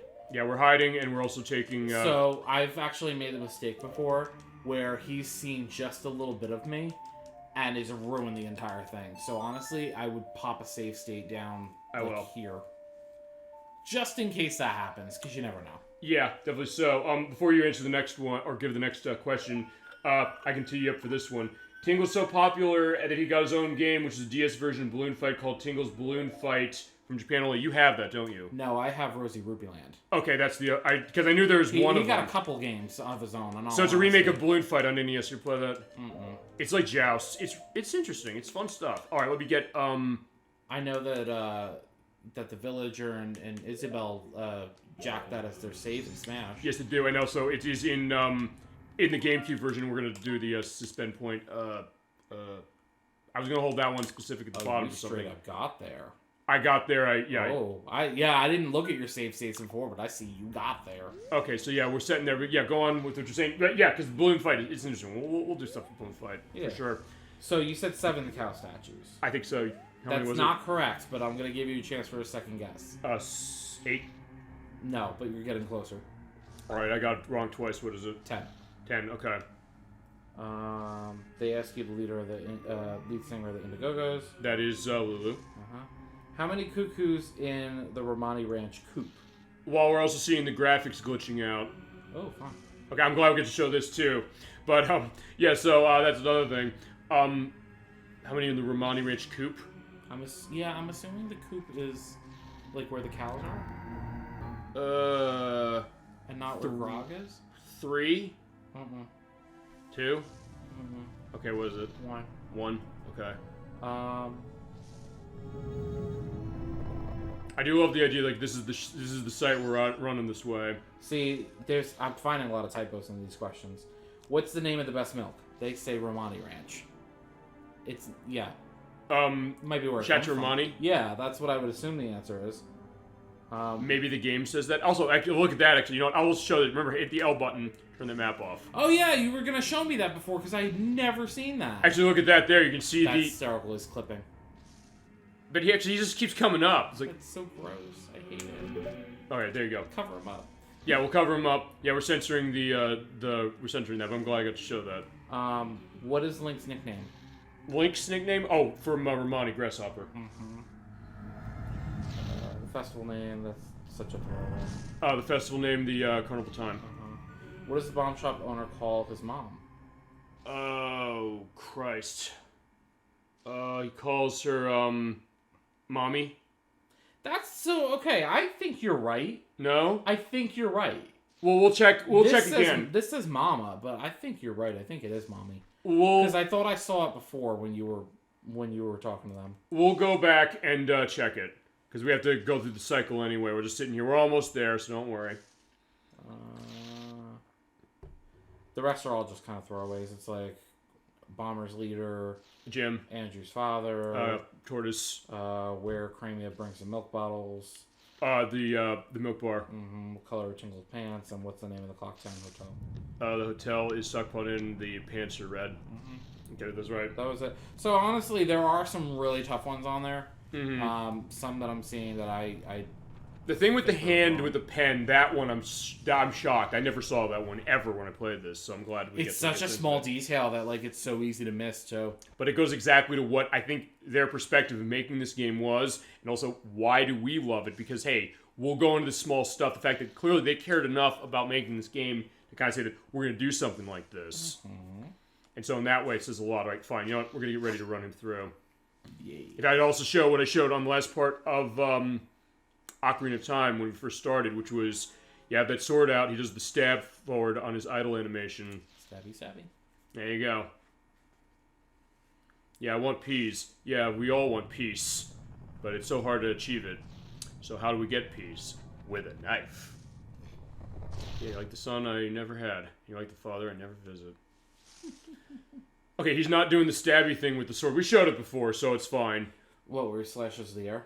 And yeah, he does that. Weird whistling sound? I put the picture when I did the thumbnail of that part. I think it got covered up, unfortunately, of Titus the Fox there, because we showed a virtual chess as far as I look back. That's the good Titus game on Nintendo 64, by the way. Talking about the bad one with Superman, but apparently an even worse one with Carmageddon, which also costs a lot of money. It's like $100 now. You ever notice that whistling sound when he swings his sword? Well, that'd be... It's like an actual, like, whistle. I don't know. I don't know if he does it. It's like whistle tips on or something. You know, like sometimes cars will have that with like their exhaust pipes. I don't know. Maybe I'm thinking, maybe it's only an Ocarina of Time on this one. No, I think we saw it in this one. Just he hasn't done it yet. And like, yeah, come on, man. Maybe it's the angle. No, he'll still do it. It's just that I think it's random what it pulls to this, because I waited a while before we started. It was the opening shot of Part 5 of Ocarina of Time. And I'll have the link to full play of Ocarina of Time, so you'll have reference to that as we go. It's like, hey, if you missed Ocarina of Time, we have that game too. We played it. We got a lot of things. In fact, there is Sakan there. He's looking back. I love the timing. Good job, Link. Your RNG worked well. So, like, yeah, he's something. Like, yeah, I'm ready to stab him. Actually, you know what? Fine. So we're getting close to the time. Good idea. Let's do this, and also I'm doing what I shouldn't do, which is holding the control like this and then doing the analog stick. Yeah, don't fucking hold it like that if you're going to be playing a stick game. You're playing, like, Kirby Crystal Swords or Mischief Makers using D-pad. That's fine. It's like, this thing, no. Also, this game does not use the D-pad. But to go back to your L button thing, yeah, you would never think to hit that because, yeah, it's over in this direction. Off, yeah, but when I was showing you Mario Kart 64, I didn't have this with me. So I said, reason Joy-Cons, like, I'm hitting that L button. It's like, yeah, I'm turning the music off. It's like, yeah, why would they put that in? Such a random thing. Yeah, and then only to show you how they bust the game that way in terms of being able to take shortcuts in ways that... Oh, there you go. So perfect. Yeah, but also... They don't do it in this game. Don't do what in this game? There's a whistling sound when he swings his sword. I thought they had it. I mean, it's there. We showed it, so that's fine. So he's opened the door. Okay, yeah, there you go. He's taking a sweet ass time because we have the slow time, but that's fine. I love you just walking in places like, yeah, I'll just do calisthenics before I go in. He's not doing anything. He's just popping out and about like that. He's like part of the scenery. He's also an accomplice. I mean, he knows what this place is. To be fair, he is shrubbery. We should turn him in because, you know, they have, like, the equivalent of the Better Business Bureau when it comes to the Decus. We got to turn him in. Yes. And then get his spot. Well, make him report to the Deku Even better. Oh my god. Roast his ass. Alright, now there is his hideout. There is also a glitch, by the way. If you go through that and spin through, you can actually run the last master you're going to get in this game anywhere. I don't know if we're going to be able to show that. But alright, in he goes. In he goes. In we go. Yeah, in we go. Not Indigo, but still same way. Alright, so, this is Khan's hideout. So. Fancy. Yeah, he stole a lot of shit here. We gotta take care of that. Also, boom, the door locked behind us. Yeah. There is the mask we're looking for. This is the sun mask. So let's go get it. That he wasn't watching his surroundings and he has this place booby-trapped or alarmed. I'm taking the dog, dumbass. That's a reference to something. What is that? It's, Legally Blonde. I've seen that movie years ago. Coolidge. I love that movie. I haven't seen it in years, though. I'm gonna be honest, that's actually the best one I've done of her, ever. I'll have a picture of that specifically. I love Jennifer Coolidge. That's the way I'll get you in. I'll show you the Christopher Guest movies. Like, I'll show you, like, Best in Show. Actually, you love Best in Show. It's basically about... It's got Jane Lynch in it. Jane Lynch is great in that. Yeah, like, I'm sold already. Oh, so you know what it is, then. All right. Yeah, no, I've heard of it. Fantastic. That was, I don't know, it's one of those that's been on my radar. I just haven't watched it yet. Okay. Well, what are you telling us to do? Is like, yeah, don't take attitude with him. So set up with the doors to zone while the switch is pressed. So it is a switch puzzle, sort of. 5 rooms. 5 rooms. Hit the switch, it opens the door, and when the door opens, you're playing as Cafe. That's also one of the things I liked about this. The fact that you're kind of cooperating this way. Well, you're playing as an NPC. Which I think is one of the only cases in maybe this entire franchise that happens. Which, honestly, he's not an NPC anymore. Yeah, I know. There's some device in this, you have to hit the switch. We have to get to the end. We have to hit this before it gets to the end, otherwise it falls down the hole and we never see it again. Into the incinerator. Yeah, so it's like we're talking certain things. Like, yeah, he's going to try and get it out of the way. So, yeah, he can only push. And by the way, the glitch for the that one mask is shit. Oh, wait, certain ones will push. Other side, I think. Okay, shit, come on. No. Good to push it on there. Oh, yeah, thank you. Okay, that was my fault, thank you. It's also why I put save state down, because if it gets to the end, you're screwed. But, and you're right, if we don't do this quickly, that goes away. I don't like... Why does she have against Cafe? She don't like nobody. She's warmed up to us, eventually. And then she goes and gives you backhanded compliments anyway. Well, but not as much recently. Not moving in the face of danger when you know it's better is just like him. Like, yeah, you want your brother back, we're gonna do this. So sit down, shut up. And yeah, you have to kill things, by the way. That's how you get in. So since she can fight, that's that element. Alright. You need to hit all the switches that are, Oh, hit that one, okay. Yeah, that's the blue one. Alright, so yeah, Link can get killing. Yeah, kill them, and we'll go in. Alright, now this one I have to push down on... Oh, I have to push the blocks out of the way, don't I? Actually, you know what? I think I could push the block onto that. Oh, wait. Oh, careful. The red speeds it up. Push it down. Push it down. Quick, push it down. But that's fine there, because... Come on. Yeah, because I gotta wait till he does that thing so I can kill him once. And now, at this point, I can push this through. I'll see if I can make this. Come on. Shit. We got this. We got this. We got this. I think. Go. Hit the switch. Yes. Nope. Okay, fell in. I'm glad we get to show it falling in, but it's also good we did this, so... I love it. It was like... My security system impenetrable without a thing for that. And yeah, if we were not playing this version, we'd be trapped in... You're there forever. We're there forever. So I'm gonna call this, you can get out and do it. I'm just like fleeing to Kremia's ranch. I'm glad I got to show this for the purposes, but you're right. Thank God we did. I don't think I've ever seen this failed. I'm glad we showed it being failed then. Yeah. Play Ocarina and get us outside. Leave him alone. Let him alone. Oh, fuck you. Alright, we'll tell you what we're gonna do. We're gonna do this. Okay. Back to one. Yeah, so, yeah, back to one. Alright, so we do know how that was. That was my fault to hit the switch. Yeah, just don't... in any of the rooms where you have to hit the switches, don't hit any of the red because it'll speed it up. I actually didn't know the red sped it up. It does, and I forgot about that. The blue one slows it down? Oh, no, blue one opens the door. The gold one, I forget what it does. Okay. Give me a sec. I'm glad we got to show that happening, though, just for the purpose of showing the struggle. Yeah, I said, if you do this wrong, you have to do the entire cycle again, so that's why we did this. Yeah, we did this for a very deliberate Yellow actually slows it down. Yellow does slow it down. Uh-huh. Okay, that's why I hit those, because I did hit the yellow ones, but I hit one of the red ones on top of that, so... Me going that direction probably was one of the ways to go. Alright, fine, let's take 2 on this. We got it. Mm-hmm. Yeah, feel free to go back to anything you had as far as, like, the...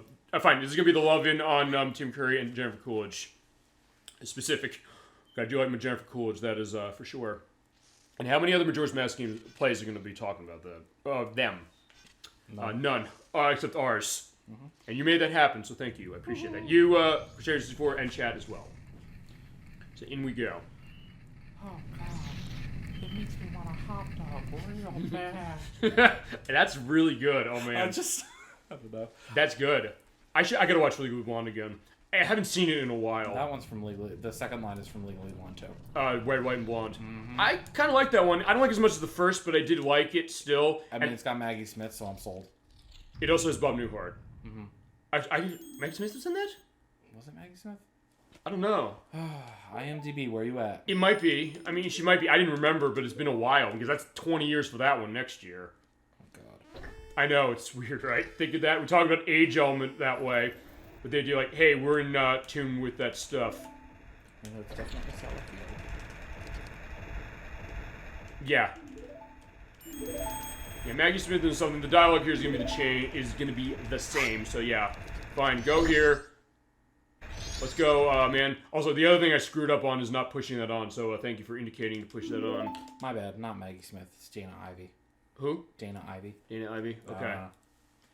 I don't know why I thought Maggie Smith. Well, I got Sister Act on the brain. Okay, yeah, that's another good one. It's like, hey, good movie rental ideas. We had that with Medics last time he was on. We're going into elements of films, particularly Undercover Brother, which made me like, I want to go buy that movie on Blu-ray. Have you ever seen that? Maybe. It's hilarious. He's like, I just started watching clips on, and we kind of went into like a shit. Oh, no! Fine, we'll slow it down. It doesn't count. But also just running on the same. Careful! No! Shit. All right, fine. We'll do this. That's alright. It's still in this room. We're fine. Also, we didn't show off the tree. I remember that with the what was it? The tree with the Deku nuts. Where was that again? Oh, it was back by the jumping minigame. We have time before we have to do this. Push that down. Yeah, screw it. I don't care. Can you push? Oh. Wait. So push the top left. No, the top right block, I'm sorry. Push this down? Top right block to the side. To the left? Yeah. And then step on that temporarily. And I step on the red switch temporarily and push the block next to it to the goal. I see. Slow it down and then push that down. Okay, so it slows it down. Alright, so it does... So it's a permanent slowdown now. Gotcha, okay. Cool. So yeah, we're learning stuff with that. Yep. All right, bye, dog. You gotta go. And then you're just temporarily running across that. And in that but case, it cancels it out.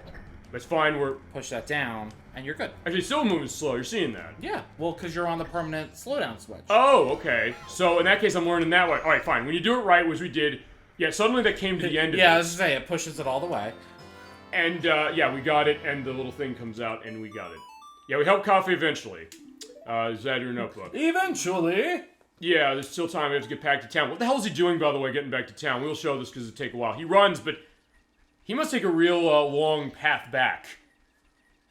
It's not really a long path back to town either. All right, we're gonna show this then because we got some time, and well, fine. We're running on slow time to start, so I'll briefly show what you're saying about the coconuts. The coconuts. All right, we got a lovely bunch of coconuts. So we're gonna show that. I've got a lovely bunch of coconuts, the diddly-dee. Here they are standing in a row. Oh, you know the whole song. That's awesome. From the most I know of that is of the TV show The Critic, where they did a joke on the third movie, the third Arthur film. Okay. With Dudley Moore, but the idea is like because he's an alcoholic for so long, he has cirrhosis and is basically gonna kill him in 6 months. And then he says, like, yeah, after seeing this movie, the only thing I share with him is the dry heaves. Like, Jesus Christ. Yeah, they were really fucking dark. No, we're not saving this. No! They do default a no. So we're pointing that out. Okay. Alright, so we're swimming back here only because I want to show what he was indicating, because, like, that's what we do. We want to show weird stuff on this show or things that he mentioned. Let's do that. Just keep swimming. Just keep swimming. Yeah, just keep swimming for the Finding Nemo, Finding Dory element. Just keep swimming. Alright, so let's keep going. There he is. Yeah, there's the legs. I don't care. Oh, you wanted to try it so badly. Alright, can we see it from here? Can you do first person? Yes, you can. Okay. Yeah, they're there. You can see with that blue flashing. Hopefully that's not giving you a seizure. Trigger warning. Well, I don't... Oh, look. Have you ever played Wizard of War? No. We played it for the Midway Arcade Treasures 2. It's in that. The effects on that are so insanely strong, I didn't know. I was like, I put a thing for that. That's like the barometer of the worst when it comes to flashing warnings. I'm not going to necessarily put on this one. It's like, that's just weird as far as the effect. That was slight, yeah. Yeah, that was hard. I mean, look, if it's bad for me, I'm like, okay, I want to put an indication in that one. Oh, yeah. Wizard of War is, and it's weird because when they re-released that, they didn't tone it down. None of the versions were able to tone that down.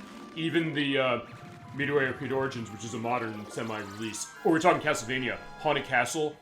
They ported that modern.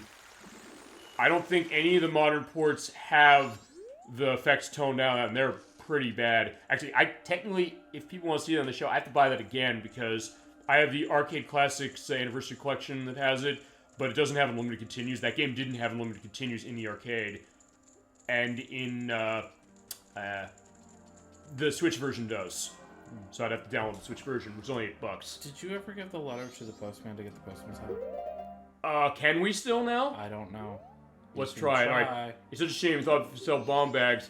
He does! So I knew it was mommy. So the guy is wrong. He calls her mommy. I mean, there was a couple of places where... Don't bring up bomb bags in the middle of the night, but it's like asking to get mugged. It was like, we have to have her get mugged, unfortunately. Because here's the thing. The reason we have to have her get mugged, by the way, is that if she's not mugged, then Cafe will not know where Sakan is. He won't come into the curiosity shop to say that, you know, here it is. It's all coming together. Yeah, so that was what that was about. Okay, so. Is he gone? Let's see this. He's praying. Oh. You can! So we're saving time on this game. Yeah. Okay, so we can do it. So, alright, we're gonna finish this game actually much quicker than I thought. There's high priority mail seal. Actually, wait a minute. I guess fine. We have to wait for, oh, no, I don't want to do that. I want to do that. I don't want to fly away. Unless I'm in a building and it doesn't let me do this. Because it doesn't let you do it when you're in the, hotel. Right, but here it is. Apparently at the post office you can do it. So yeah, fuck the hotel. We're, go to the post office. You want to slow, time down. Or get moving. Does he give you the hat now? Or he doesn't give you the hat. He has to go to see, Madame Roma first. Oh, I don't know if we're gonna have time. Oh, shit. We're gonna cut this. We're cutting this close. Okay. Just in case. Oh, boy. I think we're gonna be fine, because remember, here's the other thing. This cuts it close anyway.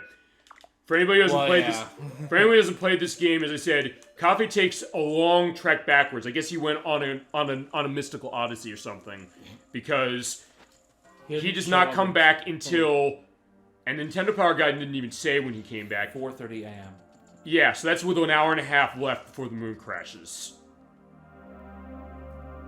So yeah, we have to go in there. Actually, you know what? I'll show one thing since he's not going to be. Well, maybe he won't, but I have bunny mask, so it's fine, or bunny hood. So you have to go in here and talk to Anju. She said she's gonna wait. Everybody went and talk about the atmosphere it creates. Yeah, she's still waiting, and the lighting. Oh my god! But first, we're gonna get. Why is there fog? Fog where? When you walk on the room, there's always fog. Is that in the N64 version? Is this a case of they didn't emulate? Both. Okay. I just want to make sure, like, I remember this room just being especially foggy. I don't know if it's the light coming through that window. Probably. I would think that might be the reason they're doing that. Look very foggy.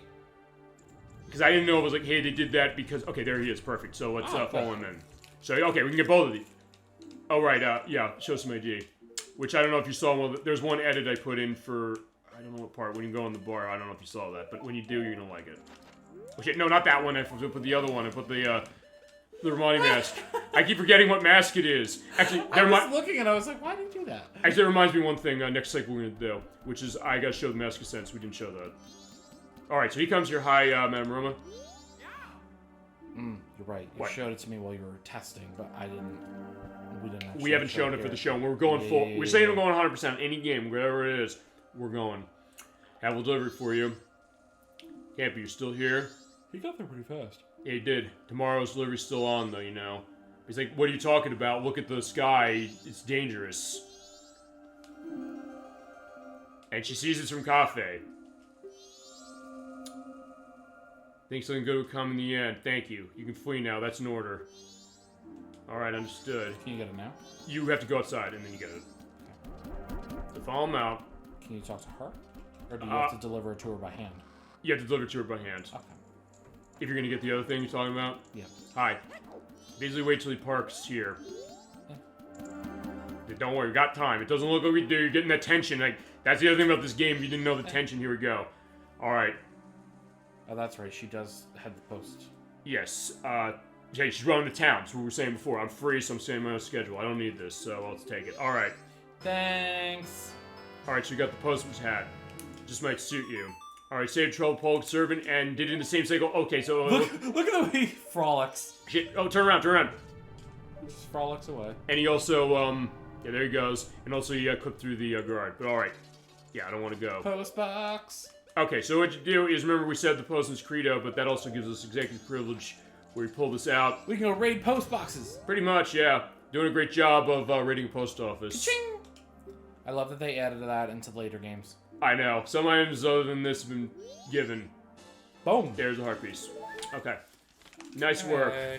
So.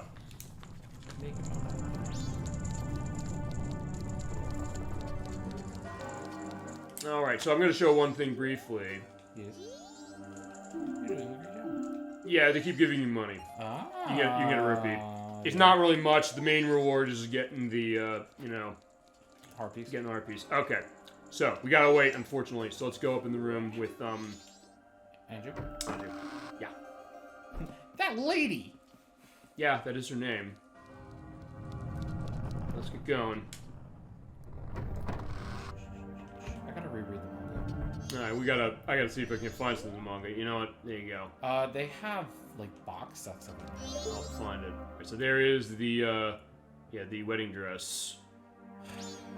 What are you thinking on this? It's a pretty dress. I hate that they have these mask cutouts where it's the creepy eyeballs. I mean, I think that's the idea of what that is, but also I guess to emphasize So hollow. the melancholy of this, the nervousness of, oh my god. I'll tell you when I first did this quest, this is one thing that did stick with me. I looked at this and I said, oh my god, he's not going to make it in time. This thing is going to crash. We're going to be in trouble. And the idea that, in her case, she's saying, you know, I know what's going on here. I'm sitting here because I love him with all my heart, and I'm going to...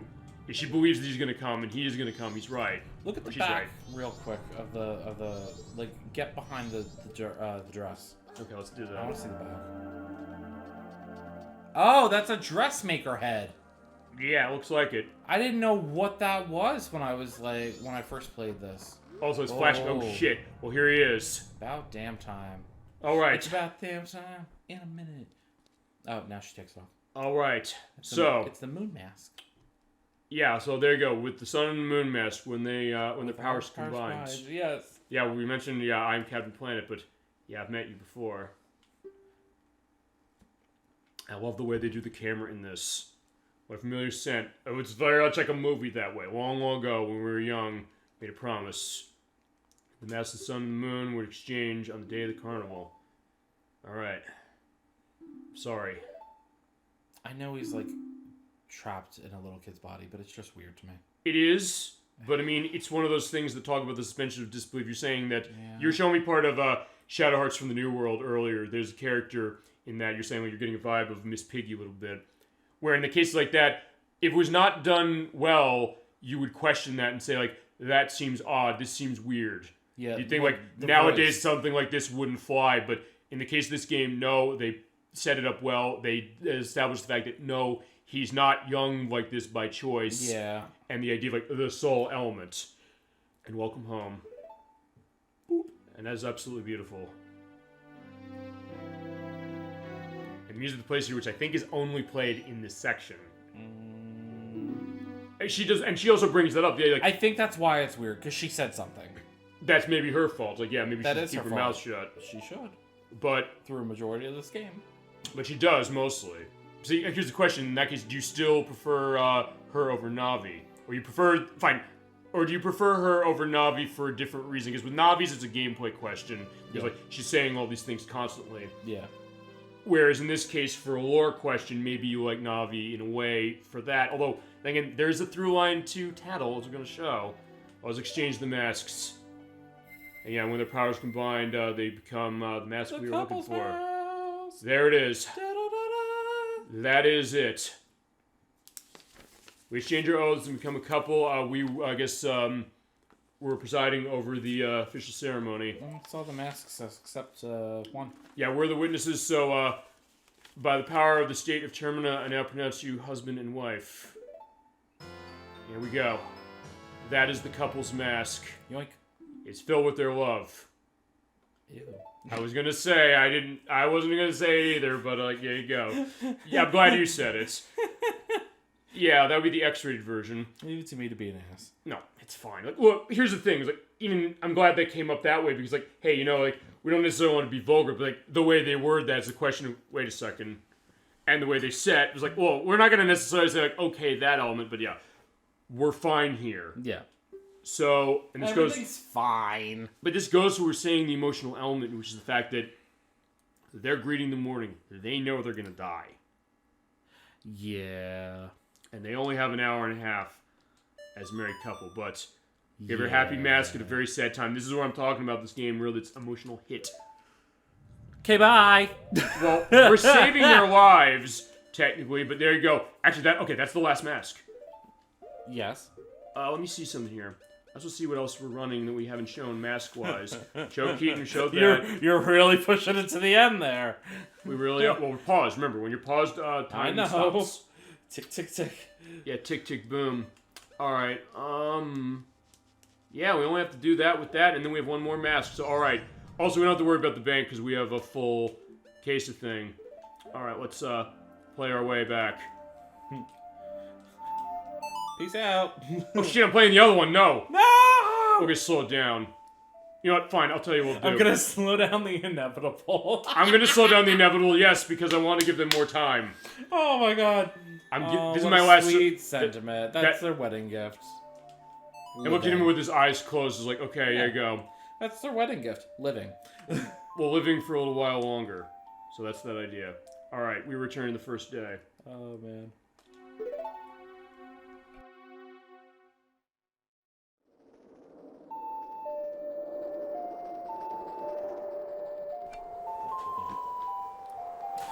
Okay, so we are going back in time to the first day. 72 hours remain. Alright, let's slow down time a bit.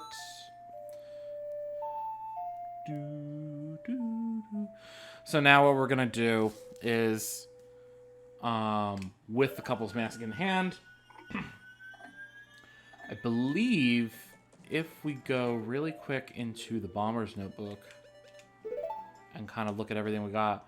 So we have the little red ribbons for everyone except for these two. Oh, we got one more thing for her, which we have to take care of, but that's not a big deal. But we're gonna go take care of Mayor Dotor real quick.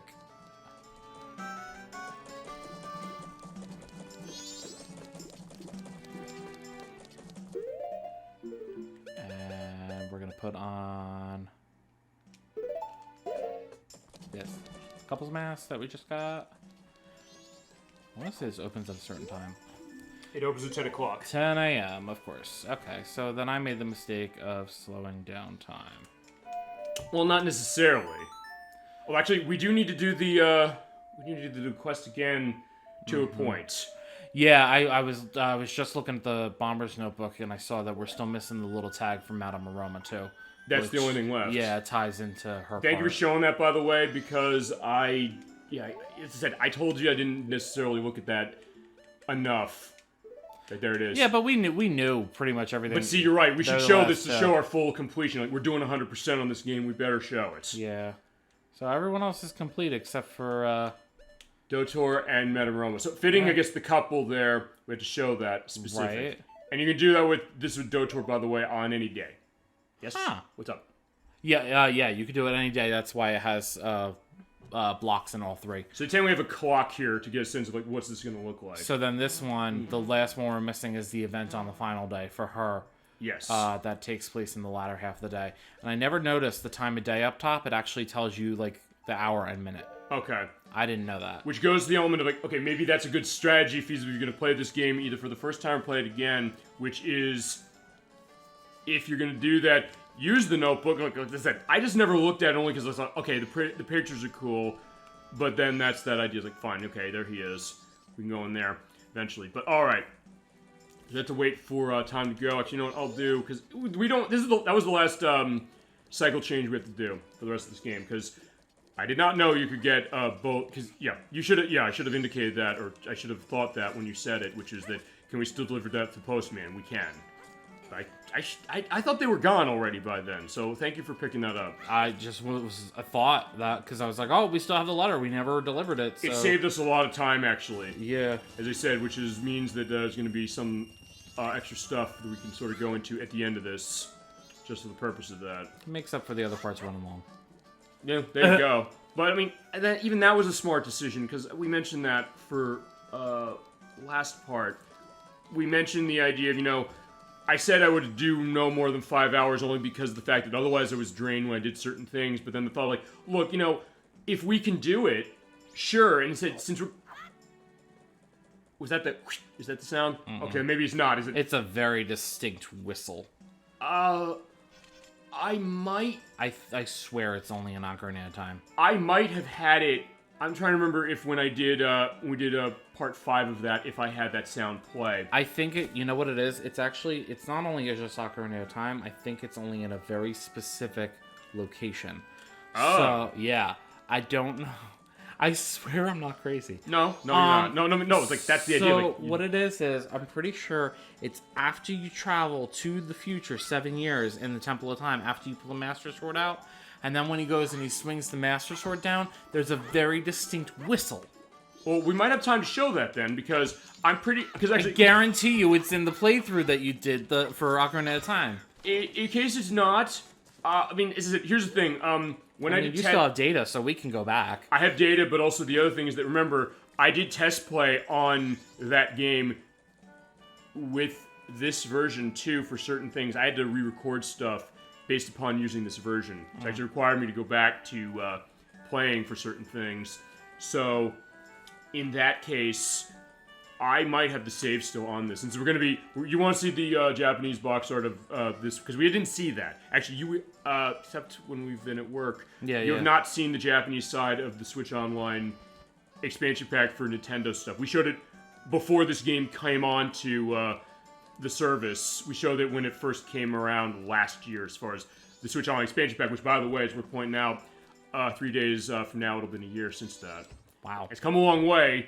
In the case, like, I guess it's rationalizing. That was weird how he kind of went faster that way. Which is, bother. Also, can I talk to her? Actually, I don't think I showed this, so I'm glad we did this. So yeah, he's been pointing to meet Madame Roma. Fine, just go in. Alright, so, as we saw before, they have their big debate. It's been a long time since we've been here. Yeah, part 1, I think, was the last time, and that was a great case of it. So yeah, they're having their argument. He doesn't know what to say, and he's like, as soon as they mention, like, your wife would want this, like, no, don't bring my wife into this. So, let's wear the couple's mask. Boop. They stop. Huh. I love that shot, too. It's like, wait a second. I can see his nose. And his mouth is just totally open. It's like, he just has it there. He didn't even, just, like, sticking there. A couple's mask. What a nice reminder. So a young couple has been married. Yes, it has. And fitting will do. Your son. Do my wife flee? So now they're thinking about that because, like, hey. Family. Yeah, his family because, like, hey, there's somebody who got married. What? And they say, like, fine. That's where he gets the courage to say that this is exactly the spark to say that, saying that, as I'm saying, it's a fair argument in terms of the thought, like, what should we be doing about this? But then it comes down to the element of what happens as far as our family's concerned, regardless of whether we want to do this or not. Let's take care of our families. But, fine. He's sort of arguing, saying, well, Mr. Mayor... Maybe he doesn't have any family here. Maybe that's the idea, too. Yeah, whether you're stubborn to stay guard your family, or you prefer to go and seek shelter, your choice. Yeah. And your terms are agreeable. And with that, thank you for putting all that pointless bickering. Adults are so stubborn. Although even he was kind of paralyzed by fear. The thought, like, hey, if I don't say the right thing for this, they're gonna toss me out or something. You gotta take sides. Here's a totem of gratitude. Yeah, there we go. There's the heart piece. Also, yeah, look at that. It's fully, white as far as the way his mask is. Might run unreliable mayor. Is he? I just like the fact that he calls himself out. At least my family can depend on me. I want to protect my wife. Alright, saved him a tedious meeting. Okay, right. One last thing we're going to do, because we do have to do the stuff with, Now they're standing outside. Yeah, yes, the business. Okay, yes, we do. Oh, wait, hold on. I want to go back to that. Yeah, that was new dialogue. The what you would call it? Yes, I do want to hear them again. So. Mayor left is the mayor's office. Mayor right is the drawing room and also Madame Roma's office. Oh, damn it. I have the dialogue. It was something about it sounds like the meeting actually ended or something. I'll put the pictures of it, don't worry, because that's the other thing is like it'll be on screen long enough I can just put it in specifically what it is. I'll keep on Viskin here. Enough for that. The mayors are absolute, he's talking to the wall. Or by the gate guards still standing by. Standing by, right.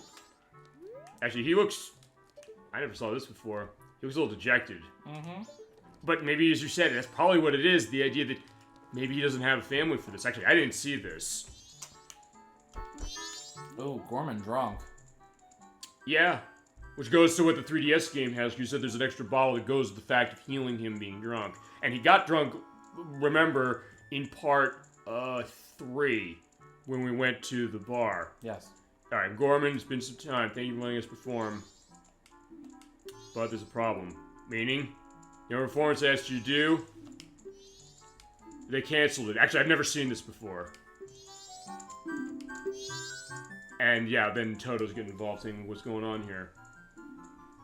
I was supposed to be working at the show too as the manager of the Indiegogo, so there they are, ElecVerse and K. That he came in this morning. He was coming in 12:30 flight. Yeah. And boy, are his fins tired. Yeah. Actually, there's been an unusual accident in Great Bay. And due to that, Lulu, the diva, and the Go-Go's lost her voice. But why? Well, their longs will spare you, but at any rate... Well, you know, chat, and everybody watching this because we showed it, but he has to cancel it.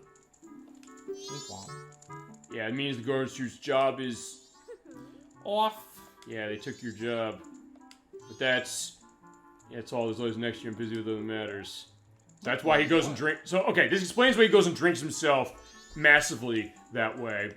What should I do? Or what should they do? There's only your face that's annoying me right now. I was like, yeah. I was like, yeah, there you go. Is that the right way to indicate that? Savage. Okay, fine. She's probably upset because of the fact that, Her son's missing? Her son's missing. So, okay, that makes sense to that.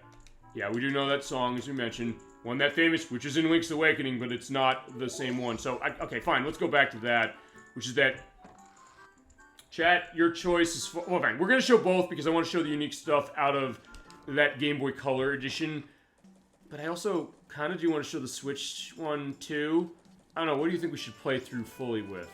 Sorry, what? For Link's Awakening, we do that. Which version should I fully play through? And I'll show the extras for the other one.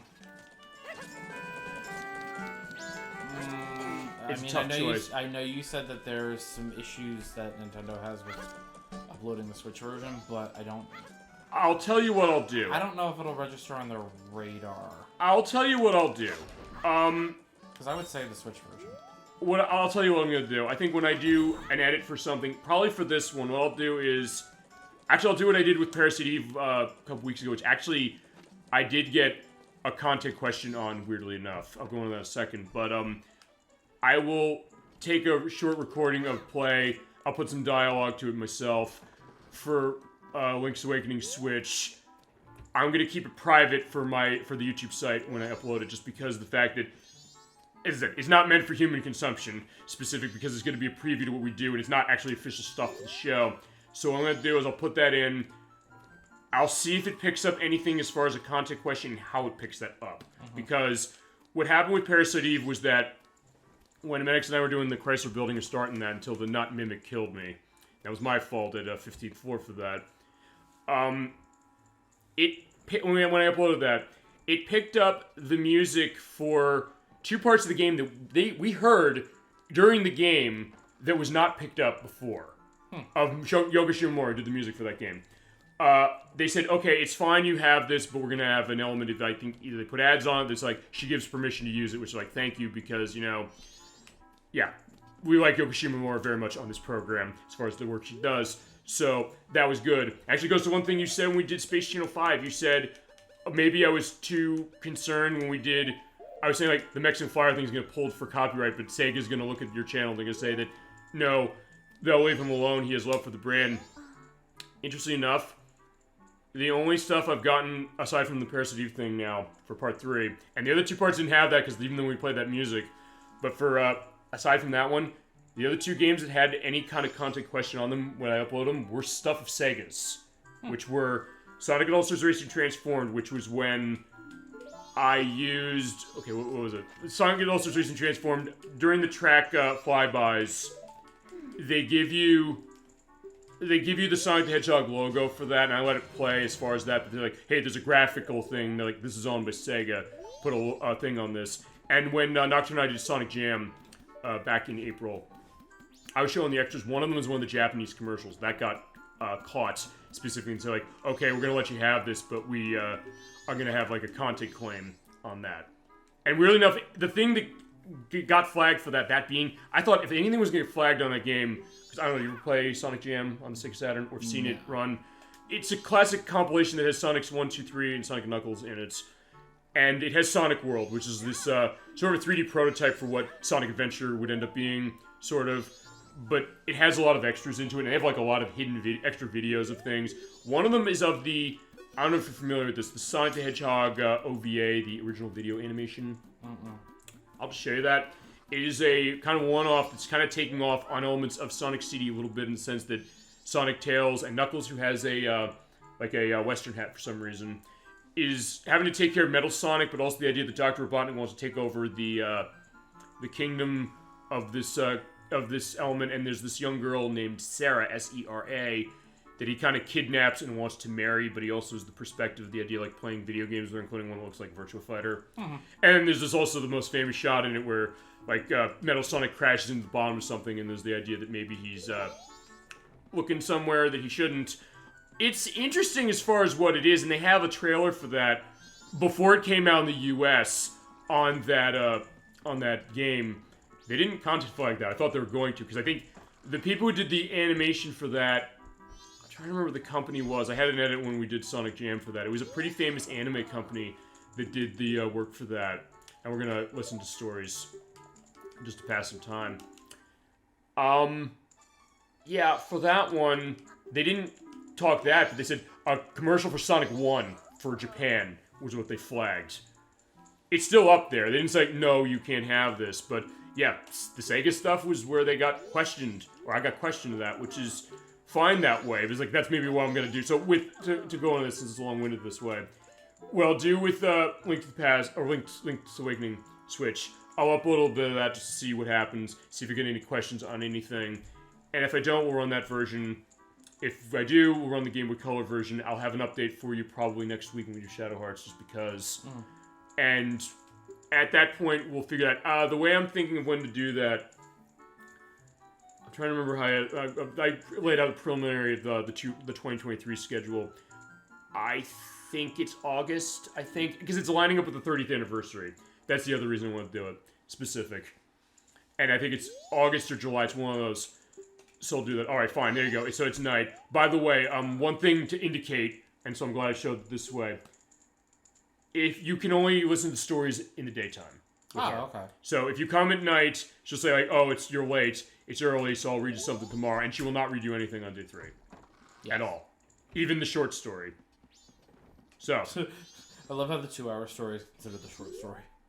Yeah, pretty much. I mean, fine. I guess it's short as far as she's concerned. Also, let me get out of the way of the the plant. I'm just grabbing another bottle of water. By the way, thank you for covering for me.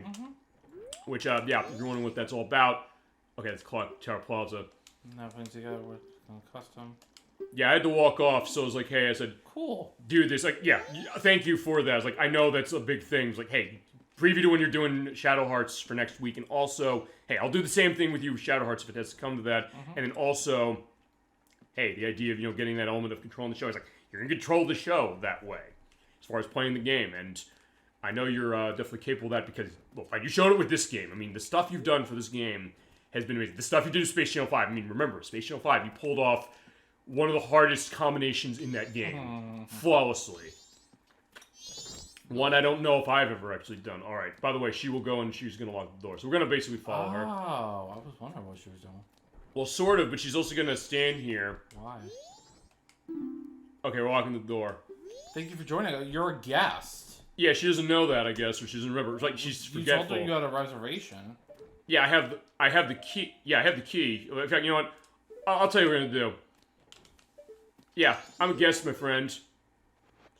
Yeah, exactly. That's the idea. It's like, well, she's off in her own mind. And you don't give zero fucks. But then again, it's also the quick. Well, yeah, even like the way she's sashaying away, or well, we played Metal Gear Solid 1. I'm thinking like following, Meryl Silverberg in that game. If you ever played Metal Gear Solid, it is that's another great play we had, and one that I think kind of solidified what I want to do with this channel as far as the chat experience, because ElecVerse led us through that pretty amazingly, and Protorova as well, because he wanted to see this, and then also the idea of multiple part shows, including part 2, where I had that game for multiple years. I think I told you the story. I don't remind me if I did or didn't.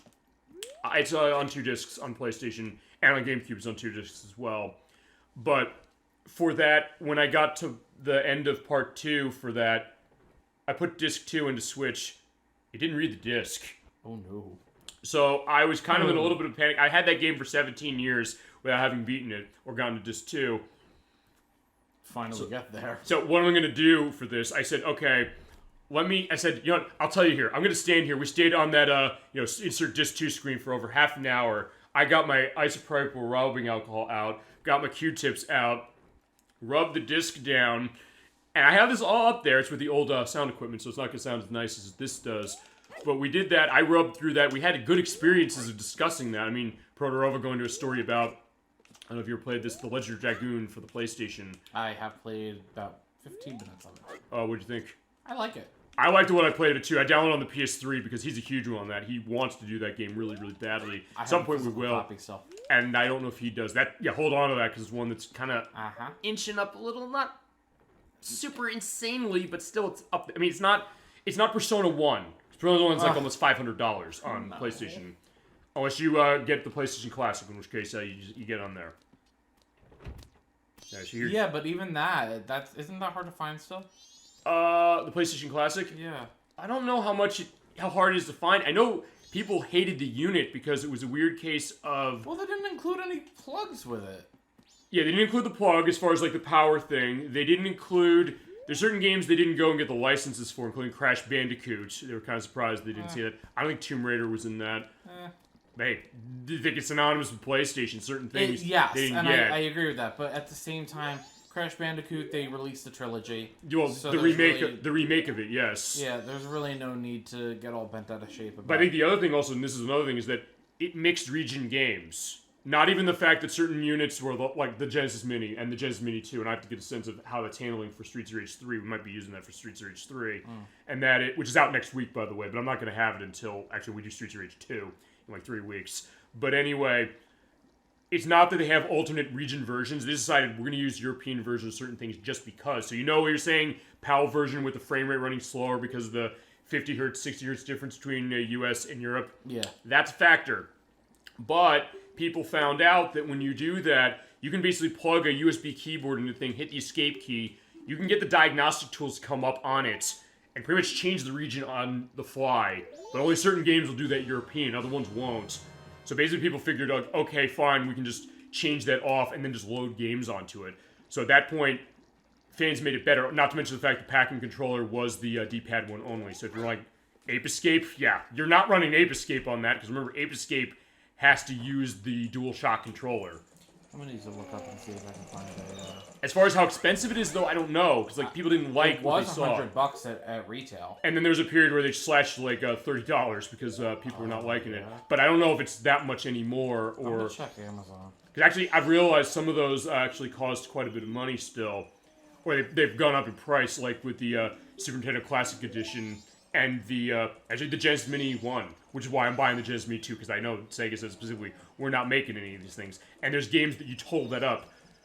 It's a unit that's a little over $100 for, but there's games on there, you total up how much they cost in their form now, it's over $1,000. So I'm saying, like, yeah, you bet I'm going to be buying that. Also, let's get ourselves going to the next day. I found one for $84. 84. Actually, okay, fine. Let me do one other thing.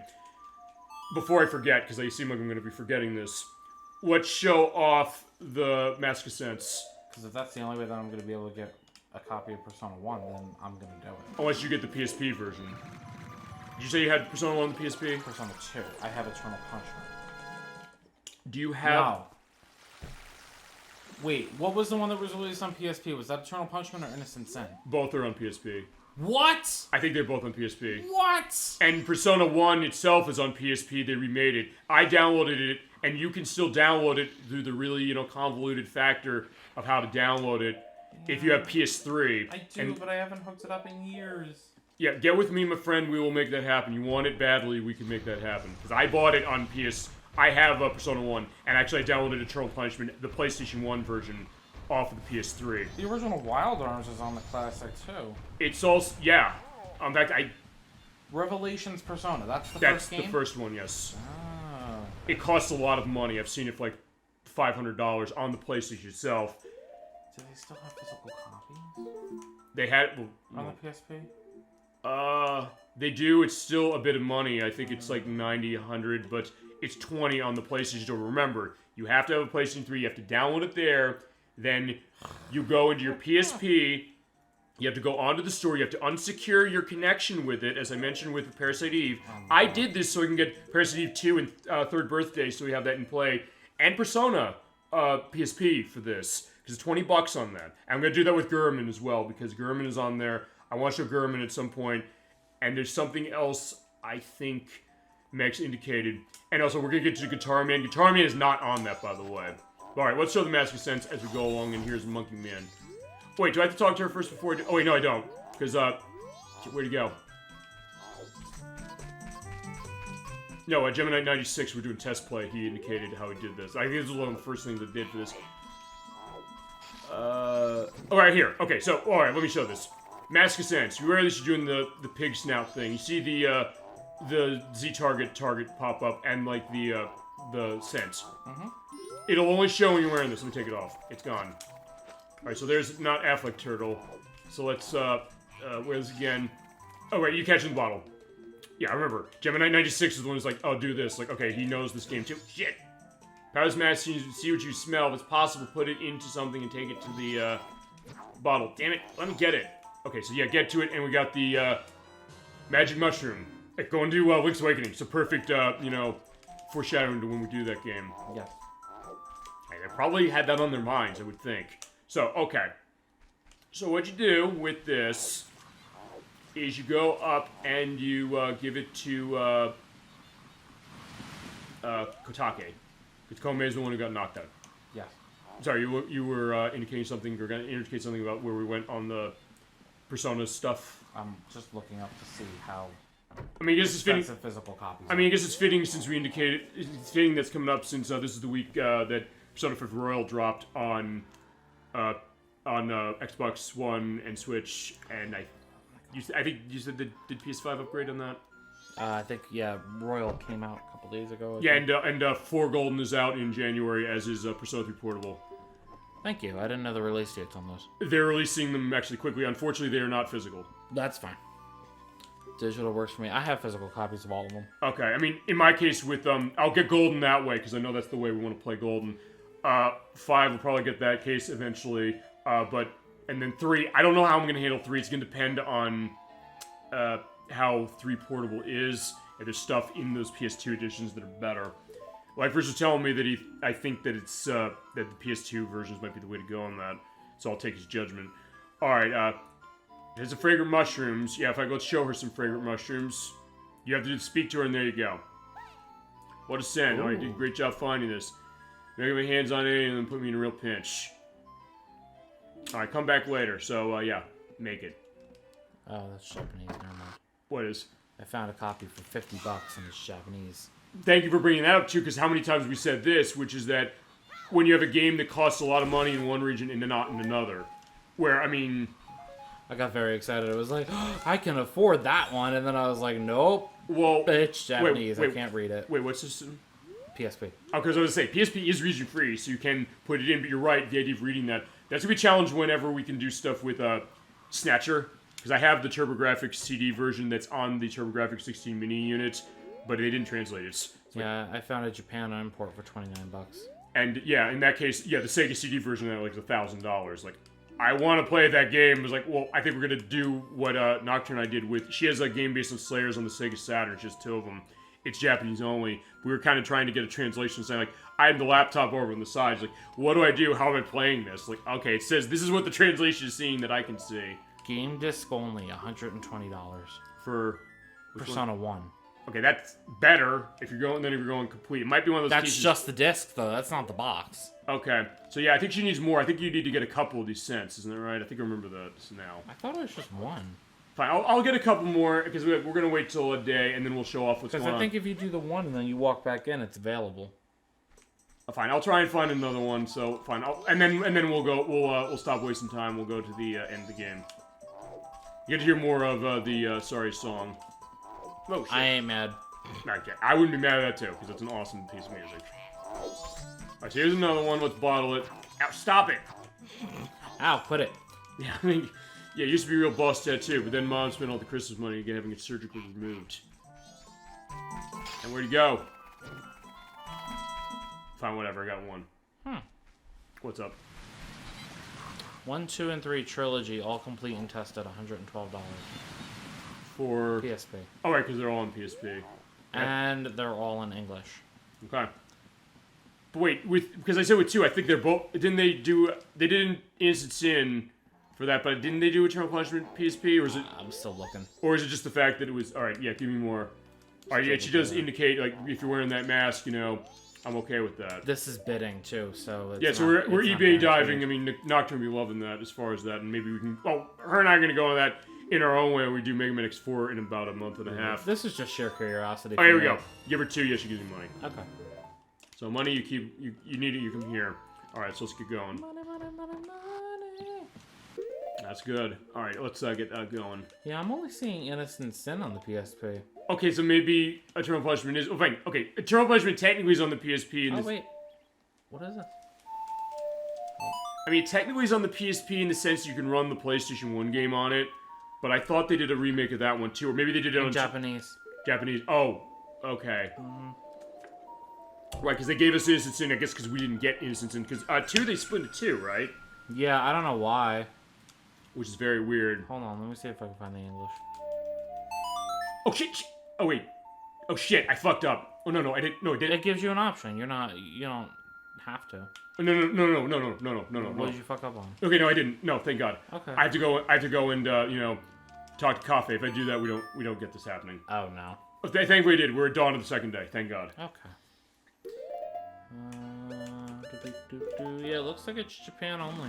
Okay, so Innocent Sin was Japan only on PS1, and Eternal Punishment is US only on PSP, right? No, Eternal Punishment is PSP and Japan only.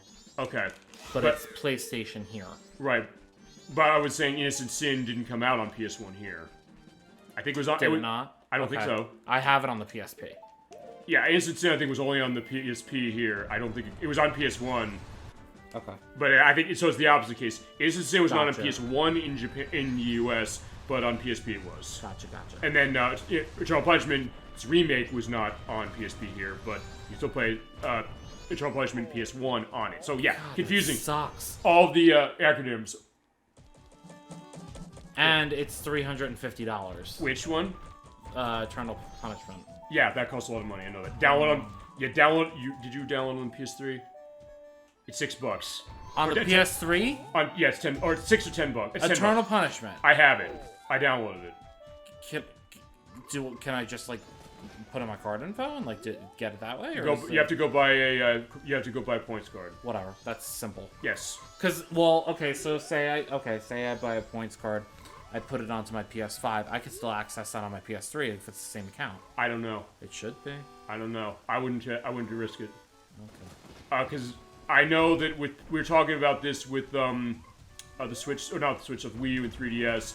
The fact they turned off credit card usage for shop and they turned off points card usage for shop. For PS3, they turned off credit card use. Well, no, they turned off. They turned off credit card usage. They said you have to either use points card or go online. I went online to add funds. It didn't work. Why are they gonna make shit so complicated? I know, but that's also the other thing we do on the show. Like, when a game costs a lot of money and you want to play it, what's going to be the option? We're going to get into that with Majora's Mask, because Majora's Mask is another one that, if you're going this on Nintendo 64, it's almost $100 now. Really? I saw it at a used store. Which version? Nintendo 64. No. But the Hollow or the normal? I think I saw the Hollow one. I think it was about $80. The Hollow goes for a lot. The normal I didn't think goes for all that much. No, we're saying the normal, because saying the Hollow, you're talking about the lenticular thing on the front, yes? Yeah, because I have the normal version. I think the normal version is about the same. Really? Or if you want to fact check me on that one. It's like, we have time to kill while we're waiting for, to go back in. Because this is basically just, we're just pretty much talking ourselves as it is, and I don't think the end of the game is going to take more than half an hour. So, yeah, go ahead. And 64. It's cheaper on 3DS. If you're going for the cheaper way to get this, it is on 3DS. Or, it's 50 inferior, bucks though. Yeah, exactly. So the question is that, if you want to play it this way... $62 in a bid, currently, for Hollow. I saw it for like 90. I think it was at a... God, I'm trying to remember where it was. There was a game store, I saw it in there. I was kind of taken aback a little bit. I also mentioned this last time. We're talking about the Clay Fighter Sculptor's Cut. I said even 63 and a third is like about almost 100 now. Yeah, a lot of which is them shocking. Like $60.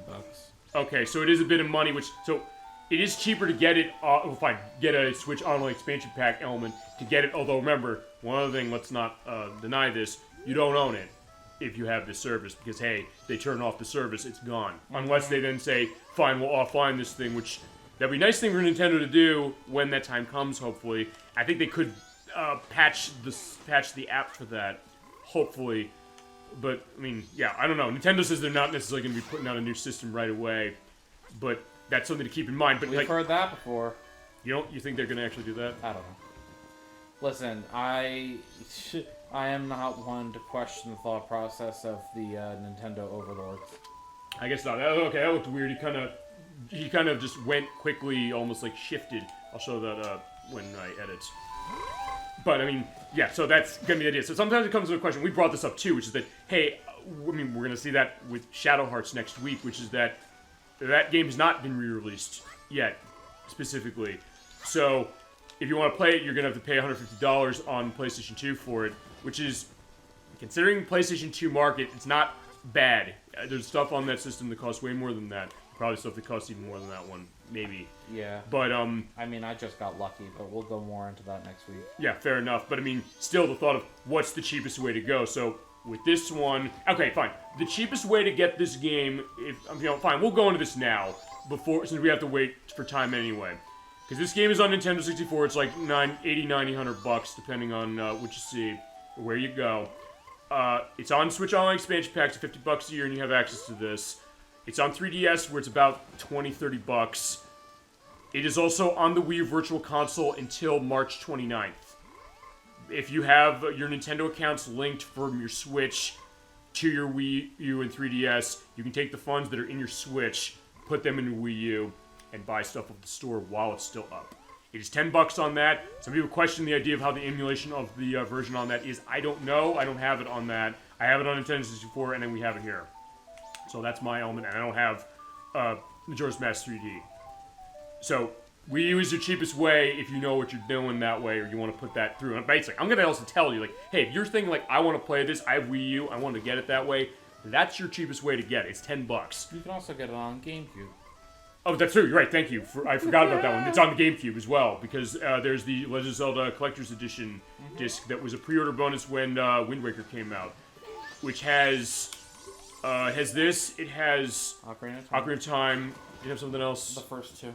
Zelda 1 and 2. Okay, so, which is like, I think $50-$60 now, maybe a little more than that. I can't remember how much. The GameCube market is a weird one, because, I mean... Yeah. I told you that... you get everything from all different ends of the spectrum. And it actually was worse a couple years ago. I almost was comparing the GameCube collection element to Sega Saturn almost, because Super Mario Sunshine was like $80. Now it isn't. It's like, it's almost $50. It was like... I must be getting lucky on certain things. Why is that? Because I feel like I didn't get these when they were, like, that expensive. These what? So, like, I got a copy of Super Mario Sunshine, and it was nowhere near that price. I bought it at a Target in Virginia for $20 because it was the greatest hits version, or the Player's Choice version was 2005. So I've had that in a while. I forget how I even got my copy, to be honest. Games just kind of came into my possession over the years, and I'm just like, I don't remember where this came from, but I have it now. But I mean, it's also that idea. Actually, it's funny because I know there's a channel I like that I showed you. Like, yeah, I'm not feeling this dude, Uncle Derek from Stop Skeletons from Fighting. He had a new video out today, which actually was an interesting one. Even though you're kind of in on him, you might find it of interest because he kind of goes into his philosophy of showing like the game room that him and producer Grace set up, and they basically are going into the idea of games he picked up, how he picked them up, in the sense of just. Wait, I delivered the mail, right? Okay, good. Yeah, I just heard him. I was like, wait a second, where is he? Okay, good. I was just like, I was making sure I didn't miss it. Actually, no, the other thing I'll also show is, Season Night, I'll also show the thing in the window. Oh, yeah. Because I didn't. Because basically what they're doing is, he was saying, like, how do I find some of the stuff for cheap, and there's other things, like, other pickups he's had, specific, but he also said, like, basically the way he does it, he'll kind of go bargain hunting. There's certain things he'll just go for, even stuff you'd think, like, you're not curious about. One of the interesting things he mentioned, you might react to this interesting in this way. The Just Dance games. They're on the Wii, they're still making them on the Wii. I think they're still making them on the Wii. 2020 was on the Wii. It wasn't on the Wii U. Wow. It wasn't on the Xbox 360. It wasn't on the PS3, but they still made it for the Wii and the Switch. I have it on the Switch. I know you have it on the Switch as well. I have all. I'm up to current on this. He said I want to collect every single one on the Wii, but you can basically go and find these for like a nickel. I mean... But weirdly enough, sometimes that's a question, because even like the Rock Band games, those instruments go for tons of money. I have the converter thing for 4 on Xbox One that doesn't work. That's a $400 device now. I don't know what I'm going to do about getting that running, so I can use my 360 instruments on my Xbox One. Yeah. But also, the other thing is that the instruments cost a lot of money. Even Rock Band 3 itself is like $40-$50 now, almost as much as the disc itself cost when it came out. Jeez. Which is not awful. I mean, it is probably one of the best music games ever made by human hands. So, yeah, any price. I mean, I paid $100 for that. Actually, like we're saying, his birthday was October 26th. That was the day in 2010 that game came out. So he shares the birthday of the PlayStation 2, Rock Band 3, and Majora's Mask that way.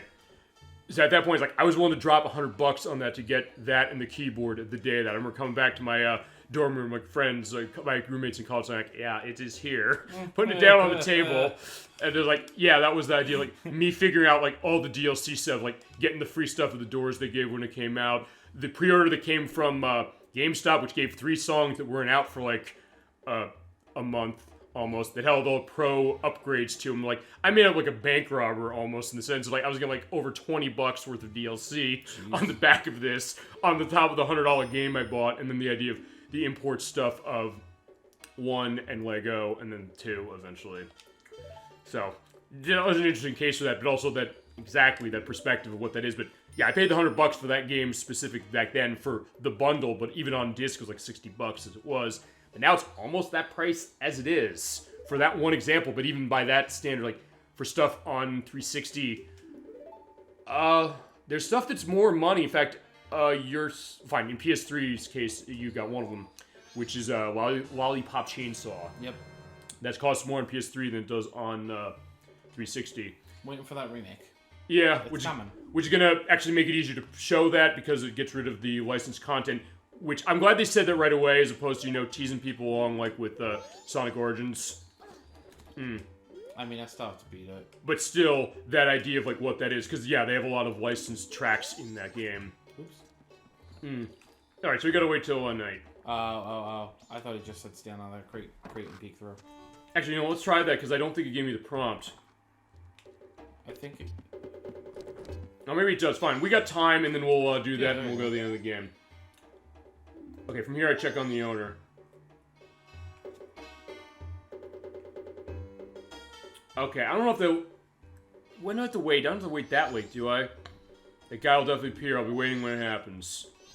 What do we just have to give the, pendant to Andrew? Yeah, we do. I guess we do. We do have to give that to her for the purpose of, I guess. I'm gonna fine. We may as well. Hold on. Actually, we're gonna get 5 hours of this game anyway, Next so... time Andrew's working, stop by and drop off the pendant. If you visit Cafe's hideout during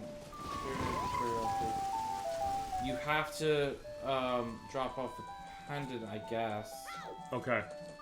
And then wait on day 3 between 1 and 6 to go back to the hideout. Which is fine, but I'm also trying to get a sense of when in between, because I can see that cutscene coming in from that view. But maybe not. Okay, so... Yeah, we met him again. Sorry, we only had to do this twice. I don't know if you had to give her the pendant, but... May as well. Cover all your bases. Cover all bases. Yeah, you stay here. I mean, we're making this canon sort of... We're going to assume that, for the sake of argument, we helped him get it that one way. He'll handle it himself this time. And then we'll go up and save the world and all that. What cutscene are you trying to view? I guess the scene from looking in that peephole and seeing Sakana. We showed it the other way. I know it was night of day 2. We saw that. Okay. He comes and offloads the bomb bags. You know what? In this case, for the purpose of this, let's, I'll wait until it gets to this, and then we'll do that, and then we'll get that. I'll deliver the mail to her. Alright, we get a free Shadowramani for that, and then we can show off what that is, because we have not shown that yet. Darlog just saying, like, when are you going to show off the Shadowramani? Is like, we're showing off now. But first, it's time for swim. Oh, wait a second, hold on. Hold on. Oh, I can't first person here. You're seeing that, though, over there. There's rupees over there behind the gate. The rupees are hearts. Something. Oh, fine, there's something. They're red something. I do see them. Because, you know, on one of the days, they dropped the rupees there. In fact, there they are. There's one of them. Well, it's now. Oh, wait, hold on. Now it just did it. Oh, so... The night of the second day. So it slipped out through the, yeah. Slipped out through that. Okay. Yep. Alright, that explains it. Well, we just found the, There's a website. Or, no, it's a YouTube channel. And I have to find it for you, but I think you would be really intrigued by it. It goes through... And actually, I found it, and I didn't quite like it, because it made me feel very uncomfortable. But it actually, like, shows you beyond the borders of maps. Okay. In games. What's going on? Yeah, like, where, like, things are sitting before, like, their cues are to come out. So, like, in a game like this, I think it would be really interesting to see. Okay, awesome. Yeah, it'll be in the link list below when we edit. But I looked at it for... What's that in the water? What's what in the water? And then that. Oh, that? Fish? Well, there's fish there, but... I don't remember seeing those. Not that we can get them. Well, actually, wait a minute, can we? I don't think... We're getting everything we can out of this game, damn it. So... Oh, wait, no, I'm wearing bunny hood in here. I can't, I gotta take it off. I don't know if you can get them, because Well, let's try something. I don't think they're that type of fish. I'll tell you what I can do. We're gonna jump in with Mikau and, stand on the bottom.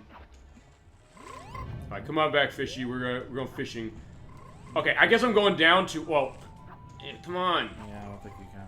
Yeah, they're not that type of fish. I think the only fish you can get is the bluefish. It's not gonna be like Mystical Ninja Star and Goemon, which I'm restarting that in a few months. Going with the Zelda thing, another one that costs a lot of money, and another one that if you like what you're seeing with both these Zelda games, you're gonna love that one. And I started to play that 2 years ago, actually, but I let it hang, and I was like, we're not letting it hang again. So first game next year is gonna be that. But in that case, you'd have to do fish capturing as well. Actually, part 1 of that game that I have uploaded on the YouTube site shows that happening. But we're going to do that part again, because it's been so damn long anyway. Yeah. So, fair enough to it. But yeah, so the YouTube channel, the one that I watched, it was, like, right around when Metroid Dread had come out. Okay, so that's pretty recent, like last year. Well, yeah, last October. Because it's not, right? Yeah. It came out last October? Yeah, it's a year about since that one. Yeah. So, I was watching it, and I had already beaten it, so I was like, oh, let me avoid the spoilers, you know. Of what, Metroid Dread? Yeah, because I was like, oh, thankfully I already beat it, so it wasn't like, you know, I was going to have anything spoiled for me. Uh-huh. But, it showed me, like, the boundaries of where the Emmy robots were. Uh-huh. Like, before they got released. Okay. Yeah, it's just, it was just very unnerving, made me feel very uncomfortable, because you already know that those robots scared the hell out of me. They did to Nikki when she played it as well. They when I saw it, like, oh my god, so much anxiety. Well, and we mentioned that, well, actually fitting, because LifeForce mentioned he got back into Super Metroid, and he was going to go into Metroid Dread, so fitting that way. We'll come back to that discussion, which is the horror element of Metroid. You think, like, would Metroid necessarily be a horror game? But in some ways it kind of is. And I think Dread might be the one that makes that the most overt. That scared the hell out of me. I don't like the, you know, and I'm sure I'm not alone in this, but like, I don't like the feeling of being chased. Mm-hmm. So it comes down to that whole thing where, listen, it did its job. It created the tension that it was supposed to. It made me feel unsettled. And I was always, like, kind of waiting for, like, the worst thing to happen. Right, like, when's the next thing gonna come around? Yeah, speaking of which, knock knock, come out. We're waiting. Story time? Huh? Story time? Story time? Yeah, story time. No, I mean it's stock bot in. Oh, right. Show the fact that it's not happening.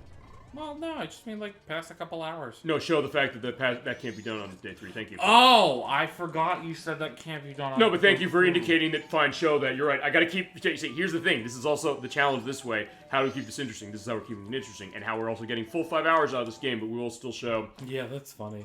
We're like, oh, yeah... Oh, right! This is the other thing. Right, her mother comes here. Sorry, we're gonna take refuge in Union like the others. She run too. It's Smitty's fault. Actually, I'll also show you one other thing. So, thank you for reminding me this, because I come here. Let me show her. Oh, shit, you don't like him. Yeah, we did see in that cutscene this. Show her the mask. Oh.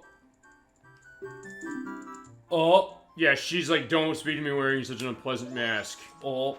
She's like, yeah, like, fuck you. She real unhappy. Yeah, she. That's I believe the only mask she has that reaction to. I believe. I would think so. Yeah, here we go. You're having a picnic. Oh, look at that. So, alright. She won't read the story today for that reason, and if you go over there, she'll be upstairs in the house. I think that changes if you don't save her money. I think. So fine, in that case, that's what that's about. I think that's the only one, unless... Yeah, fine. We could say she's a pig or something like that. Right. Yeah, she doesn't care about that one. So I think the only one that she really gets mad about is that. Or the other thing I say, like, well, we can blow her up. Remember, when you're in a house like this, yeah, the exploding doesn't work. Boo. Yeah, so it's like I don't know, what Link is just gonna kill her? I mean... That would be a tattle thing to do, maybe, but, well, Or I don't know if Tattle necessarily would care. He's a homicidal maniac. Or she is, right? No, I'm talking about Link. Oh, The maniac is in the mailbox. that's a movie, isn't it? No, it's from SpongeBob. Oh, okay. Yeah, I didn't do it in the right voice, though. No, it's fine. Patrick says it. no. This is the mailbox. Like, yeah, I'm not good at that. We'll have to do that. What, Patrick? Yeah. Oh. SpongeBob, the maniac is in the mailbox. Okay, that's even better. Yeah.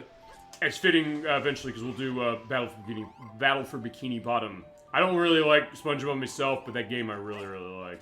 It's maybe one of those things, like, maybe I'll watch it more now to kind of get a perspective. Like, maybe I was wrong. Giving another perspective. We mentioned that before.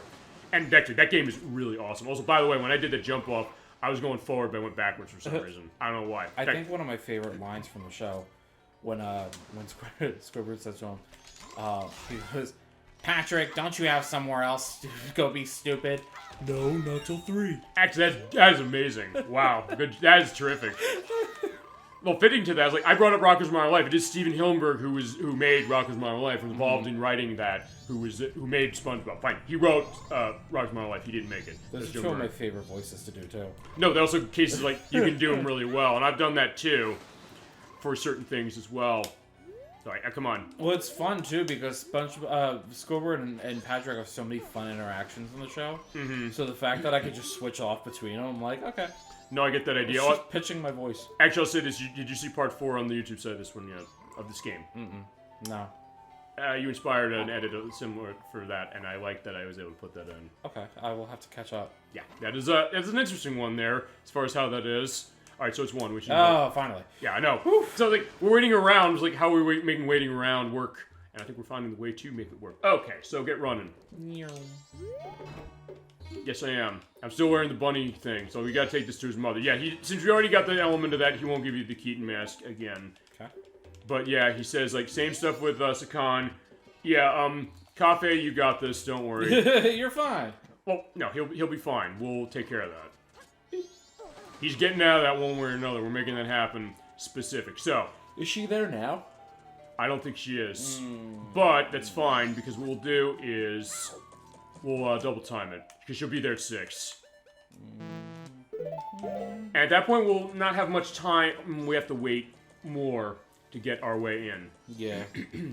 Well, the nice thing is everything now just takes place on the final day. Yeah, in fact, let's do that now. So we can't go have story time with Alge's grandmother, but we can play the song and go up to the last part of this day. Sure. It's something. Something. Actually, this is better only because of the fact that, fine, this goes quicker, but it also goes in 6-hour increments. Right. But for this, it's fine because we just need to do this. Okay, so night of the final day, we got the letter, so we have to pull out... I'll remember to pull the right mask out. See, this is usually like me getting the game's name wrong for the first 2 parts. Now it's me not pulling the mask out, but yeah. Hey, you said Majora's Mask this time. You're fine. Yeah, I did. Hey, there she is. Alright, so hi. You alright with not fleeing? Looks like this is it for town. You should go away. But hold on, friend. We have one last thing we gotta do. Turn around. The cow has something for you. No.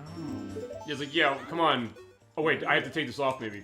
Oh, wait, no, I gotta put on, Cafe's mask so he, knows. Alright, come on.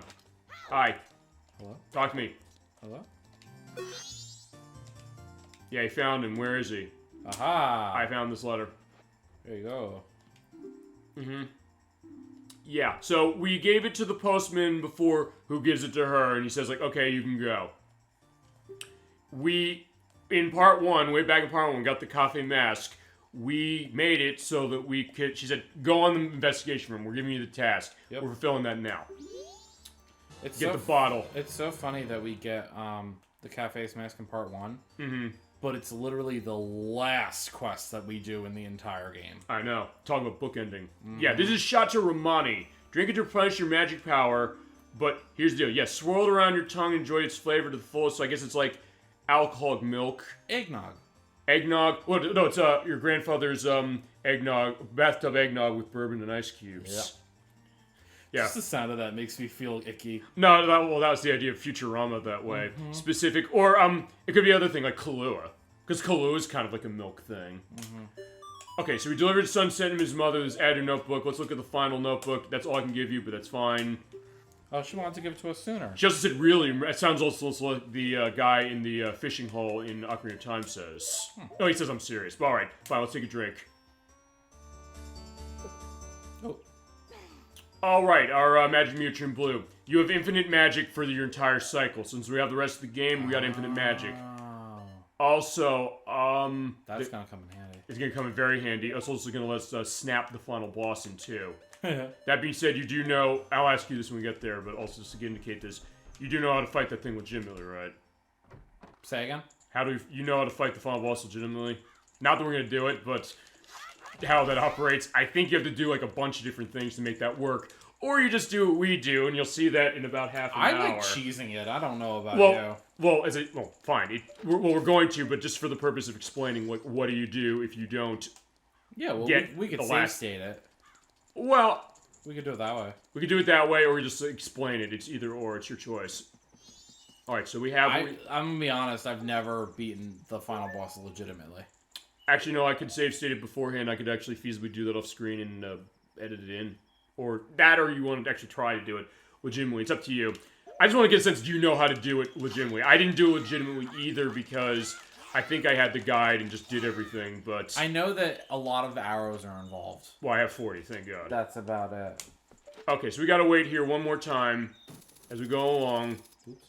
No, it's fine. We're not going to reach that anyway, but like... As much as you love the hook shot, it doesn't go off forever. Alright, so let's I watched a video, it was quite a few years back. Uh-huh. Hey guys. Yeah, that. It's almost time to party. Yeah, we are going to be having our final party in the sky. But yeah, okay, for a minute I thought there's something weird with his polygon there. But yeah, you're saying you watched the video. Is that how does the hookshot actually work in real life? Yes! How did you know? I don't know. I got the sense that was going to come up specifically, which is like... What was it? Game Theory. Okay, so yeah, I'll put the Game Theory video. We've mentioned the Game Theory show on this program before. Yeah, and it was like, how would the hookshot work in actual life? And tear your fucking arm off. Exactly, and I was like, that's essentially what I would think would happen. Well, I don't know. Well, I mean, I guess... How in the world? Okay, I was gonna say, how... Yeah, you have to hit the very top of the box in that case if you're not at a good angle. But like, in that case, we're in a fine angle. Might as well collect them at this point. I mean, there's literally nothing you can do with them. Yeah. We have officially reached, well, we've been reached the point where rupees are completely useless. Mm-hmm. Like, once you bought the Curiosity Shop mask, or the All-Night mask... That's all you need. That's literally the last thing you actually need rupees for. Unless you want to just go buy stuff for item usage, which is fine, you can do it that way, but, really no point. Yeah, not much of a point to that. So, we have our 24 masks. So I guess to go back to that thing with the hookshot how it works. Does that mean in Twilight Princess you get the claw shots? Both of those, it means that he eventually become like the knight from Monty Python and the Holy Grail. It is merely a flesh wound. Exactly. Yeah. Like, that's going to become, hey, the through line for Monty Python in the show as well. Which I guess is going to be more obvious when we do Earthworm Jim at some point. And if I can figure out, if I can show off Meaning of Life on the PC, but there might be content questions on that one. Yeah. Not for the, not for licensed stuff, but if there's nudity to that, and also getting him running on a modern PC. I said, Nikki's going to help us with that, because she's going to be playing the first PC game we're going to do for the show, which is going to be Freddy Fish. I tell you, I always forget the name of the first one, so I'm not going to, say it wrong that way. She knows. She's the expert on that franchise. You get some point-and-click action going on this program, which we definitely have to have more of. Sounds relaxing. It is very relaxing, and it is, of what I've seen of it, it's an interesting one. Have you ever played any of the games, like Secret of Monkey Island? It's the same guy who made that. I haven't played it yet, and I really, really want to. I have the special edition one on 360 of the first one, and actually no, I have both of them. I have because they gave me Monkey Island 2 LeChuck's Revenge special edition as a freebie for Games with Gold 1 month. I have to wait for that sale to go back on. Oh, for Steam or for yeah? Because I think it's on. Yeah, because it's on. Yeah, those two are on the PS3 as well as the 360, but then they're on PC. They're all on the PC. Yeah. I think I want to just stick with it being all in one spot, except for the ones that obviously I can't, because I know there was a new one that just came out, but I'm sure it's released on Steam. Yeah, it is on PC. It's also on Switch. I think, actually, there was an article on Nintendo Life. Dolly was mentioning Nintendo Life earlier in the show, that I think is the fastest selling game of the franchise. Is it just PC or does it work on Mac too? I assume it's just Steam overall. I think it's both ways, but also I guess with Mac, the other thing I know that features you can do is you can like dual boot the OS apparently, and you can run Windows stuff on it. Now you're getting real fancy. Not really, because I mean, basically you can kind of like change the architecture to trick it into being you a PC running on Mac. Yeah, you mimic it. I have done that before, but it's very complicated for me, and I don't. Right. Well, it's also reversed weirdly enough because back in the days of like the 80s and the 90s, people used to emulate Macs. Well, everything was on the Macintosh. It seemed like what was on the IBM PC and compatibles. Yeah. But then it then reversed its way, and then the idea of how that operated. But, all right, fine. We have our mask ready to go. We're going. We got everything in line. We got all the masks. Yeah, remember this from part 1? Full circle. Yep. So yeah, there is Tail again. Yeah, remember, before we said he's speaking in tongues, no, now we know damn well what he's talking about. He says, bring the couple here, get smacked again. He's like, fuck you, we got a plan this time. So he said, bring him here.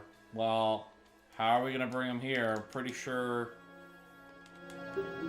I don't know, I think we have something that'll bring him here. Yeah, it's the one song we got in part 1 we also haven't touched since then. I've got the scream ready to go. I was like, alright. Single-use song. That should really be called, so it's the single-use song. Yeah, and once more with Gusto. Yeah, there goes our nice moon character. Yeah, we're gonna have to say bye-bye to the moon a little bit, but, well, sort of. Bye. Bye-bye. Yeah, so bye-bye, kitties. Okay, so let's play the Altor. Hopefully I remember it. Right. Starts low, goes mid, then back down. There you go. I was like, I hit C left instead of C up. There you go. There you go. We go in that song, so instead of getting the ocarina back to go back in time, now we're playing that song. Remember, both to order. As you were saying when we showed that, also the Rumble Pack in this is going nuts. Leave that on. Just show an element of that. Alright, so wait a second, what was that sound? It goes back to the story of the giants that Auntie's grandmother told us. Yeah. So it's definitely creating a nervous... Look at that, I love that element. He's kind of looking backwards. Yeah. Sorry, he free. Yeah, but well, as you said, what did you say part 1 when it comes to this? This is not the Skull Kids doing. Yeah. And we can say that now, because, well, we can go into whatever you want about everything we're seeing, because we've got a little bit of a cutscene running on this. Yeah, well, now we have lore behind everything. Yes, we do. It's basically preparing for that. So, yeah, we went through all the dungeons, all 4 of them, across the other parts. We played this. All the remains. Got all the remains. They were not just for our sick pleasures. It was about... They're not for my mantelpiece alone. Yeah, like as I said, he's not selling them on eBay. He's using them to say, like, hey, there they are. Let's go. Alright. And, yeah, the Rumble Pack is going strongly. Fine, the Rumble in the controller is going strongly, but it's a little more subdued as far as this part. And it is mimicking what it actually is on N64 specific. So, yeah, if you have the Nintendo 64 controller, which we both have. Thankfully, we also got to part 5 of the finale. You have that controller now. Yeah. Thankfully. No thanks to me, but you have it. I'm telling you, full circle moment. Full circle moment. That's going to be what's running. So there's the moon. It is crashing in, but... they're just standing there watching it. They're standing there watching, but they're waiting. So it's like, yeah, wait for it.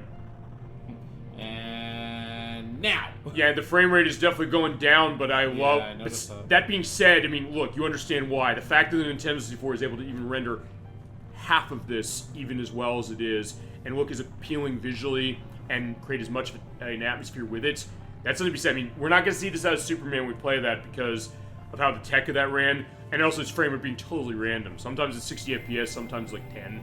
It's like, wait a second.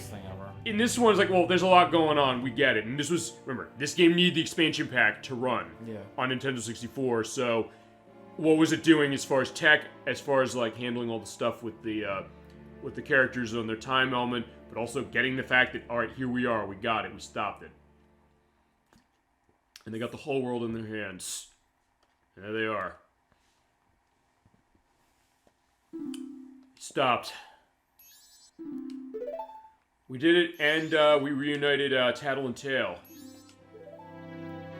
So now they have fully formed one Tattletale. Indeed they have. Made in time, the call worked. Skull Kid, do you realize what you've been doing? but, okay, this is interesting as well, the idea that even... Sympathy. Is it sympathy? You could say, like, it's a Stockholm Syndrome, but, like, not really. The thought of what we saw with Skull Kid, and it goes to the complexity of Skull Kid as a character, the thought that he's a lost soul. That's in more ways than one, and this game really underlines that. Tail was never really, like, bound to him or anything. Not really, but I mean, even that, but still, he's like, he felt that abuse. But then the question, like, why are you protecting him? Like, he hit you. What was that about? So this is talk about the smart look at something like this. I saw what was going on. I saw it was he was lonely. But he was trying to destroy everything around. That's not the same thing. But he's saying, well, the power of the mask made him do, which is what you said. It overtook him. He was seduced by it. And with that, it did that. What's that saying? Absolute power corrupts absolutely? Yeah, I think so. It's because he doesn't know his place, and she's taking more hard-line things. Like, he doesn't have strength of heart. He's a fool! Which, I mean, she might not be wrong in the sense of that, but the idea of the fact that the mask was able to exploit that on him. With sense weakness. Until he reached the powers, like, yeah, admit your stupidity. It was like, wait a second. Who's saying that? Uh-oh. As you said, remember. It's so creepy. Remember, you said the idea so that Majora's the puppet, or fine, Skulk is the puppet of Majora. Yeah. I love how he highlights all Pumpkin to me use no more is just garbage. So yeah, he's out. Okay, bye. Alright. But, yeah, that moon, he's saying, like, yeah, screw this, I'm gonna take care of that, but... Yeah, he's going up. On it? Oh, shit, but the moon is back on. I shall control... Wait, no. I know we're gonna do... I forgot. I shall control... I don't know, like, at this point, maybe he's just possessed that way, so he sounds different. He sounds more, I don't know! It just sounds so funny in his stupid voice. Alright, and yeah, they can't hold him anymore, so, like, you use Song of Time, but Link is saying, like... Nah, too late for that shit. Yeah, no.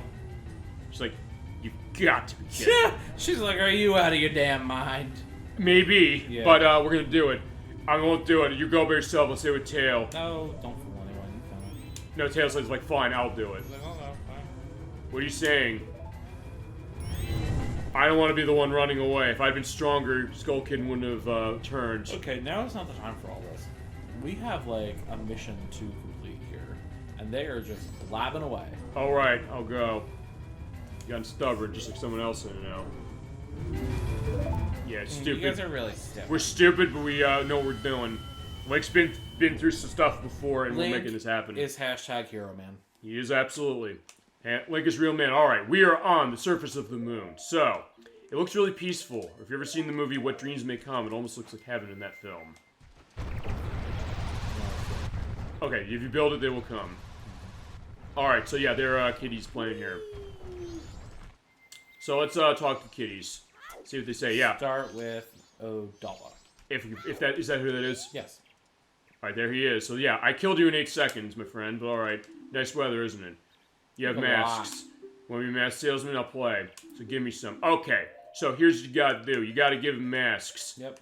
So yeah, we have all these masks, and if you want whatever's here in the bottom here, you have to have every mask. Yep. They won't take these, by the way, because you need to use them for your puzzles. Which one we give them first? Honestly, let's just go down the line and just put 3 randoms onto the C buttons. Alright, so Cafe, yeah, you're going first. You're nice. Let's play hide and seek. It goes in certain things. This one he'll ask you for 1 mask, the next one will ask for 2, then 3, then 4. Alright. So you have a couple challenge rooms you gotta run through. Well, yeah. Well, it's one before and 1 after. That's true. Okay, so in that case, it's 2, 4, 6, and 8. Yeah. Okay, so here's what you gotta do. You have a challenge room here, and there's a heart piece in each of these. Yep. Which will come out to your last full heart container. And there's Edwack. I guess he's getting in the mood on this. Actually, fine. I know exactly what he's playing. He's playing Ocarina of Time. Really? Yes, he is. Last week, when I saw him, actually, he has his movie night thing. Yeah. I popped in on that, and he said, actually, I overheard, the yell of, "Hey!" I was like, "You're playing Ocarina of Time, aren't you?" He's like, I think I also heard, the Kuko going. It's like, I was like, "Wait a second, you're playing Ocarina of Time?" He's like, "Yeah, we are." Him and Nikki are playing it, because I don't think she'd played that one specific. Oh, I didn't think that they were getting into it so quickly. I think that one, but yeah, basically what you want to do is take a eye of, where's the heart piece. there. And take advantage of the fact that you have the Deku flowers that shoot out higher, which are the yellow ones. There's one. And basically you want to find each of these in the area. They're usually not that hard to find. I think the Zora is the most difficult one. I have the path you have to go down. That's why I practiced this. Yeah, and I have the map too. Also, take advantage of the fact that when you have. Yeah! I was like, I almost had that, but it does hold the heart piece there, so yeah, you don't have to go get it again. That's good. Thankfully. Is that the other thing you do is what we showed at the beginning of the game, which is that when you're standing there or flying in the air, even when you're doing that kick there, it's based upon your movement forward. So as you keep moving forward, then you drop, or if you hit the A button to drop, then you drop as well. You also be careful of the spikes there, but nothing too bad. So in this case, yeah, we just do what we did part 1 with the, the training ground, or the Deku Playground. Which is... Oh no! Okay, yeah, I took a risk on that because I want to get into the bigger one so I could get the shot off. Yeah. Is that this is going to be the rest of the game, and honestly, I think the way this is going to operate... We'll show the thing with the Japanese box art still, but I think in that case, I won't have to necessarily go into the thing with Lance Stalker. That was going to be the main game I was going to show. I was also attempting to see if we couldn't do the L button map hiding thing in this one. I'd boot Ocarina of Time up for that, and then and just kind of fuck with you with Mario Golf. Specific. I don't know. Do we want to explain the Mario? Dodge the bullet there. I don't know. Do we want to do? Have we really gone into that element of Mario Golf with the show? Because yes. What was that? I mentioned how much I have a distaste for it. Or you're not fine. You're not feeling it. But I sold that. I was trying to sell that game. I don't like golf games. Period. But I mean, I think. But it was also the case. I said, Yakuza has golf games, and there's an achievement tied to it. It's like, oh, great. I was like, I don't want to do that. When you told me that, I was like, oh, lovely. So you're playing one way, but I mean. As I said, I think it goes to what my aspect of Mario Golf is. I just love it so much as far as what it's doing. But yeah, take that mask off. So, fine, take it off. Like put that thing back where it came from, or so help me. That, or I was gonna think, I was thinking take it off with the Donnas, which is something totally different. Alright, fine. Yeah, I found you. So yeah, you play hide and seek with each of them, give them another mask. So, yeah, take the pig mask.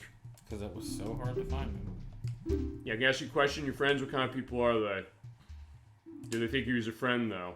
So yeah, they were asking the tough questions. I have no friends. Well, I guess just Link. Well, fine. Link has friends depending on the game. The way they set it up. I know Skyward Sword. We mentioned that before on the show. In that they set it up specific to certain things. You show me your real face. How so did it's you like find him so quickly? Find who? Him. Go. I just rolled to him. Lucky. Alright, let's do Mask Sale again. Alright, so let's give him a couple masks. Let's give him... Dongaro's mask. Dongaro and what else did we get in that area? The creepy one? Sure, why not? I'll find that creepy one. No need for it anymore. Yeah, there's the Great Fairy Mask. We did help all the... And he's more. It's like, so he's like, yeah, more. Greedy bastard. Yeah, I'm a nice person. When I'm being coarse, yeah, we'll do it. Okay, yeah, I think you mentioned this, so we're like, yeah, look forward to you doing this. Oh, this part? Okay, you don't have to do... There's one way you can do this. You don't necessarily have to do it that way. Can you cheese it? Sort of. There's Nikki playing Pokemon Unite. Alrighty, so... Well, not like we need that anymore. Need what? Oh, magic? Yeah, you're right. Because you have infinite magic. Actually, I'll be able to show that here. I don't think we've actually shown that yet. Alright, line it up. Line up. Because also you don't have the slow... Oh god. Okay. Okay, well, I'm glad I got to show this, because here's the thing. You have to bounce off those empty boxes specifically. Go straight, and it bounces off specifically. If you make a mistake, you either fall, or you hit this and you transport back. It's the Whisper teleport. Yeah, so like, we got his elements. But actually, if you do transport, or you fall off, it puts you straight on. So, if you do that, just hit straight on. Make sure you don't move that analog stick anywhere so far. Just hold the A button. Yeah. For now. Yep. Because we have to find the heart piece here. There is a point where you have to unroll. Which is...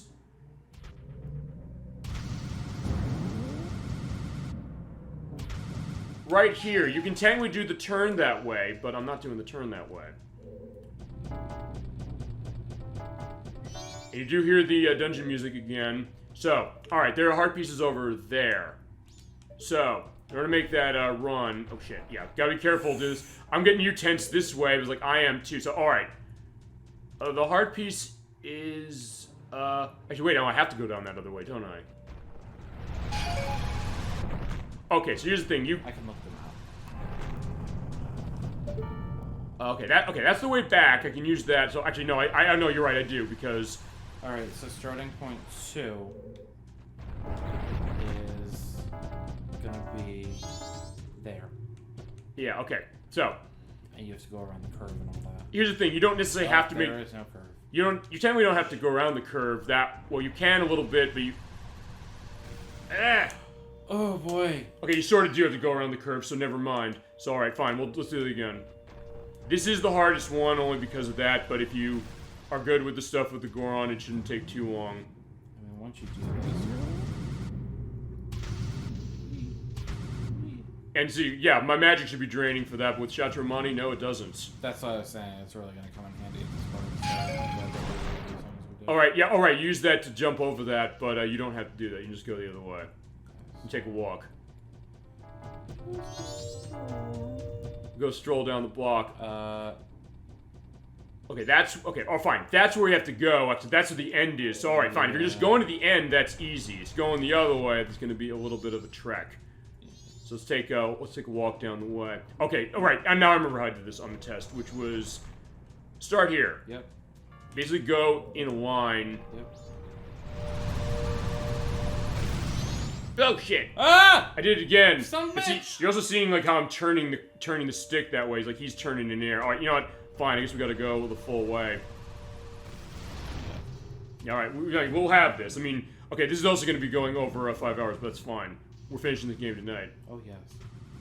I am all in. And it's honestly not that long, honestly. So, I mean, I'm fine with it. And I'm up to it, as long as you're up to it. Honestly, most of what took the time was just waiting around for different parts of that side quest. But thank God you found, or you said, hey, let's just go see if we can't talk to the postman. It would have been that much longer. It would have been like a 6-hour thing. Yeah. Fine. I mean, we said we're going to finish the game tonight somehow. We'll do it. Damn it. There you go. Because yeah, we have our next game to go to. This is it. Oh wait, let me go to one thing, which is that this is not to suggest one thing. If this is giving an idea of this, that we're going to be rushing through a game necessarily. We'll take the game as long as we have to take it, so that's fine. As I said, it's just the kind of thing we'll lay it out, and just for the purpose of certain things, like with Parasite Eve. I mean, Parasite Eve is going to be going concurrent with Shadow Hearts, which I was not necessarily planning, but I'm fine that it went that way. There you go. There we go. And yeah, so you guys just stop. You can sort of do it in one run if you want. I'll see if I can find a video showing that skill of it going in one run. I think you just do it basically from the end. Line up first. Oh, actually, yeah. So you're right. Okay, now oh boy. Yeah, basically kind of go as far to the edge as you can and make sure you also indicate the idea. There you go. Okay, use that to look forward and yeah, go straight. Good. Go. Fitting for when we do Streets of Rage in a couple weeks, or Streets of Rage 2. Ooh, we're good. Okay. Nice. Beautiful. Okay, so yeah, now you can just roll right across. Also, the other thing I guess to go with this also is that these areas are not that hard, even if you fall, because I'll find that part's hard. But I mean, even now, yeah, Not enough. Not enough. You're right. It's because you don't have the traction. Also, you don't. Also, it's easy in some ways because when you fall, you don't lose health. So yeah, not enough. Like you said, that's like Snowboard Kids. Like not enough when you crash into the store and then you lose it. Oh wait, we're going backwards. Shit. Yeah. Like yeah, don't tell me we're going back the way we came. You were. So alright, fine. You know, let's fall then. Okay. Because then we can get to this very easy. All right, so. Okay, well, I kind of wanted to show that off, just to show the idea that if you don't have enough speed picked up, you're not going to make it, but yeah, Darmani is a tough Goron. He'll be fine. I mean, he survived the giant fall. Oh wait. Well, he's gonna sort of survive it when we take care of Majora here, and also on top of that, I'm gonna go back to something I think I asked you, and you'll see the edit for that. For like, did the father of the brat, as you call him, die? No, he did not. All right, we have to. I know you've been watching. I'm like so far behind because I need to watch that. No, it's fine. Because I know you put that edit in like a while ago. No, it's fine. As I said, that's the other thing. It's like, hey, they're all there. All right, yeah, let's yeah, because I don't want to touch that. Real tight. There you go. Yeah. There you go. We got the ice shot. There we go. Perfect. Alright, so off with this mask and on with another. So let's get, stone and bomb. There we go. Yeah, let's blow them up. You found me. Yeah, I want more. Alright, yeah, have a bomb. More. And have some stone. Alright, so another question. He can get stoned and bombed. What makes you happy? And then what it makes you happy does make others happy too. Yes, we're getting very existential in this one. How about others' happiness shouldn't be dependent on mine? I mean, I guess that's the twisted mind games of what Majora's doing. You got that. By the way, when you beat the children, they will... Sorry. Fine. The way you said it, when you beat the children. Okay, wrong way. That was fantastic. I'm glad that happened. Oh, okay, God. Wait, fine. When you beat the children by finding them, or the other way, or, since I quote Grand Theft Auto San Andreas every part, it seems like, I'll quote the Hampshire Nannies, commercial, which is, all parents need a helping hand now and then, sometimes full-time. At Hampshire Nannies, we don't deal with this sit in the time out or sit in the corner business. We raise your children the English way, by making them learn Latin and beating them half to death in single-sex environments. Jesus. It's like, say it with me. I need a nanny. I'll bang the nanny. That's right. You need a nanny. We're gonna have to play that game at some point. I mentioned that game too much. Just not let that one leave. I'll have to dance around licensed stuff for the music, but outside of that, it should be fine. That's a tough one, I'm sure. Oh, and there is Skull, the Hero Slayer. Never played that, have you? What is it? Skull, the Hero Slayer. One of our friends was playing that. Oh, no, I'm still waiting for it to go down in price. Okay, oh wait. Oh, this is the fourth one. Okay, so I skipped one of them. Yeah, that's okay. No, it's fine. Like, in that case, yeah, there you go. Here's your all night. This one's just a series of rooms. Alright, you hide. Although it is one you need bomb shoes for. It's the only place in the game you need to use don't they give it to you? They do. Okay. I guess you're gonna need your items to attack stuff. Yes, we will. We'll get that in a second. Great. Yeah, it's like magic. We don't need magic, do we? Great. Money. We also don't need that. Oh, it's fine. There's a box. That's the most useless room I've ever seen. In this game or in any of them? In this game, so far. Alright, so yeah, we were in Rainbow Room. I love this room. Guess who we're breaking out? Actually, I don't think I killed him with this thing. You know, no, we're not bringing it out. We're gonna doll the dude. Come on. Oh, you stopped the fire. Yeah, stop the fire. Okay, fine, 2 of these. So it's not as fast as the Goron method, but it's almost as fast. Well, the Goron method, they tend to jump sometimes. Wait. Oh, never mind. Do I have to go back in there? No, it's okay. Can you? Let's go back. I just want to take in the splendor that is this room. Also, I already gave the Mask of Truth, so you can't get the hints. Oh. But fine. Splendor of Room. Isn't it pretty? Oh god, it's gorgeous. Goes the art direction of this game as well, you know? Well, it's cool because it actually takes in a lot of the colors from, like, the old Sages, too. Yeah, from Ocarina of Time, yeah. Which I didn't realize. I didn't either, so there you go. Fitting we were playing both these. Yeah, if you have the Mask of Truth with you, you can talk to these to get hints. It probably says something about the Gara. I wish it does. Okay, yeah, we'll see if this turns out as bad. Oh, you know what? Fine. We don't have to worry about, light arrows anymore. Because remember, at the beginning of the part, I was blowing through my magic like crazy, still getting burned. Oh yeah, now you can just waste just shoot him. Boom, boom, boom. He's like, where'd he go? Yeah, I'll just stand here. How many light arrows did you take? I don't know. 4. I missed a couple times, that's why. And he blows up, right? And that does hurt you. I don't know. Did I take the damage on that? I don't know if you took the damage, but I saw you flash red for a second. Then I took the damage. Alright, let's hook yeah, up. You did. Okay, then I hook shot up there. Let's do the right on the top. Right.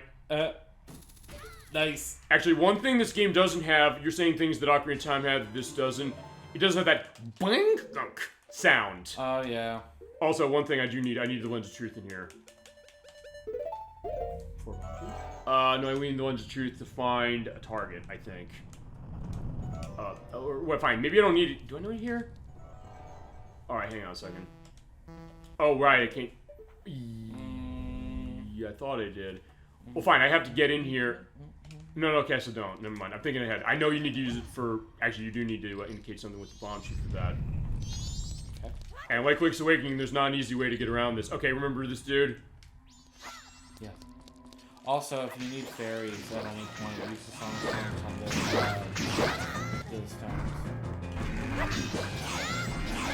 I think I probably always have one of those. Come on, come on, come on. Get out of your defensive mode. Okay, that was Iron cool. Knuckle switch to attack mode.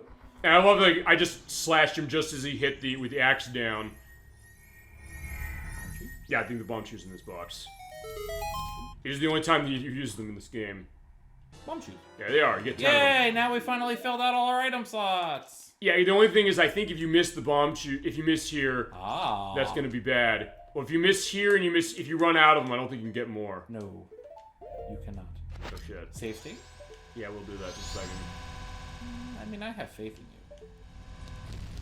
Yeah, you're right. I don't have faith in myself. Let's let's create over. Well, fine. We'll do over this one. That one of the bomb, by the way, is when I did test on this. Yeah, it was back September 21st. So actually, it's been a while. It's been over. It's been over a month by today. Shit. Hey. You do have to position the bomb shoes very specifically from distance, especially the next room. Not like I'm out of the light arrow anyway. Yeah, that's why I did it. I didn't care, and I thought that it would still do it, which I think we did.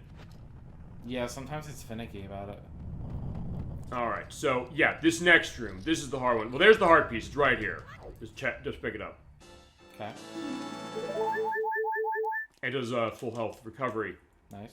Yeah, that right there. You need to position yourself very specifically to do this. I actually didn't do it from this direction. I did it actually where the, what was it? The,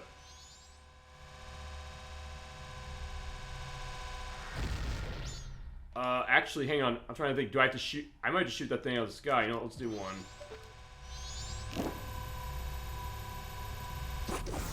Missed. Or,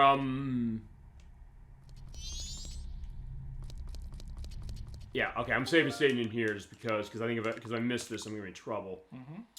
Okay, maybe I have to use the fire to knock it out of the sky. Actually, no, let's do that. I might have just missed.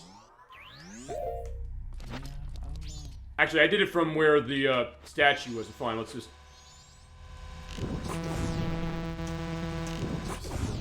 After you shoot a magic arrow. Alright, come on.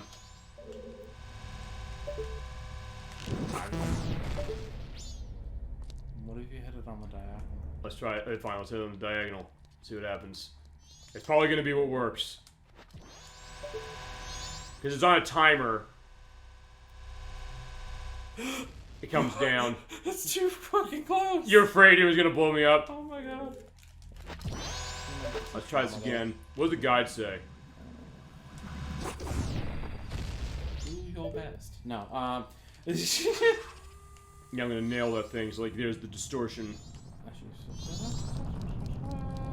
Because, yeah, you can't really be on the edge of the room, but it took me a while to get this on the test play. I do remember that. You need to both time it carefully and aim your bob to exactly right to succeed here. When you do, the heart piece is yours. Well, that's... We got the heart piece already. I know, it says that the heart piece is yours, but that's not accurate. Okay. D, E, F. This is also why I dropped save state, so thank you for that suggestion. Okay, so we're in room G right now. Yes. So this is literally the last room before the, end of it. The brat. It doesn't matter, we have save state, so it doesn't... Oh. Okay, I missed it. Oh, let's wait. Can I target the bomb shoe when it's on the... Yeah, I can. Except they missed it, so alright, load You'd have to shoot it early. Okay, so let's load this again. So I still have 6. Like, you know, I'll tell you what I'll do. I'll take off the magic. Okay. So, same deal. Stand here. Hit that. Z target the thing. Shoot it a little early. Like, now. There you go. There you go. Got it. And now we need the now fire you need the anyway. magic! Now I need the fire anyway, which is oh, fine. shit. That's funny. Well, also, as you said, there'd be the delay if we didn't have that. So, alright, fine. Remember, you don't have to hit anywhere Good thing but you that. have full quiver. Yeah, thank God.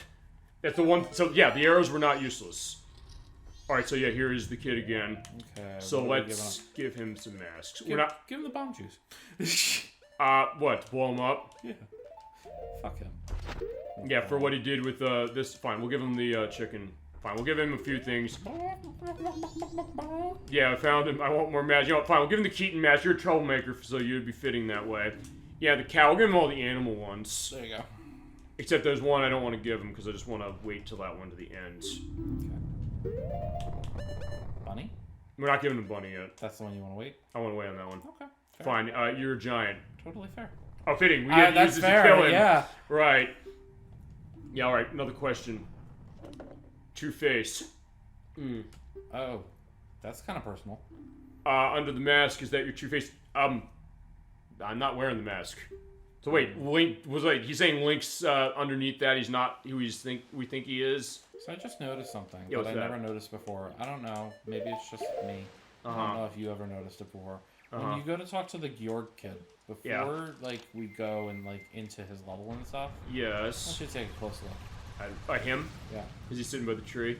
Nope. That's Majora's Mask kid. Okay, fair enough. Georg. Yeah, he's running around. There he is. Oh, what about him? He's the only one. Yeah, what about him? Go in to like talk to him. Okay. You notice something? You saying nothing? No, not about what he's saying. You notice anything about the character model? It looks like Link. Is that right? Is that what you're getting at? The bomber kid? It looks like a miniature version of the Happy Mask Salesman. Yeah, I kind of get that. Actually, maybe they all do. Look at the... Well, they all are. That's why I'm saying that. Okay, I didn't ever pick that up. Look at the haircut. Yeah, you're right. Okay, I should have guessed that of the dialogue, mask salesman. Yeah, exactly. I started piecing it together once I just saw the twin mold kid. That also looks like he's eating my hair. Yes, he does. Like, yeah, there you go. I'll play with you, so give me some masks. Alright, and I'll have the picture, by the way, there of what he looks like. Oh, fine. We'll give him this, we'll dance the night away, and then we'll give him Gibdo mask. Alright, more. Alright. Yeah, I should have waited, I guess, on the Camaro mask, because, like, yeah, it's the best mask in the game.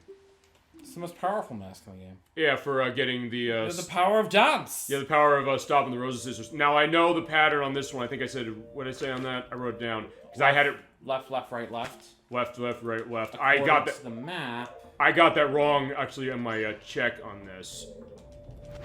Okay, so left, right, left. See, to get the end... funny, because according to the map, it just shows a straight...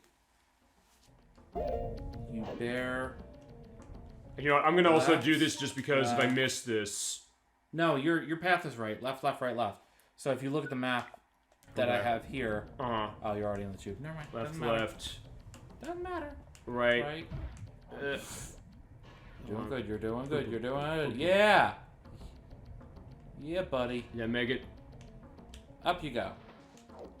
Yes, behind it. That is all the heart pieces. We have 20 hearts now. Yay! Yeah, because I'll tell you why. Because actually, when I did the notes initially, I got them wrong. You saw they crossed out look like scribbles. That's why. You had it reversed. Right, I had it reversed. Right. Oh, that would have sucked. Oh no, that was the that's why I did the test play, my friend. Which is, and for this one, it's just basically what? Where are we going? It's left, right. Okay, yeah, I went the wrong way. But I'll show you what happens when you go the wrong way. You get eaten by an unagi. No, that's Mario 64. Talk about things that are reminding us of Mario 64. And holy shit, I made it. How in the world? I don't know. I don't think I went the right. I went to the right starting. I guess I went left and right. Okay. You did the wrong direction on the right way. Shit. Okay, that was fantastic. That's why this is going to be a great play. I love it. I know. I love it. You're like, shit, I made it. Wait, what? You went the wrong way, though. Okay, so I guess we didn't go the right... I guess There's we didn't. multiple ways to get there. Alright, so fine. We went multiple ways, and then last we're going to find the actual best mask of the game of the other ones. Came in clutch. Yeah, and by the way, good on you, or thank you for getting that so quickly. Yeah, that was some skill you had right there. Showing skill in that game. So, yeah, bye-bye Bunny Mask, but don't worry. It's coming back. Alright, last question. The right thing. What is it? I wonder if you do the right things to make everybody happy. Well, we referenced Do the Right Thing by Spike Lee for the first game. There's an edit I made for one of the parts on that was pretty interesting. But yeah, I was like, always do the right thing. Well, we're doing the right thing. We're going to be saving the people we care about, and we're going to have everything set. All right. Here we go. Yeah, let's do it. So one more challenge. Is it a challenge? While we were doing it, fuck no, it's not. The actual way to do it, probably... Yeah, fine, let's show you my real face. He's so scowled. Yeah, everyone's gone away. Yeah, we made them go away. Yeah, I mean... You're all alone. Remember, I beat the children. That's probably what it was. Beat the children. Yeah, will you play with me? No. I don't know. Yeah, I do. I have 3. Oh, let's do something else. Let's play good guys, bad guys. All right. It's such a creepy framing. Yeah, no question for this, but that's like the idea of what he does. All right, if you give... You have to have all the masks when you come in here to do this. If you don't, you can't get this. But since we did, we got the Fierce Deities mask. Because Dark Powers be as bad as Majora? Well, we'll find out. He says with the bad guy, just run. He's a little twisted, though. Well, that's the idea. All right, shall we play? Yeah. Or to go to the, like, Saw case. I want to play a game. Yo, this is going to be easy. Insanely easy. We're gonna cheese it. Do you want to explain how this boss fights legitimately? I don't know, because I've never beaten it legitimately. Well, I know that he has 3 different forms, which we're still gonna see. I know that there's a bunch of stuff that has to do with, like... The other transformation masks. The masks there. That, like, float around and, like, shoot things at you at some point. I know that arrows are, like, the way to pin him down. He's fast as hell. I know you have to use the, like, they have, like, Deku flowers and things around, so you have to use the main masks. They I guess, yeah. By the way, if you give the kids the other mask, the ones you transform with, he says, no, I don't want this, so don't take it. This is Majora's mask. This is the final boss. It has 3 forms. We're pulling out the Fierce DD mask. 1 final transformation. Yep, and we are now, Adult Link. Just so lock onto him. Walk onto him. Go! Yes! Yeah, yes! Fuck him up! I'm hitting the B button, by the way. That's all you have to do. That's all you have to do. Just stand still and spam B. This is your reward if you get all the masks. You basically get to destroy this mission, but... What a reward it is. Also, yeah, Tattle, by the way, does not have... Also, here's the other... I'll take this up briefly. What? No, we'll be fine. What? Actually, what? Are you gonna be fine? We'll be fine. Oh, no. So I want to lock onto one of them. Oh, Tattle's not even giving me help. Well, fuck you. Tattle's not there. She's not? I thought she came with me. No. She said I'm coming with you. She lied. Okay, I don't know. Okay, fine. Here's the thing. Here's the other reason we can use this, because we have Shatramani. I believe your magic goes down when you're running this. Is that right? Yeah. So yeah. That's it. Shatramani, you have infinite stuff. You basically just hit the B, lock on and keep hitting the B button. Because you shoot out those wave beams. Which I love that so it's a nod to the... Wait, their Tattle is. Oh. Remember your battles. Okay. Go on, you're saying? It's nice because it's a nod to the original Zelda when you had a full health meter. Yes. You shot beams. Oh yeah. But I like that they tied it to the magic in this one because obviously you're gonna take a hit or 2. Sure. So this way you can just spam the shit out of it. And freaky moment, by the way. Yeah, this is the form that's really fast. Tony, this is Majora's Incarnation. This is the last one. You said you had weird stuff you want to go into this. Actually, I probably want to let him show this. No, this is the second form. There's another form after this. Okay, never mind. But either way, same deal as before. Just keep hitting that B button and knock the other mask down. If you're on this, he's down there. And he's fucking dying. And you do have the voice of Link from Adult Link that we heard earlier as Mikau in this. Oh, yeah. Just without the water effect. Yeah, so it is that element. Yeah, he's going and now nuts. He gets swole. And oh boy. Majora's Wrath. Yeah, he has his wrath. And he has the whips. Oh my god. So like Castlevania Rebirth last week. Yeah, so it's licorice. But those licorice whips hurt, damn it. So, yeah, be careful. Same deal, just keep hitting B button and you win. I guess if you're not doing that, you know what, fuck it, let's try and see. Actually, I don't have a fairy, so probably shouldn't. Yeah, if you do that, that's the way. I think you pretty much use the arrows here, I think. I know the arrows are used for a couple different forms. I know with the first form, it's used to like hit his backside. I think the other thing also is, you keep saying, yeah, keep thinking about your weapons of battles. When your enemy has a chance to attack, try shooting it. So basically use the thing. Arrows. The other thing also is the other masks there, that you can knock those down, they'll hurt you. If you don't, but yeah, if you knock them away, they're gone. And they'll go across each of these forms, but yeah, in that case, we're done. That's game over. Majora's done. And the game is done. Woo! Alrighty, so... Lastly... I'm perfectly fine with never doing that battle legitimately, I'm not gonna lie. Uh-huh. I'm perfectly fine with just cheesing. Well, as I said, you earn that ability for going that way, but if you're not... It is truly satisfying. Yeah, but if you don't, you got a bit of a challenge that way. And I didn't have fairies in here. Yeah. Oh. Alright, so yeah, there is our friend. Hello. So yeah, he's literally blowing his top.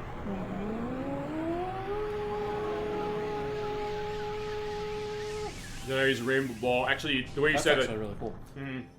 The way you said it almost sounded like the charge-up music song for Mega Man. Yes, it did. I didn't realize that until I just finished it. Oh, God. Fitting, we're doing that in a month and a half, but alright. It's so pretty. It's beautiful. You get the beautiful rainbow. Alright, there is, Muto. I don't know why I was thinking Viskin. Viskin's the dude from, He's the guard. the guard dude. Yeah, Muto. Yeah, but they're kicking an eye, and there you go. Dawn of a new day. So this is day 4. You can go to day 4 with an exploit, but yeah, nothing's there. But it's not the real day 4. Yeah, this is the real one. Yeah, he's awake. That took a lot out of me. Yes, how we get here. Skull Kid! So the Skull Kid is... The real Skull Kid. Yep. And there are the giants. They might be giants? Yeah, they might be giants. They might be giants. There you go, another music reference. I like that. I like the way you're thinking.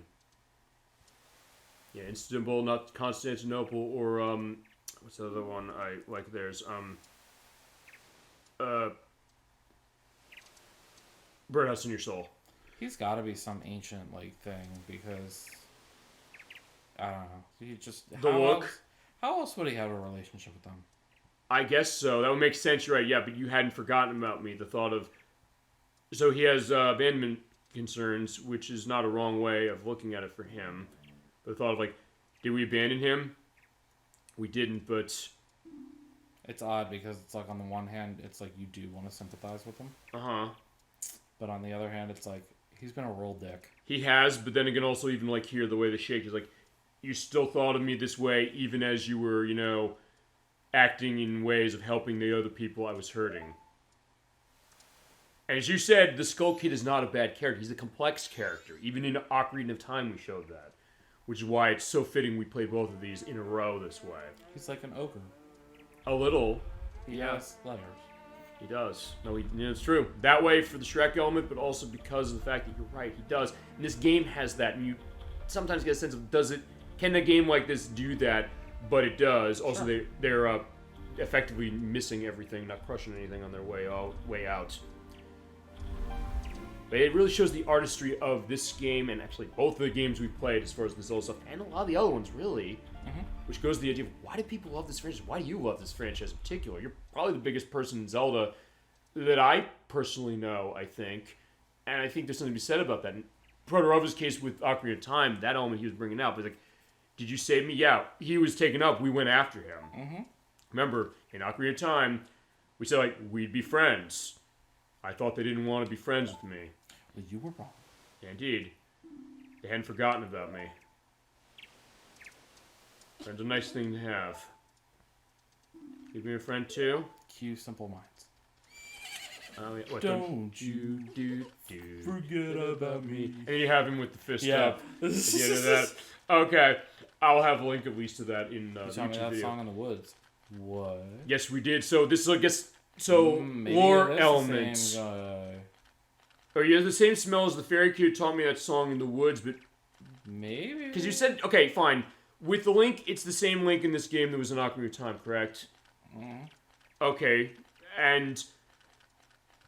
So it wouldn't potentially have been another one, would it have? I don't know, maybe. Mm-mm. Okay.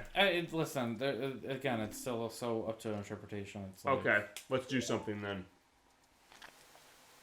Oh yeah, remember him? No. Yeah, the evil Laugh the Mask. Who's he? Yeah, he's the Happy Mask salesman. Alright, I finally have it. Good, now leave. He also still does like weird transitions. Mm-hmm. He's in one of the other ones though, isn't he in the Oracle of Ages and Seasons games? He's in one of those, I thought, isn't he? He was in one of those. I do not remember which. Below, we'll see. I'll say he's in this one. Alright, but yeah, he must bid me a farewell. Another world, another game, we'll see you. He's part of a trading quest on one of those. I think, yeah, I think you're right. I should know I played those games mostly complete. Should be returning home as well. There's a meaning, a parting is sure to follow. Yeah, the Shakespearean thing that Dolly Finn was saying for a couple parts ago, saying the idea of, the parting is such sweet sorrow, but that parting will not last forever. Whether parting be forever. Talk about your Shakespearean dialogue. Ocarina of Time opened with that, with the Great Deku Tree, and now this is ending the Zelda Nintendo 64 duology with it as well. Whether parting be forever or merely for a short time, that's up to you. Alright, so bye-bye, and I guess take Mario with you. But you managed to make quite a number of people happy. Oh, good. And I think we've done that. I think we've made people happy as far as the two of us with this play. I think we've had it, as far as the chat's concerned, with all the parts we've had on this game. It filled mass happiness, and that's a good happiness to have. Alright, so yeah, it is, you have to be leaving, but yeah, he's just gonna fade out. Alright, both of us got what you're after. Yeah, as we're parting ways. Okay, bye. It was kind of fun. No. This game, oh, yeah, well, fine. I mean, having her along, no. Well, but at the same time, showing that growth of her, the thought that, you know, alright, time for the carnival to begin. She a punk. She is a punk, but she kind of has figured, you know, certain things, but also, I guess, the question of, well... Yeah, she's trying to act all cool and shit. She wants to hide that, but she Why can't. don't you just leave and go about your business? She's like, okay, because remember, we still have to find Navi. Oh, yeah. Which, I guess we'll get to that now. Link? But wait! There's more. Well, there's going to be a little more as far as the credits are operating. Thank you. For everything. Absolutely. Yeah, she got her brother back. They got their friend back. Skull Kid is set. We have our nice carnival. Here's the carnival of time. It can celebrate in peace. Setting off fireworks during the day. What are they, crazy? There you go. That is The Legend of Zelda Majora's Mask, ladies and gentlemen. Woo! Final thoughts. You were guest on this one. Thank you so much for coming on this one. There's E.G. Enuma. Enuma's my guy, man, as you said when we were getting ready to do this about a year or so ago now. Final thoughts. Take it away. Go into anything you have on this as far as your overall take on this game. What you think is it as you're seeing everything going with the actual show going. There's Macau. He lived, I guess. There's the keyboard. I don't really know how this all came to be. It's very strange. Either way, but it have at it. The floor is yours. No, it's Link. Oh, so we just came back. It's like, we're not leaving. Specific. We're a permanent fixture. Yeah, go on. It's all yours. Thoughts. Jesus. There's so many, I know. We went, you know what? It's definitely the most analytical I've ever looked at this game. It's not in a bad way, obviously, because, you know, I got to think of things from a different perspective. That, yeah, it's been a few years since I played this last, so it was nice to kind of look at it with an analytical eye after playing it just for, you know, pleasure. Oh, look, there's the rainbow. Yeah, and they're going on the boat, but he keeps pointing the other direction. I'm on a boat. But I mean, it's as you're saying, because when we started this game, you said, and this is, I guess, true still, this is your favorite game in this franchise? Yeah. And specifically because, I guess, of everything we showed, but, yeah, what... There's some dark shit in it, let's be real. We went the into all atmosphere. that. Yeah, the atmosphere it shows. But it's fun. Like, it balances really nicely between the darkness and the humor. Yeah, I mean, it is a dark game. It's something that there are people who have said that, hey, they kind of were taken aback by that. They don't like it as much as Ocarina of Time for that reason. But then again, this is definitely something... It's what you said, I think, early in this game, you were saying the idea of elevation of your franchise and elevation of game. Like, because look, they could have made a sequel to Ocarina of Time, be pretty direct. They took a chance. And I don't know, do you have anything else you want to go on your thoughts as I... Well, I think what was nice is using all the assets and everything. Yes. You know, even though we went back and forth with, oh yeah, those same assets but different characters. Right. It's the fact that they gave the characters depth in this one. Yes. Because, you know, these same assets that they used for Ocarina of Time, pretty two-dimensional characters. You didn't really have everything going into as much as it did with this. Because you have, you know, the characters that they follow the schedule. I love this. The fact of all the fairies. It's just the rainbow of it. It's I know, so it's cool. beautiful. So I think it's really cool that they were able to pull that off in a year's time. I know. So it's incredible. Overall, well done. And, I don't know, where would you put this as far as the Nintendo 64 itself? Would you say this is one of your favorite games on this? What would you say it'd be topping this, if there is something? It definitely ranks really high. And with Zelda, you say this is your favorite? Yeah, Yeah, you know, even after all these years, I definitely rank this among the top. There's definitely a top 5 that's formed at the very least, but this is still ranking pretty damn high. I get that. Is there anything else you want to go into before I speak with peace? I'm so happy I was able to play this game again. I haven't played this game fully in 22 years, or 21 years about at this point. It's something that I knew that I always had something about this game that really made me like it more than Ocarina of Time, and I love Ocarina of Time to death. It is the first Zelda I played. It's a very important game without which this game would not exist. It's a terrific game. You should be playing both of them. If you've never played Ocarina of Time or Majora's Mask, don't pick just one. Play both. They absolutely work as a piece together. With what this game does, it really takes it to that next level. Not that Ocarina of Time was not hitting a strong level, as we're seeing just the beauty here of what's going on in the land with Pamela and her father, especially the big element that we had tonight, which is the wedding of Anju and Kafe. And how this is operating, but I love this game. This is definitely one of my favorite Zelda games. It was one of my favorite games on the Nintendo 64. It absolutely reaches a height. It takes a lot of risks, and it's something that with Zelda, it might be the riskiest game in this franchise in terms of what it's doing, with its story, with its atmosphere, and that it pulls it off so brilliantly. It's something that you're right, as you said, the fact they did this in such a short time, but they pulled it off so immaculately.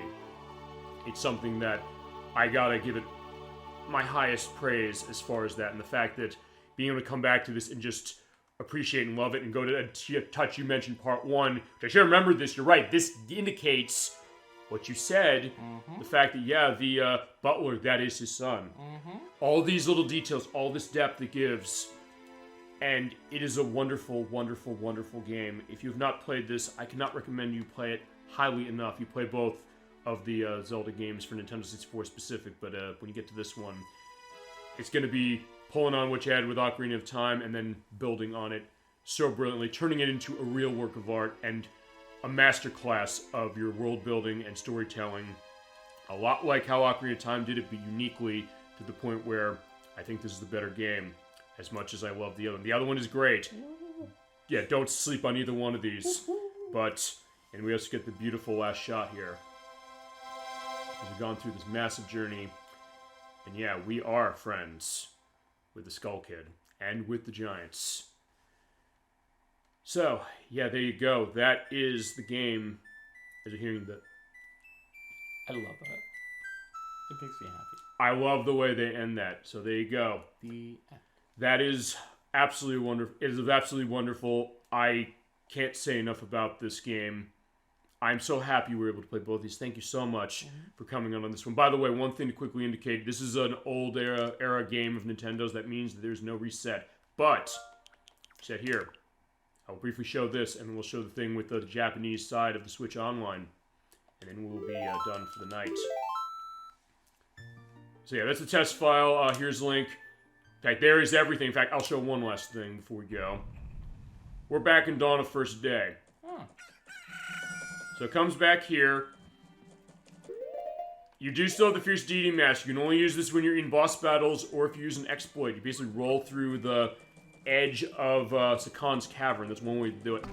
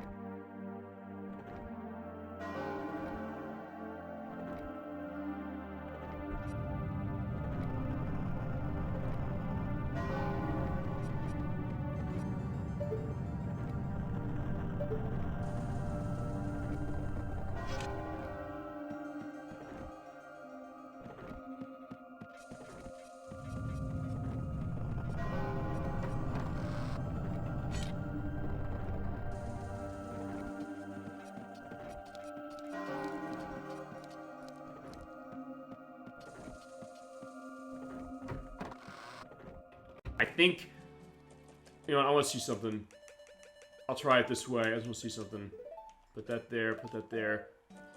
Go on this, let's go into first-person mode. I saw you could do this with 3DS. Actually, oh wait, no. Oh no, because I think there's something you can do in 3DS. Take a mask off or something, and then put the Fierce Steed and run, and then, yeah, Richard's going in the water. But yeah, you do have that still that way. And if you go fight a boss, you have this, you can run the boss that way, and feasibly destroy it as easily as we destroyed the last element. But alright. With that, that's that. But before we end tonight, let's go home. Let's go what you're saying. Close the software off on this. We'll load up the Japanese app. I mentioned past shows how you can get the Japanese app running on your Switch. For anything Switch Online. There is the box. In fact, we're going to do something else. We're going to hit... See, we'll have to move it downwards to get bigger. Yeah. There's your bigger it's shot. It's just so pretty. That's one of my favorite illustrations from the game, too. And it's actually in the Perfect Guide. Mm-hmm. It's actually right at the intro for the last part.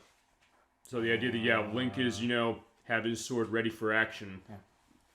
All right, there you go. Yep. Yeah, that is a beautiful case of it. Although, as I said, we didn't find Navi, so in that case, it is talk about leaving up to interpretation about, does he find her again? The end? Question mark? A little bit, but then what's the adventures of him? And then you said also, so feel free to indicate this. You said this version of Link will die eventually, and that changes based upon something that happens within... Is it Ocarina of Time or this game? So, Ocarina of Time is where that timeline splits. Okay. It falls into Ganon's defeated or Ganon's not. Okay. Kind of deal.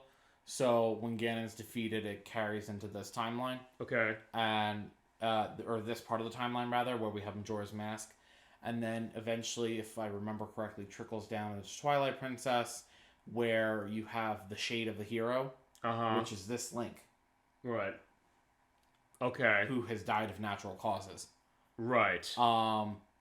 However, since other games have been released, the timeline that Nintendo released in Hyrule Historia has since been rendered pretty much defunct. It kind of switched. It was Breath of the Wild that did that. But to go back to one thing you were mentioning with the was Ganon defeated when we played Ocarina of Time? From gameplay perspectives, there's no way to change that. He's defeated, yes. Or is there something else that determines that? If you lose. So basically, the idea, if you die, so it basically assumes the idea that if we didn't beat the final boss, pretty much. Okay. Yeah, like that. So, like, that's, like, Ganon entering the Sacred Realm and, like, turning the world into that shit show that he made. Right. So that's, like, Ganon's not defeated. That's that timeline. Gotcha. Okay, and with that timeline... That's when you go into, like, Wind Waker and shit. Okay, so that one branches off to Wind Waker. Or the idea is, like, before that branched off to him in Wind Waker, because he is in Wind Waker in his way. It's not the same Ganon. It's not the same Ganon? I don't think Because it's far in the future. Yeah, so what ends up happening in that, because the world's such a shit show, they flood the world. Right, which is... We'll get to that when we get to Wind Waker. Yeah. Specific. Yeah. And then you have... It's different Link, different Ganon, just different iterations. Because that Link is not... So this is the hero of time. That Link then becomes the hero of winds. Gotcha. So, yeah, it's convoluted for sure, but... It kind of makes sense, though, the way you're indicating, and that's also why I wanted him for this one specific, because I know he knows that lore element, just the same way Protorova knows the lore element, the background element, in some ways, of Ocarina of Time. And then this part of it, like, you have to split off. In fact, one of the things before we were going to do this game, like about a year and a half ago, you were relaying that knowledge out to a lot of us, Medics, Edwack, Nikki as well. We were fascinated by it. It's like, yeah, we're waiting, have that stuff ready in the bullpen as far as when we get to this game. We've got to this game. Here we are. And it is terrific. Yeah, if you have Switch Online Expansion Pack, you have access to this game right now. You can go in and play. You can also play Ocarina of Time as well. Go play them right now. Yeah, they're absolutely worth playing. Right this second. Yeah, don't wait. Feasibly, you'll be seeing this on the YouTube site at that point. It's like, that's going to be your element. If you don't have it, it's like, if you don't have the Switch Online Expansion Pack element, or you don't have a Switch, it is on Nintendo 64. It's like $80, $90. It's worth that much, though. It is a great game. This is a true work of art, this game. It is one of my favorite Zelda games. It is the one Zelda game, it's, as I mentioned in the last part, the three Zelda games that really hit me emotionally the most are probably for different reasons, are this one, Skyward Sword and Minish Cap, and for that reason, there's something about this one that I'm always going to hold on to and cherish. Yeah. And I'm so happy I was able to come back to it and finish 100%. I never finished this game 100%, so Same. I got the experience to it.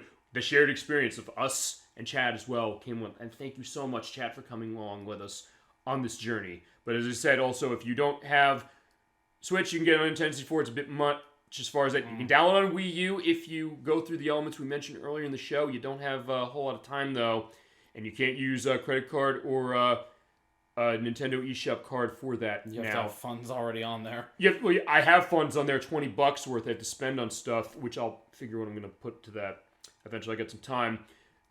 I'm not going to put to this because I already have it on N64 and it's here. But that's the cheapest way. It's $10 there. Or we can get it on 3DS where it does have things that are improved, things that you were saying, based on what you said, the melding of perhaps mixing the two, saying remaking this maybe, because we're seeing stuff with the Resident Evil 4 remake that's coming out, which we talked about earlier, or we mentioned earlier ourselves off screen, I think, the Silent Hill 2 remake, things like that, the elements of that, the quality of life things that the 3DS version did to kind of make it in line with Ocarina of Time 3D, which is the other great way to play that one. Yeah. Specific. But yeah, that's like $30-$40 for that one if you want that. First play, I think we would say play the Nintendo 64 version, which is that. But if you don't have a choice, if you have to play on 3DS, like I still don't sleep on this. I'd say even with the something is something. Even with the design elements to it, you get the sense like, look, you're still going to experience this great game. There's some extra stuff there as well, so there's that element. But as I said, these are great games for a reason. This is why we did these two to start. The idea that the Nintendo 64, when Zelda went 3D, Nintendo could have, missed the boat on that one. It could have ended up like Bubsy. It could have ended up like Contra. It could have ended up like, some people would argue, Castlevania. But even then, it's like a different case with Castlevania. I wouldn't necessarily put it in the same category for it. Sonic the Hedgehog even. Like, as much as I love Sonic, as much as you and I love the Sonic Adventure games, that franchise has fallen flat on its face multiple times with 3D. Yep. If Nintendo had screwed that up with Zelda, yeah, that would have been a disaster. And I get there people maybe thinking, like, would they do this? They were really excited about it, though. They pulled through. And from these two games, we got the rest of this franchise. And a lot of great 3D games as well. And this was the start of them. And the start of really emphasizing that art form of the Legend of Zelda franchise that was unique even above what we had on the systems prior, but the systems prior also have that artistry as far as Zelda 1 with some of the mystery, as far as the hidden elements of that 2, for how it went to that Link to the Past especially, and Link's Awakening, which as we mentioned, Link's Awakening this whole play, and for Ocarina of Time's play, because they tie in, they have specific references, and it was the twofer for me. It was Ocarina of Time and Link's Awakening, the first two I played, 1998, they were both there. And that got my element into Zelda. That got me started. And I guess, I don't know if I asked, what was the first Zelda you played? Was it this one? Link's the Past. It was Link to the Past. And that was the one that really got you into it. And you just wanted to go in the rest, am I right? I was very young. I didn't really understand what was going on. Mm-hmm. I think I got a copy for like my 6th birthday. Okay. And, I didn't know what was going on. I didn't really know much about video games. But you had fun with it, and it kind of created that element and then after to that, it. I played Link's Awakening on, the original, before the DX version came out. Right. So this, honestly, Ocarina of Time wasn't even... I didn't really know anything about it until it came out. Mm-hmm. And then from that came... I watched somebody play it. Yeah, and then from that came Majora's Mask, and I said, especially for you, that element, as you're saying, like, you like the darker elements, you like the idea of how this pulls that and how it plays it, that atmosphere, the way it feels to that, and it just... I didn't form that until I was older. Well, I mean, but the idea is like, you said you played it when you were 10, but you still had a good time with it. As the years went on, you still remembered it. And honestly, that was how I was, even though I hadn't played this game fully for that long. I played bits and pieces. You're saying, I was showing you the test stuff as I was doing it. Pretty much in between, as far as all this, the thought of like, hey, I totally don't remember stuff, and it made for some great hilarity that way. So we had some great off-screen stuff on top of all the stuff we had on-screen for it as well. And it's the kind of thing that I've always held on to this for all these things, and I absolutely loved this play we had of this game. Thank you so much for coming in on this. Thank you so much for making this wonderful play. And thank you, chat, for adding to it just as much. It's a hell of a team effort. It was a hell of a team effort, and we did it. And yeah, that team effort is not going to stop because let's get into schedule for this. What are we playing next week, my friends? Y'all gotta deal with me for 2 more weeks. I think they're going to love you. I think they're going to love that. I always say the other aspect, which is that, look, if they can deal with me, they can deal with anybody who's on the show. We got the first 2 parts of Shadow Hearts coming up in the next 2 weeks. Mm-hmm. They're both going to be on Saturdays, by the way. The freaking roof on that. I am so excited. And the excitement is palpable in my case. He's showing me the other games in the series to get a little bit of a taste on what we're going to deal with as far as that and what we're going to go into. He's playing that whole game. He has it mapped out. There's going to be a 5-month play. I thought it was going to be a 6-month play. Yes, we'll see. We'll see how it works out. We'll discuss. Yeah, it's up to you. I have it in 5, but it depends on timing issues. So he is playing the whole game. I'm going to be here for just the perspective of doing what chat does, usually. If it's like, hey, they're looking at this scene. What are we seeing on screen? What are we seeing with this game? Our background as far as the people who made this game, the company and that, and then also the people who did voice work, as is usually on this program. The company stuff is it's so confusing. That's fine. We've discussed at length like how many different hands this has changed. Yeah, well, I'll provide that element, but he'll provide the full play. We're going 100%. We're showing all of the endings of this game. All 2 of them. There you go. But but there's some interesting stuff you have to do for that. He has it all mapped out. He knows exactly what we're going to do. The next 2 weeks of this program are going to be our first 2 parts of Shadow Hearts for the PlayStation 2, and also feasibly our way of indicating to Aruze, who is involved with publishing for Japan for that release of it, that they registered the trademark. There's an audience to bring this back for it because it's $150 now, and also because Pennyblood, the spiritual successor, got kick-started specific. So people like me who funded into it specifically, it's like, I want this game. It's like, I'm not going to let you be deprived of it. Here's $100 to them for that one. So play the originals. Maybe we'll get a remake of the trilogy. And maybe Kodelka on PlayStation as well, which is the prequel. You know what? I'm fine with having spent my $300. That's true. That was $300 well spent in my book. It also shows exactly how much of a fan he is of that franchise. He loves it. I own every single game in the series. Exactly. So, and it's like with Himynameisvans with Parasite Eve. The idea, like, I said this off screen, I'll say this on screen. That is going to be you on screen saying exactly why you love it. It's going to be like when we get to Shenmue, as far as me, the idea, like, that one game that maybe people don't remember, but the idea that how much it makes a personal impact on you in the case of that one, like Shenmue did to me, amongst other ones. And Majora's Mask, hey, talk about the perfect element.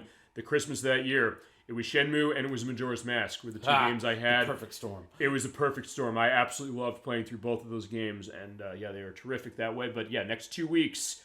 Yeah, so we're getting the Halloween started right, the spooky holiday. Spooky season! Yeah, the Halloween weekend show is going to be for Shadow Hearts for Part 1 and Part 2 the week after that. So Saturdays, next 2 Saturdays, 7 p.m. Eastern Standard Time. This is where you want to be for that game, and definitely classic game of goodness for that one. Y'all, we had this cooking up for a year, so do not miss it. Yeah, it is absolutely a do not miss program that he will be in for every part of that game, and the next 2 weeks he will be playing that. I'm looking forward to that so much. All right, so after those 2 weeks of Shadow Hearts, though, we are going to go back to, and actually I have in front of you, if you're realizing, actually off to the side too, a lot of the games are going to be playing. In fact, down there in my 32X, I have the game we're playing in 3 weeks. Streets of Rage 2 for the Sega Genesis. I've been doing a practice on this. I was showing you the practice of what that was. That created a lot of great things I'll go into, including naming of the Streets of Rage franchise. Of you and Chasm22 with your reactions, which, as I said, if nothing else, I'll tell you this thing. Just one last thing for the element of this program. That's also why I did this show. I said, I was not seeing him. I was not seeing Nikki. I was not seeing Edwack. I was not seeing Himynameisvans. I was not seeing Chasm22. I was not seeing a lot of people I know as far as that. I said, I love the idea. Like, him and I work together. I mentioned that before. That 1 hour we have each day. It's not enough, but it's the idea is like the best hour of the day as far as what that is before, as you said, the time to go home, or of course, Chasm22's perspective, like, oh no, it's the actual work time, and then Nikki going, no! It's like, I'll tell you above anything else, what that hour we have and had over all these years as it's been, I wanted to recreate that. It's like, that was a missing piece in my heart. So I said, I want to recreate that. How can I do that? This is how that did that. And now that we're able to see each other as far as that, us, but also everybody else, and anybody else I know who wants to be involved in this that's kind of, it's become that. And that's why, if you're wondering why this is such a personal perspective to me, and this journey that I've been on for over 2 years now, that is why. And I just want to put that out there, and I want to thank you so much for making that an element that I would want to have, that idea of, something so special in my life that, God, if that's going to be taken away from me, I'm going to fight like hell for the purpose of that. Is that, okay, this turned out to be that. It's become beyond what I can imagine, and I can't thank everybody enough for that. You, Christian 64, chat, everybody I've mentioned for that. And so in that case, with Streets of Rage 2, that element too, but it's we're getting into the beat 'em ups because then we're going to get into Streets of Rage 3 at some point next year when Himynameisvans is going to be involved, because he loves that one. He's got some stories he's going to tell when it comes to that. But yeah, in 3 weeks we got Streets of Rage 2. The week after that one, on November 19th, I have the Magical Quest starring Mickey Mouse for the Super Nintendo. ElecVerse wanted to see that. We were doing what we did with Castle of Illusion. We were celebrating its 30th anniversary basically on the day. Nice. And yeah, the Capcom take of that. Have you ever played that? I played one of the Mickey games on the SNES. It might have been Castle of Illusion. It might have been. Well, Castle of Illusion was on Sega Genesis, but it might have been this one then. It was either this or it was the Great Circus Mystery. I don't know. It might have been this one. No, maybe you did. Okay, then there is that. We're going to be playing through that to celebrate its 30th anniversary, and yeah, to get the Capcom love going on as far as that, because this is a terrific game. And then Thanksgiving weekend, we have the Dreamcast Racing Showcase. I got all my Dreamcast racing games over there that are for that. I have the VMUs set up on the side because I need to know where the saves are. And there's also one at the end that you're not going to want to miss. Talk about not miss things. That's going to be going. We're going through 20 of those. Totally Finn wanted to see that perspective. Most of my next couple weeks, actually, I don't have to do test play on anything except Streets of Rage and Magical Quest, which I'll do kind of in certain times. But I'm going to be doing audio checks on those things and kind of dancing around licensed situations. You're helping with 2 of those with the Crazy Taxi games. I think before that, yeah, Thanksgiving weekend, it is our annual showcase program, and that is our subject. Then the week after that, you're back for Shadow Hearts for Part 3. So we're going to complete this game about halfway by the end of the year. We're not rushing the game, I swear to God, we just want to show it. It's a short game. It's, sort of. It's like 30-something hours, maybe. That being said, I mean... I've beaten it in less. Well, so far, I mean, of the plays we've had, I guess... Majora's Mask, I guess, is the longest play we've had. I mean, we're turning this into a 6-hour play, as it is just because I won't shut my damn mouth. But either way, fine, that's what you come to expect, and I appreciate you for putting up with that. You talk about putting up with me for 2 weeks, like putting up for me for like 2.5 years. Nah, you're good. But thank you for that. But yeah, then we have Shadow Hearts for Part 3 the weekend after that. December 10th, Nocturne we mentioned. Mentioned having a good time with Mega Man Legends. We played that. We were going to be playing Mega Man X4 for the PlayStation. We're going to be playing it twice. She is the Japanese version. She's going to be playing through Zero. I'm going to be playing as the English version, or through the English version as X. There's going to be a celebration with it. Yeah, she's a big one on Mega Man, like you are with Zelda, like you are with Shadow Hearts. So that's going to be a jurisdiction as far as that one specific. The week after that is a little bit of a question mark. I got to talk to Himynameisvans to see if we're going to be doing the finale of Parasite Eve for that next part. If not, I'll see what we can't pull out. I was thinking to do Batman Returns for Super Nintendo, but I've not played that game a whole lot, so I don't know if I'm going to be set for that. I'll figure something to that specific. And then to go into the last weeks of the show, last weeks of the year, I should say. They're going to be Friday night shows, so December 23rd and 30th because of Christmas Eve and New Year's Day, or New Year's Eve specific. And your birthday. And my birthday for the one. So for the 23rd, another viewer request is going to be Tetris Plus for the Sega Saturn. It was ElecVerse who wanted to see that you play Tetris Plus. Was that the one with the little dude who, like, he was a little splunker? Yeah, the professor guy. And I played it on PlayStation. So you played the PlayStation version, actually. ElecVerse played it on PlayStation. I said, I have Saturn, I could get it on Saturn. It's not insanely expensive on Saturn, thankfully. So I said, we'll show the Saturn version off.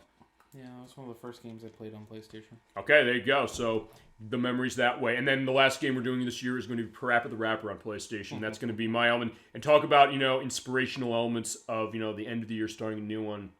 And slipping that in for its 25th anniversary. I said, I have to do that for it. But we're going to be playing that game. That's going to be a great one.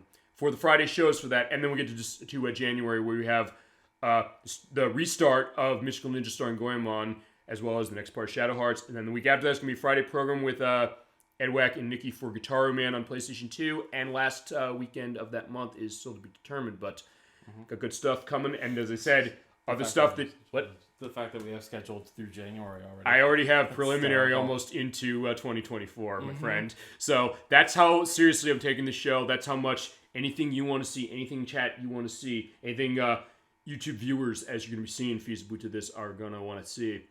Yeah, we got it for you. We're not going to, ever keep this train stopping. We're going full speed ahead. And with that, I think we can shut the show down for Super Old Game Saturday for tonight.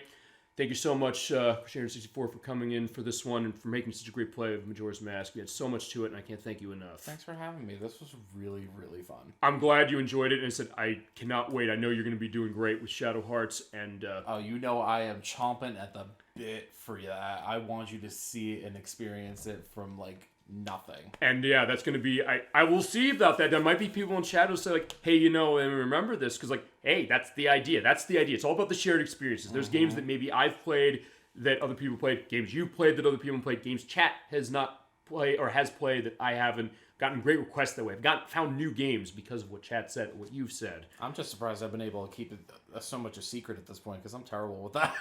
It goes to that idea of being so in tune with something. Nocturne's that way with Final Fantasy VII Remake. She loves that more than Final Fantasy VII Normal itself. But the thought that... Because she was saying, I usually don't care about spoilers, but that was I don't want to spoil anything for you. So it's that idea of, being...